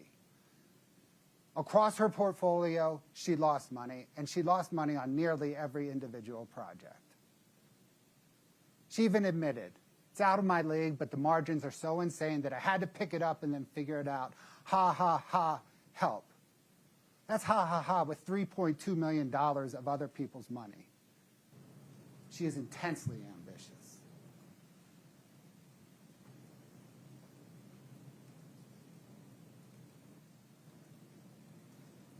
Her plan was not tethered to reality because she could not, with more money than she could even imagine, overcome the Corps of Engineers holds on this property. Not going to happen.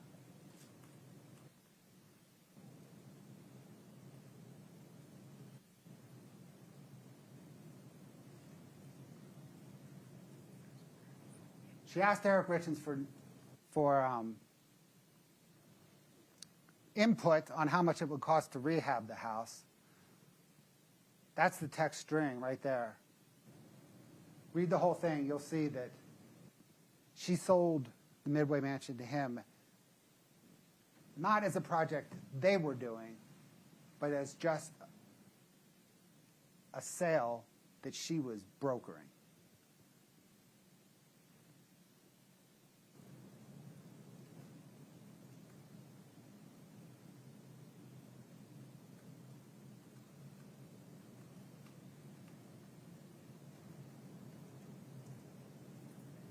Okay, you clean that one, right? Okay, ready? Run. Okay, I'm getting all freaked. Cheers, boys. Yep, come back in the corner with us. There we go. Richard. Richard. Richard, yep.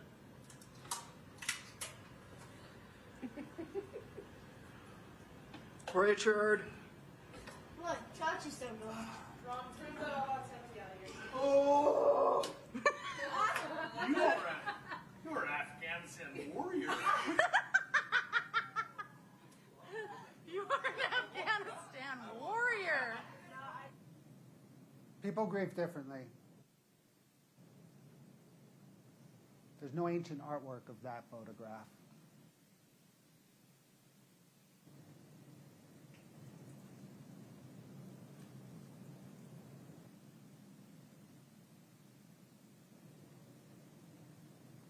This book provides kind of three pieces of insight into Kouri Richins. The first is she wrote it, had it written, and published it in early 2023 when she knew that investigators were investigating her for the murder of Eric Richins. She promoted it. Her mother sent a book to investigators, all to deflect attention away from Kouri Richins. She also wrote it to make money. You see the emails, they're in evidence. She thought she would sell 100,000 copies in 10 months at $5 profit a copy. That is not tethered to reality.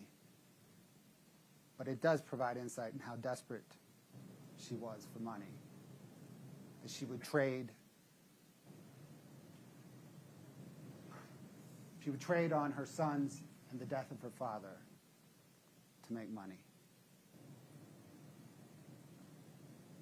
The final things it tells you about Kouri Richins is that she wanted, as part of her facade, as part of her appearance of success, privilege, and affluence, she wanted to be an author.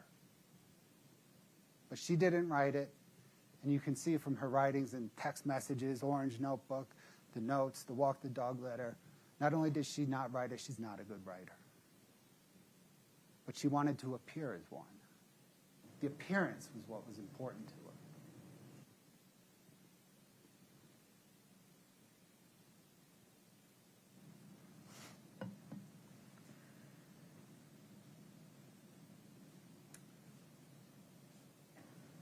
In defense's closing,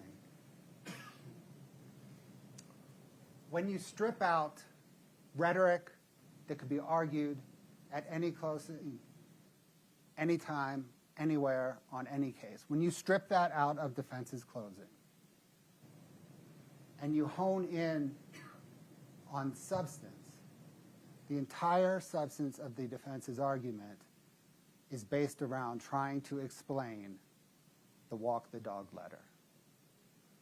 Kouri Richins is saddled with this letter and needed to craft the defense around this letter. It's obvious that the letter was written to get her brother to testify to a narrative that would explain everything.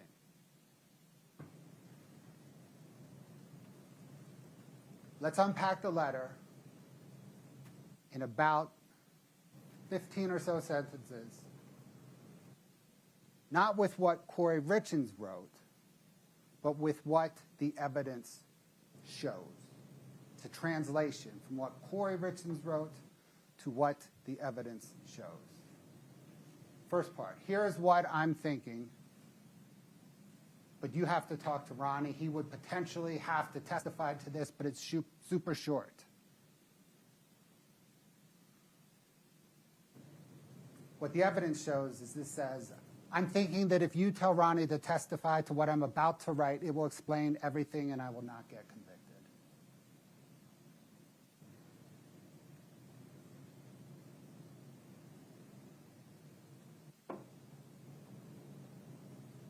Ronnie will need to tell this to my lawyer because I just made it up and it will have to come from him. Never mind that I was arrested 4 months ago.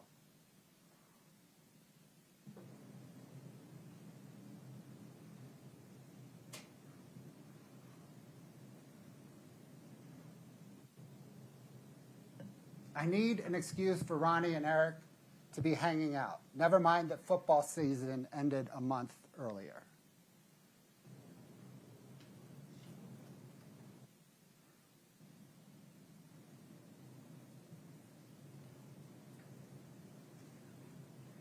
I need to explain the fentanyl, and fentanyl must be everywhere in Mexico.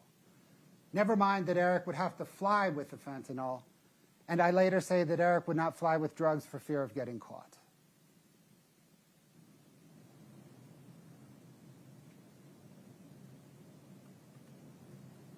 Never mind that I know this story despite Ronnie never telling me.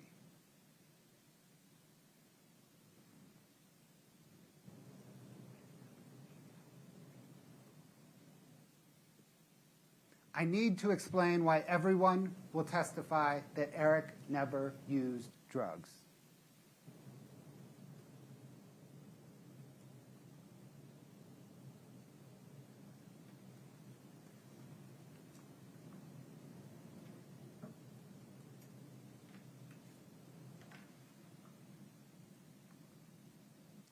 This kind of happened once with THC gummies on a trip to Hawaii. Hopefully this is enough to corroborate my entire walk the dog story.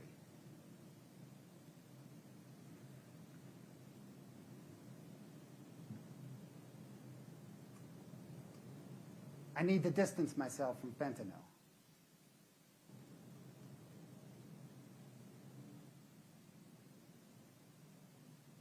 These are my made-up words, but Ronnie can make up his own words.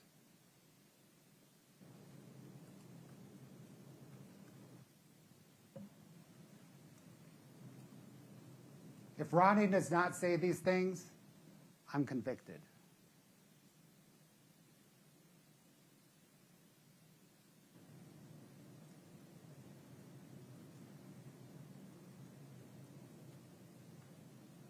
I need to explain why investigators never found a trace of fentanyl in my home.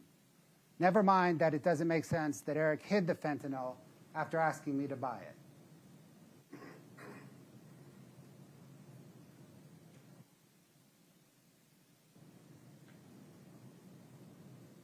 Don't get caught passing this made-up story along to Ronnie. That would be horrible.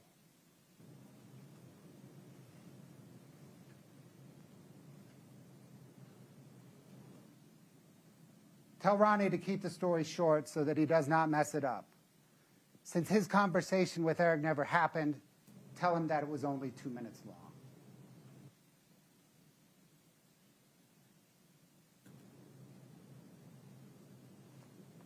Ronnie needs to do this so that I do not get convicted.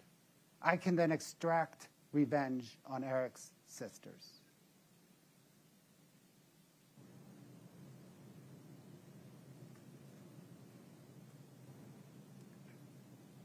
Remember, I just made this story up, so my lawyer does not know it yet.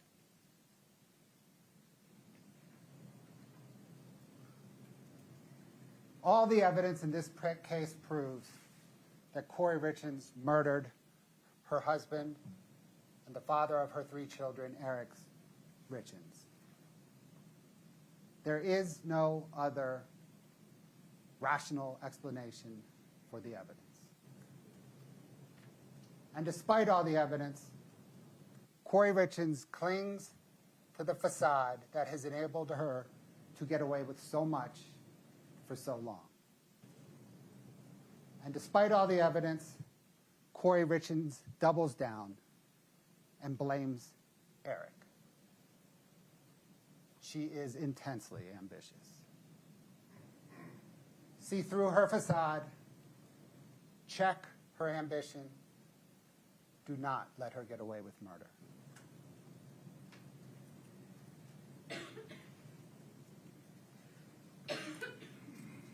All right. Next step. Brittany, if you would please swear in the bailiffs that will watch over the jury during deliberations.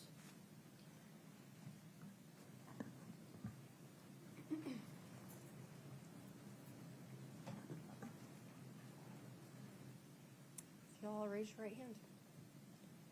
Do you affirm that you will take charge of this jury and take them to some private and convenient place where they may deliberate upon their verdict, allowing no one to speak to them nor to do so yourself unless so ordered by the court, and to return them to the court when they have reached a verdict or when so ordered, subject to the pains and penalties of perjury? Thank you. Thank you. Ladies and gentlemen, a few additional instructions. If you want to read along, you can fast forward to instruction number 46. Four-person selection and duties. Among the first thing you should do when you go to the jury room to deliberate is to appoint someone to serve as the jury foreperson. The foreperson should not dominate the jury's discussion, but rather should facilitate the discussion of the evidence and make sure that all members of the jury get the chance to speak. The foreperson's opinions should be given the same weight as those of other members of the jury. Once the jury has reached a verdict, the foreperson is responsible for filling out and signing the verdict form on behalf of the entire jury. In the jury room, you will receive a verdict form. Please read the instructions on the form carefully. The verdict form is separated into several sections, one section for each count charged. Each count has separate instructions. When rendering your verdicts, you need to make sure only one verdict for each count is marked. You may be asked additional questions about the basis of your verdicts. Remember, any response you give on the verdict form must be unanimous. Regarding jury questions during deliberations, these instructions should contain all the information you need to decide this case based upon the evidence.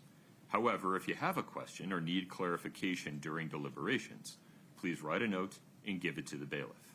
I will review it with the lawyers. We will answer your question as appropriate. This brings us to one of the more difficult parts of the trial for me personally. A jury in the state of Utah is 8 jurors, and there are 12 of you. We intentionally impanel alternate jurors to ensure against the unforeseen because things happen.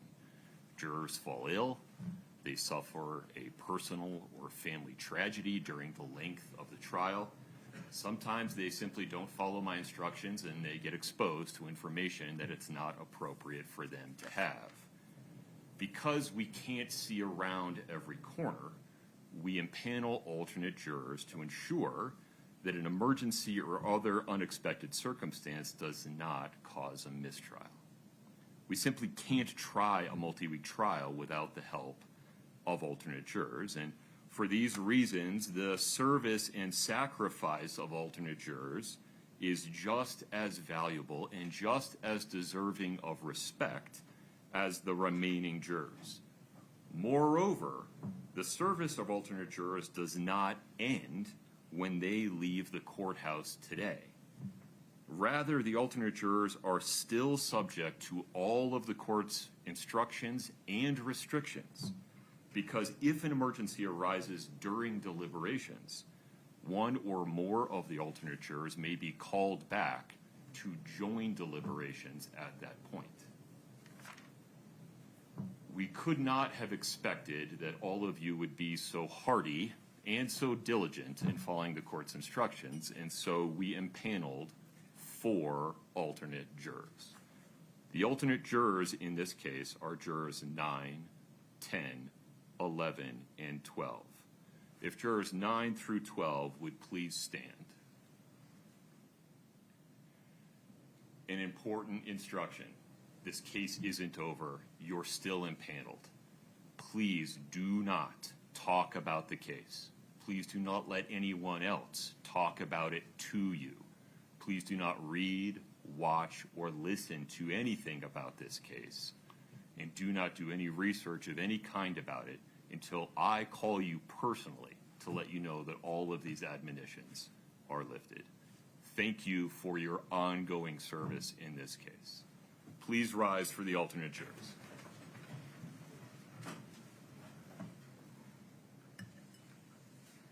Greg, I can't see who's over there. Yeah, Greg, if you would let them out, I have a couple of extra instructions for the 8 remaining. Thank you.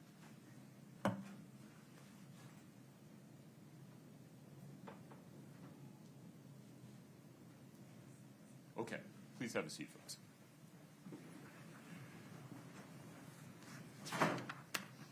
Members of the jury, as you deliberate, you may have questions. If you do, please remember, you can write a note, give it to the bailiff. I'll review it with the lawyers, and we'll answer your questions as appropriate. Please remember, though, that the bailiff cannot answer any trial questions for you. Just as you have not been allowed to research or investigate matters on your own during the trial, You may not use any outside source to research or investigate any matter as you deliberate. No online dictionaries, no online maps, nothing outside the evidence presented in this case. We will provide for you in the deliberation room the exhibits. You may take your notes with you. You may take your copy of the jury instructions with you. We'll provide a copy of the verdict form. This case is now submitted to you for deliberation and determination of your verdict. Please rise for the jury.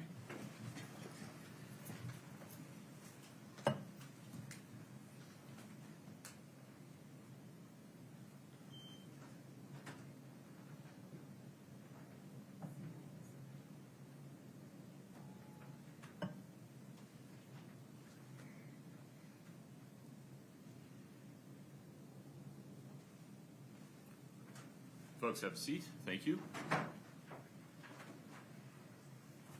Ms. Nestor, Ms. Lewis, anything else on the record? No, Your Honor. Okay. Mr. Bloodworth, Ms. Sherbanek?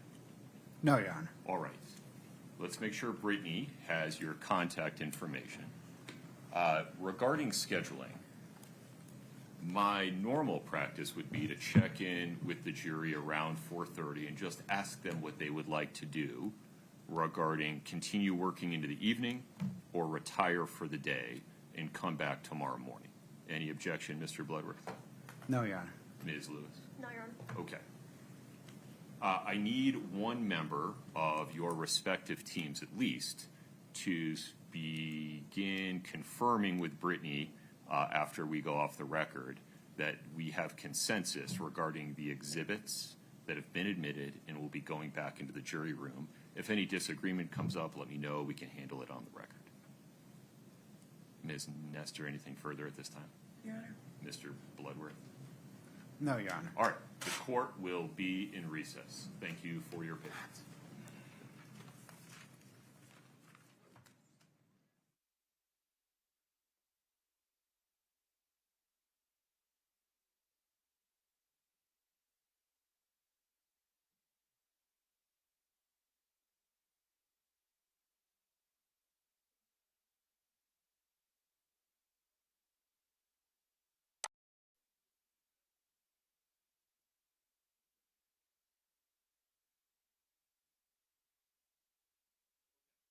We're back on the record in 231-500-139. Mr. Bloodworth and Ms. Sherbanek are in the courtroom. Ms. Lewis, Ms. Nestor, and Mr. Ramos are in the courtroom with defendant Kouri Richins. As the 8 jurors were walking out and making their way, to the jury room, juror number 2 pulled Deputy Zag aside and handed him this note, and as she was handing it to him said, "I thought we were supposed to receive a factual stipulation before we got the case," or words to that effect. And the note says, "factual stipulation, question mark." How would you like to respond, if at all? Yeah, it was an exhibit. When you were 865 is the exhibit. It's regarding, I believe, the Burmester stipulation of fact that we had introduced to Your Honor. But not read? But not read. Yeah. May I direct them to it by number? Yes. I think that might be best. Can we have a consensus about what the number is? -65? Can we confirm? We'll look at it together.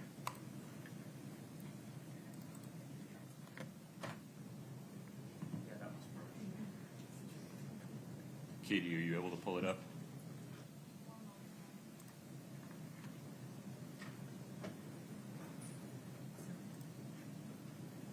It would be 8-65.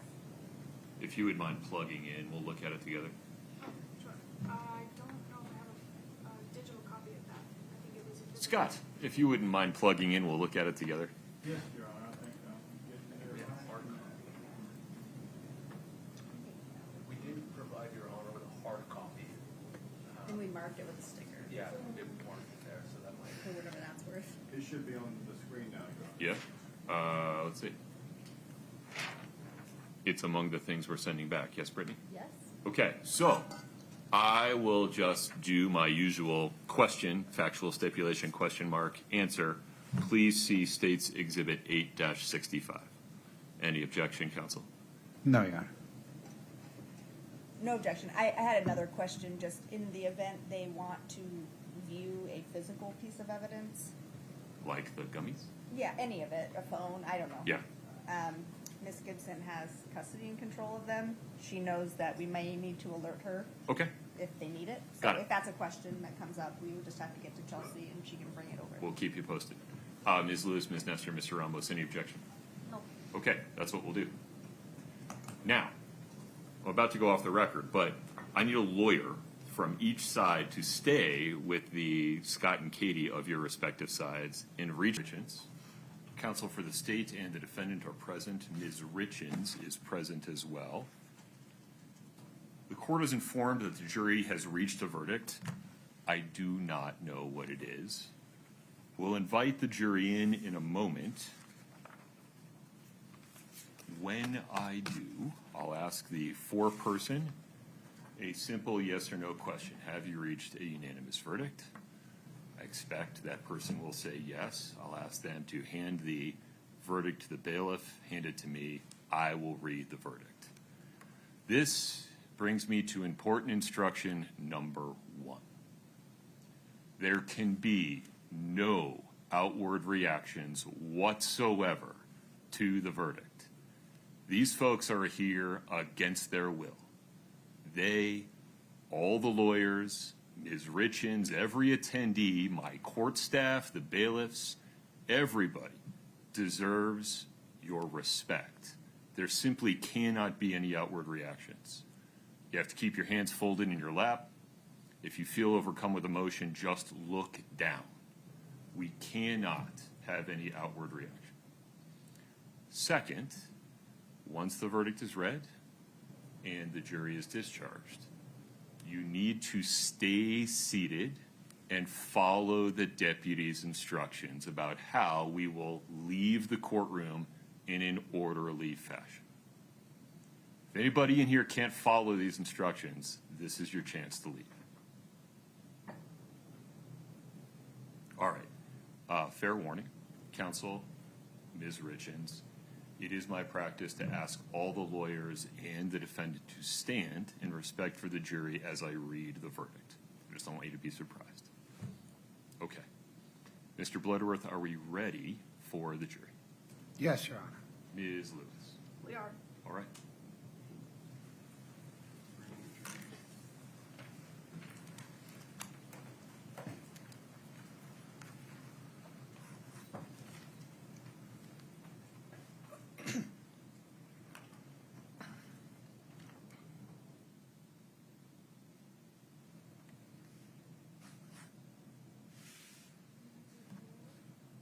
I do not. Do you want me to?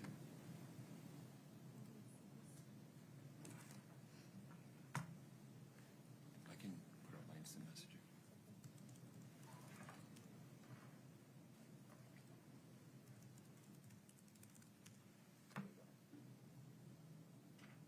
Oh.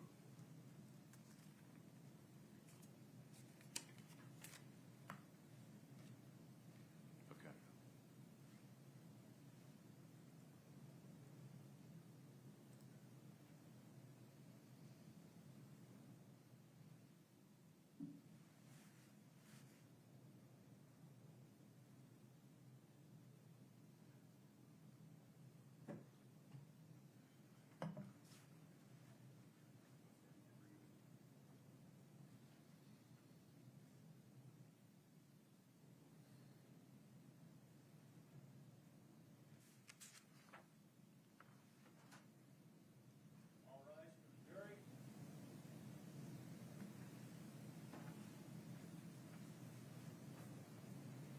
Folks, please have a seat as you come in.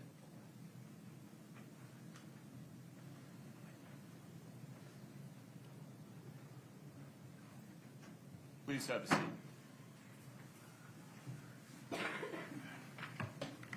Ladies and gentlemen, would the foreperson you've selected please stand?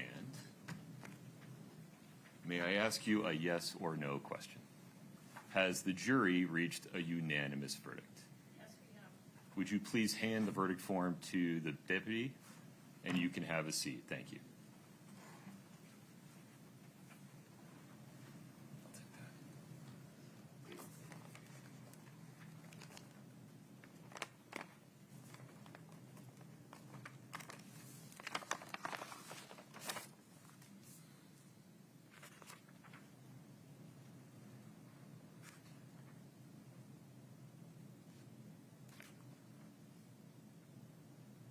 All right. Counsel, Ms. Richins, please stand.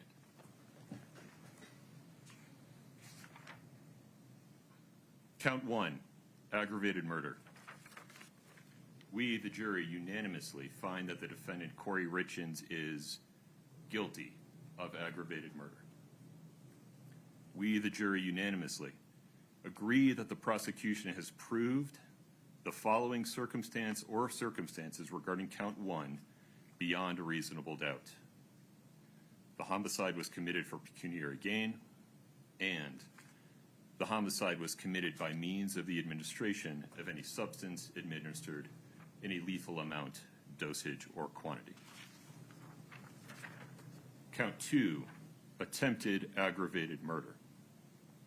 We, the jury, unanimously find that the defendant, Kouri Richins, is guilty of attempted aggravated murder. We, the jury, unanimously agree the prosecution has proved the following circumstance or circumstances regarding count 2 beyond a reasonable doubt. The attempted homicide was committed for pecuniary gain. Count 3, insurance fraud. We, the jury, unanimously find that the defendant, Kouri Richins, is guilty of insurance fraud. Count 4, insurance fraud. We, the jury, unanimously find that the defendant, Kouri Richins, is guilty of insurance fraud. Count 5, forgery. We, the jury, unanimously find that the defendant, Kouri Richins, is guilty of forgery. It's signed by the foreperson. Please have a seat. Madam Foreperson, is this the verdict that the jury reached unanimously? Yes, it is. Okay, you may have a seat. Ms. Lewis, Ms. Nestor, do you wish the jury to be polled? Yes, please. All right. Folks, I'll ask you the same yes or no question, one at a time, starting on my left, working this way. Front row first. If you could show me your lanyard number as I ask you. Juror number 5, is this the verdict you voted in favor of? Yes. Juror number 4, is this a verdict you voted in favor of? Juror number 3. I can't see your no, I'm so sorry. The foreperson, I just need to ask you again, I'm sorry. Juror number 2. Yes, it is. Juror number 1. Yes, Your Honor. Sir. Juror number 8. Yes. Juror number 7. Yes. Juror number 6. Yes. All right. Counsel, is there anything further on this case before the jury is discharged? Mr. Bloodworth. No, Your Honor. Thank you. Ms. Lewis. No, Your Honor. All right. Ladies and gentlemen of the jury, this trial is now finished. Thank you for your service. The American system of justice relies on your time and your sound judgment, and you have been generous with both. You serve justice by your fair and impartial decision. All of my previous admonitions are now lifted. You may speak about this case with anyone or with no one at all. It is entirely up to you. You might be contacted in the future by the press or by the lawyers.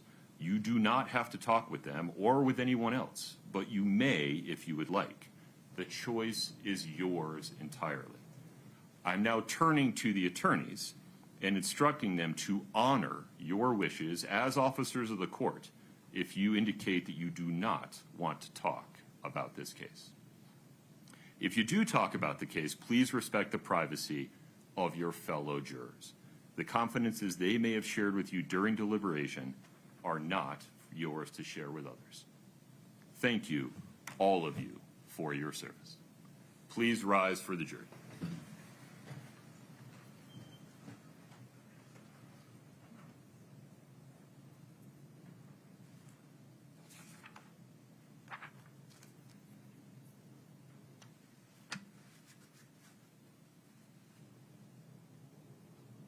All right, please have a seat.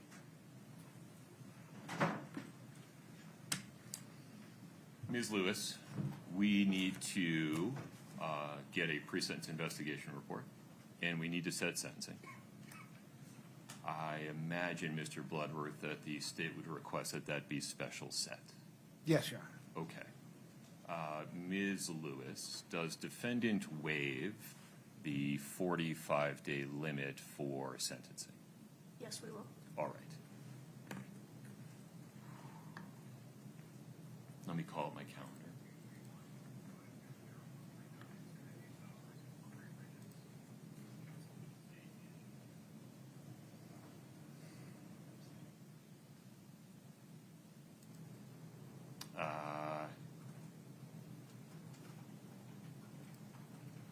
Should we be looking in May, Ms. Lewis? That's fine. Do you have a sense of it, Mr. Bloodworth? April is not possible. In May, do you have a sense of when would be appropriate? Your Honor, can I step back and talk to the victim's family? Sure. And Ms. Lewis, if you need a moment to confer with anyone.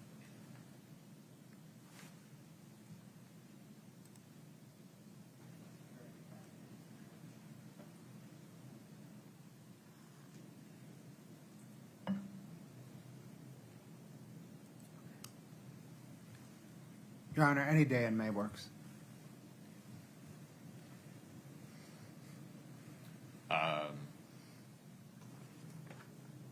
Without having to move something, which I am, of course, willing to do, I could do it during the week of May 25 or the morning of May 13. But if those times don't work, or if the week of May 25 is too far out, I'll move something to accommodate council schedules. Ms. Lewis, why don't I begin with you? Either of those days would work for the defense. Is a morning enough time? Yes, sir. Ms. Lewis? Yes. Okay. We'll set sentencing for 9:30 a.m. Wednesday, May 13. We're hereby referring Ms. Richins for the preparation of a pre-sentence investigation report. Ms. Lewis, anything else on the record today?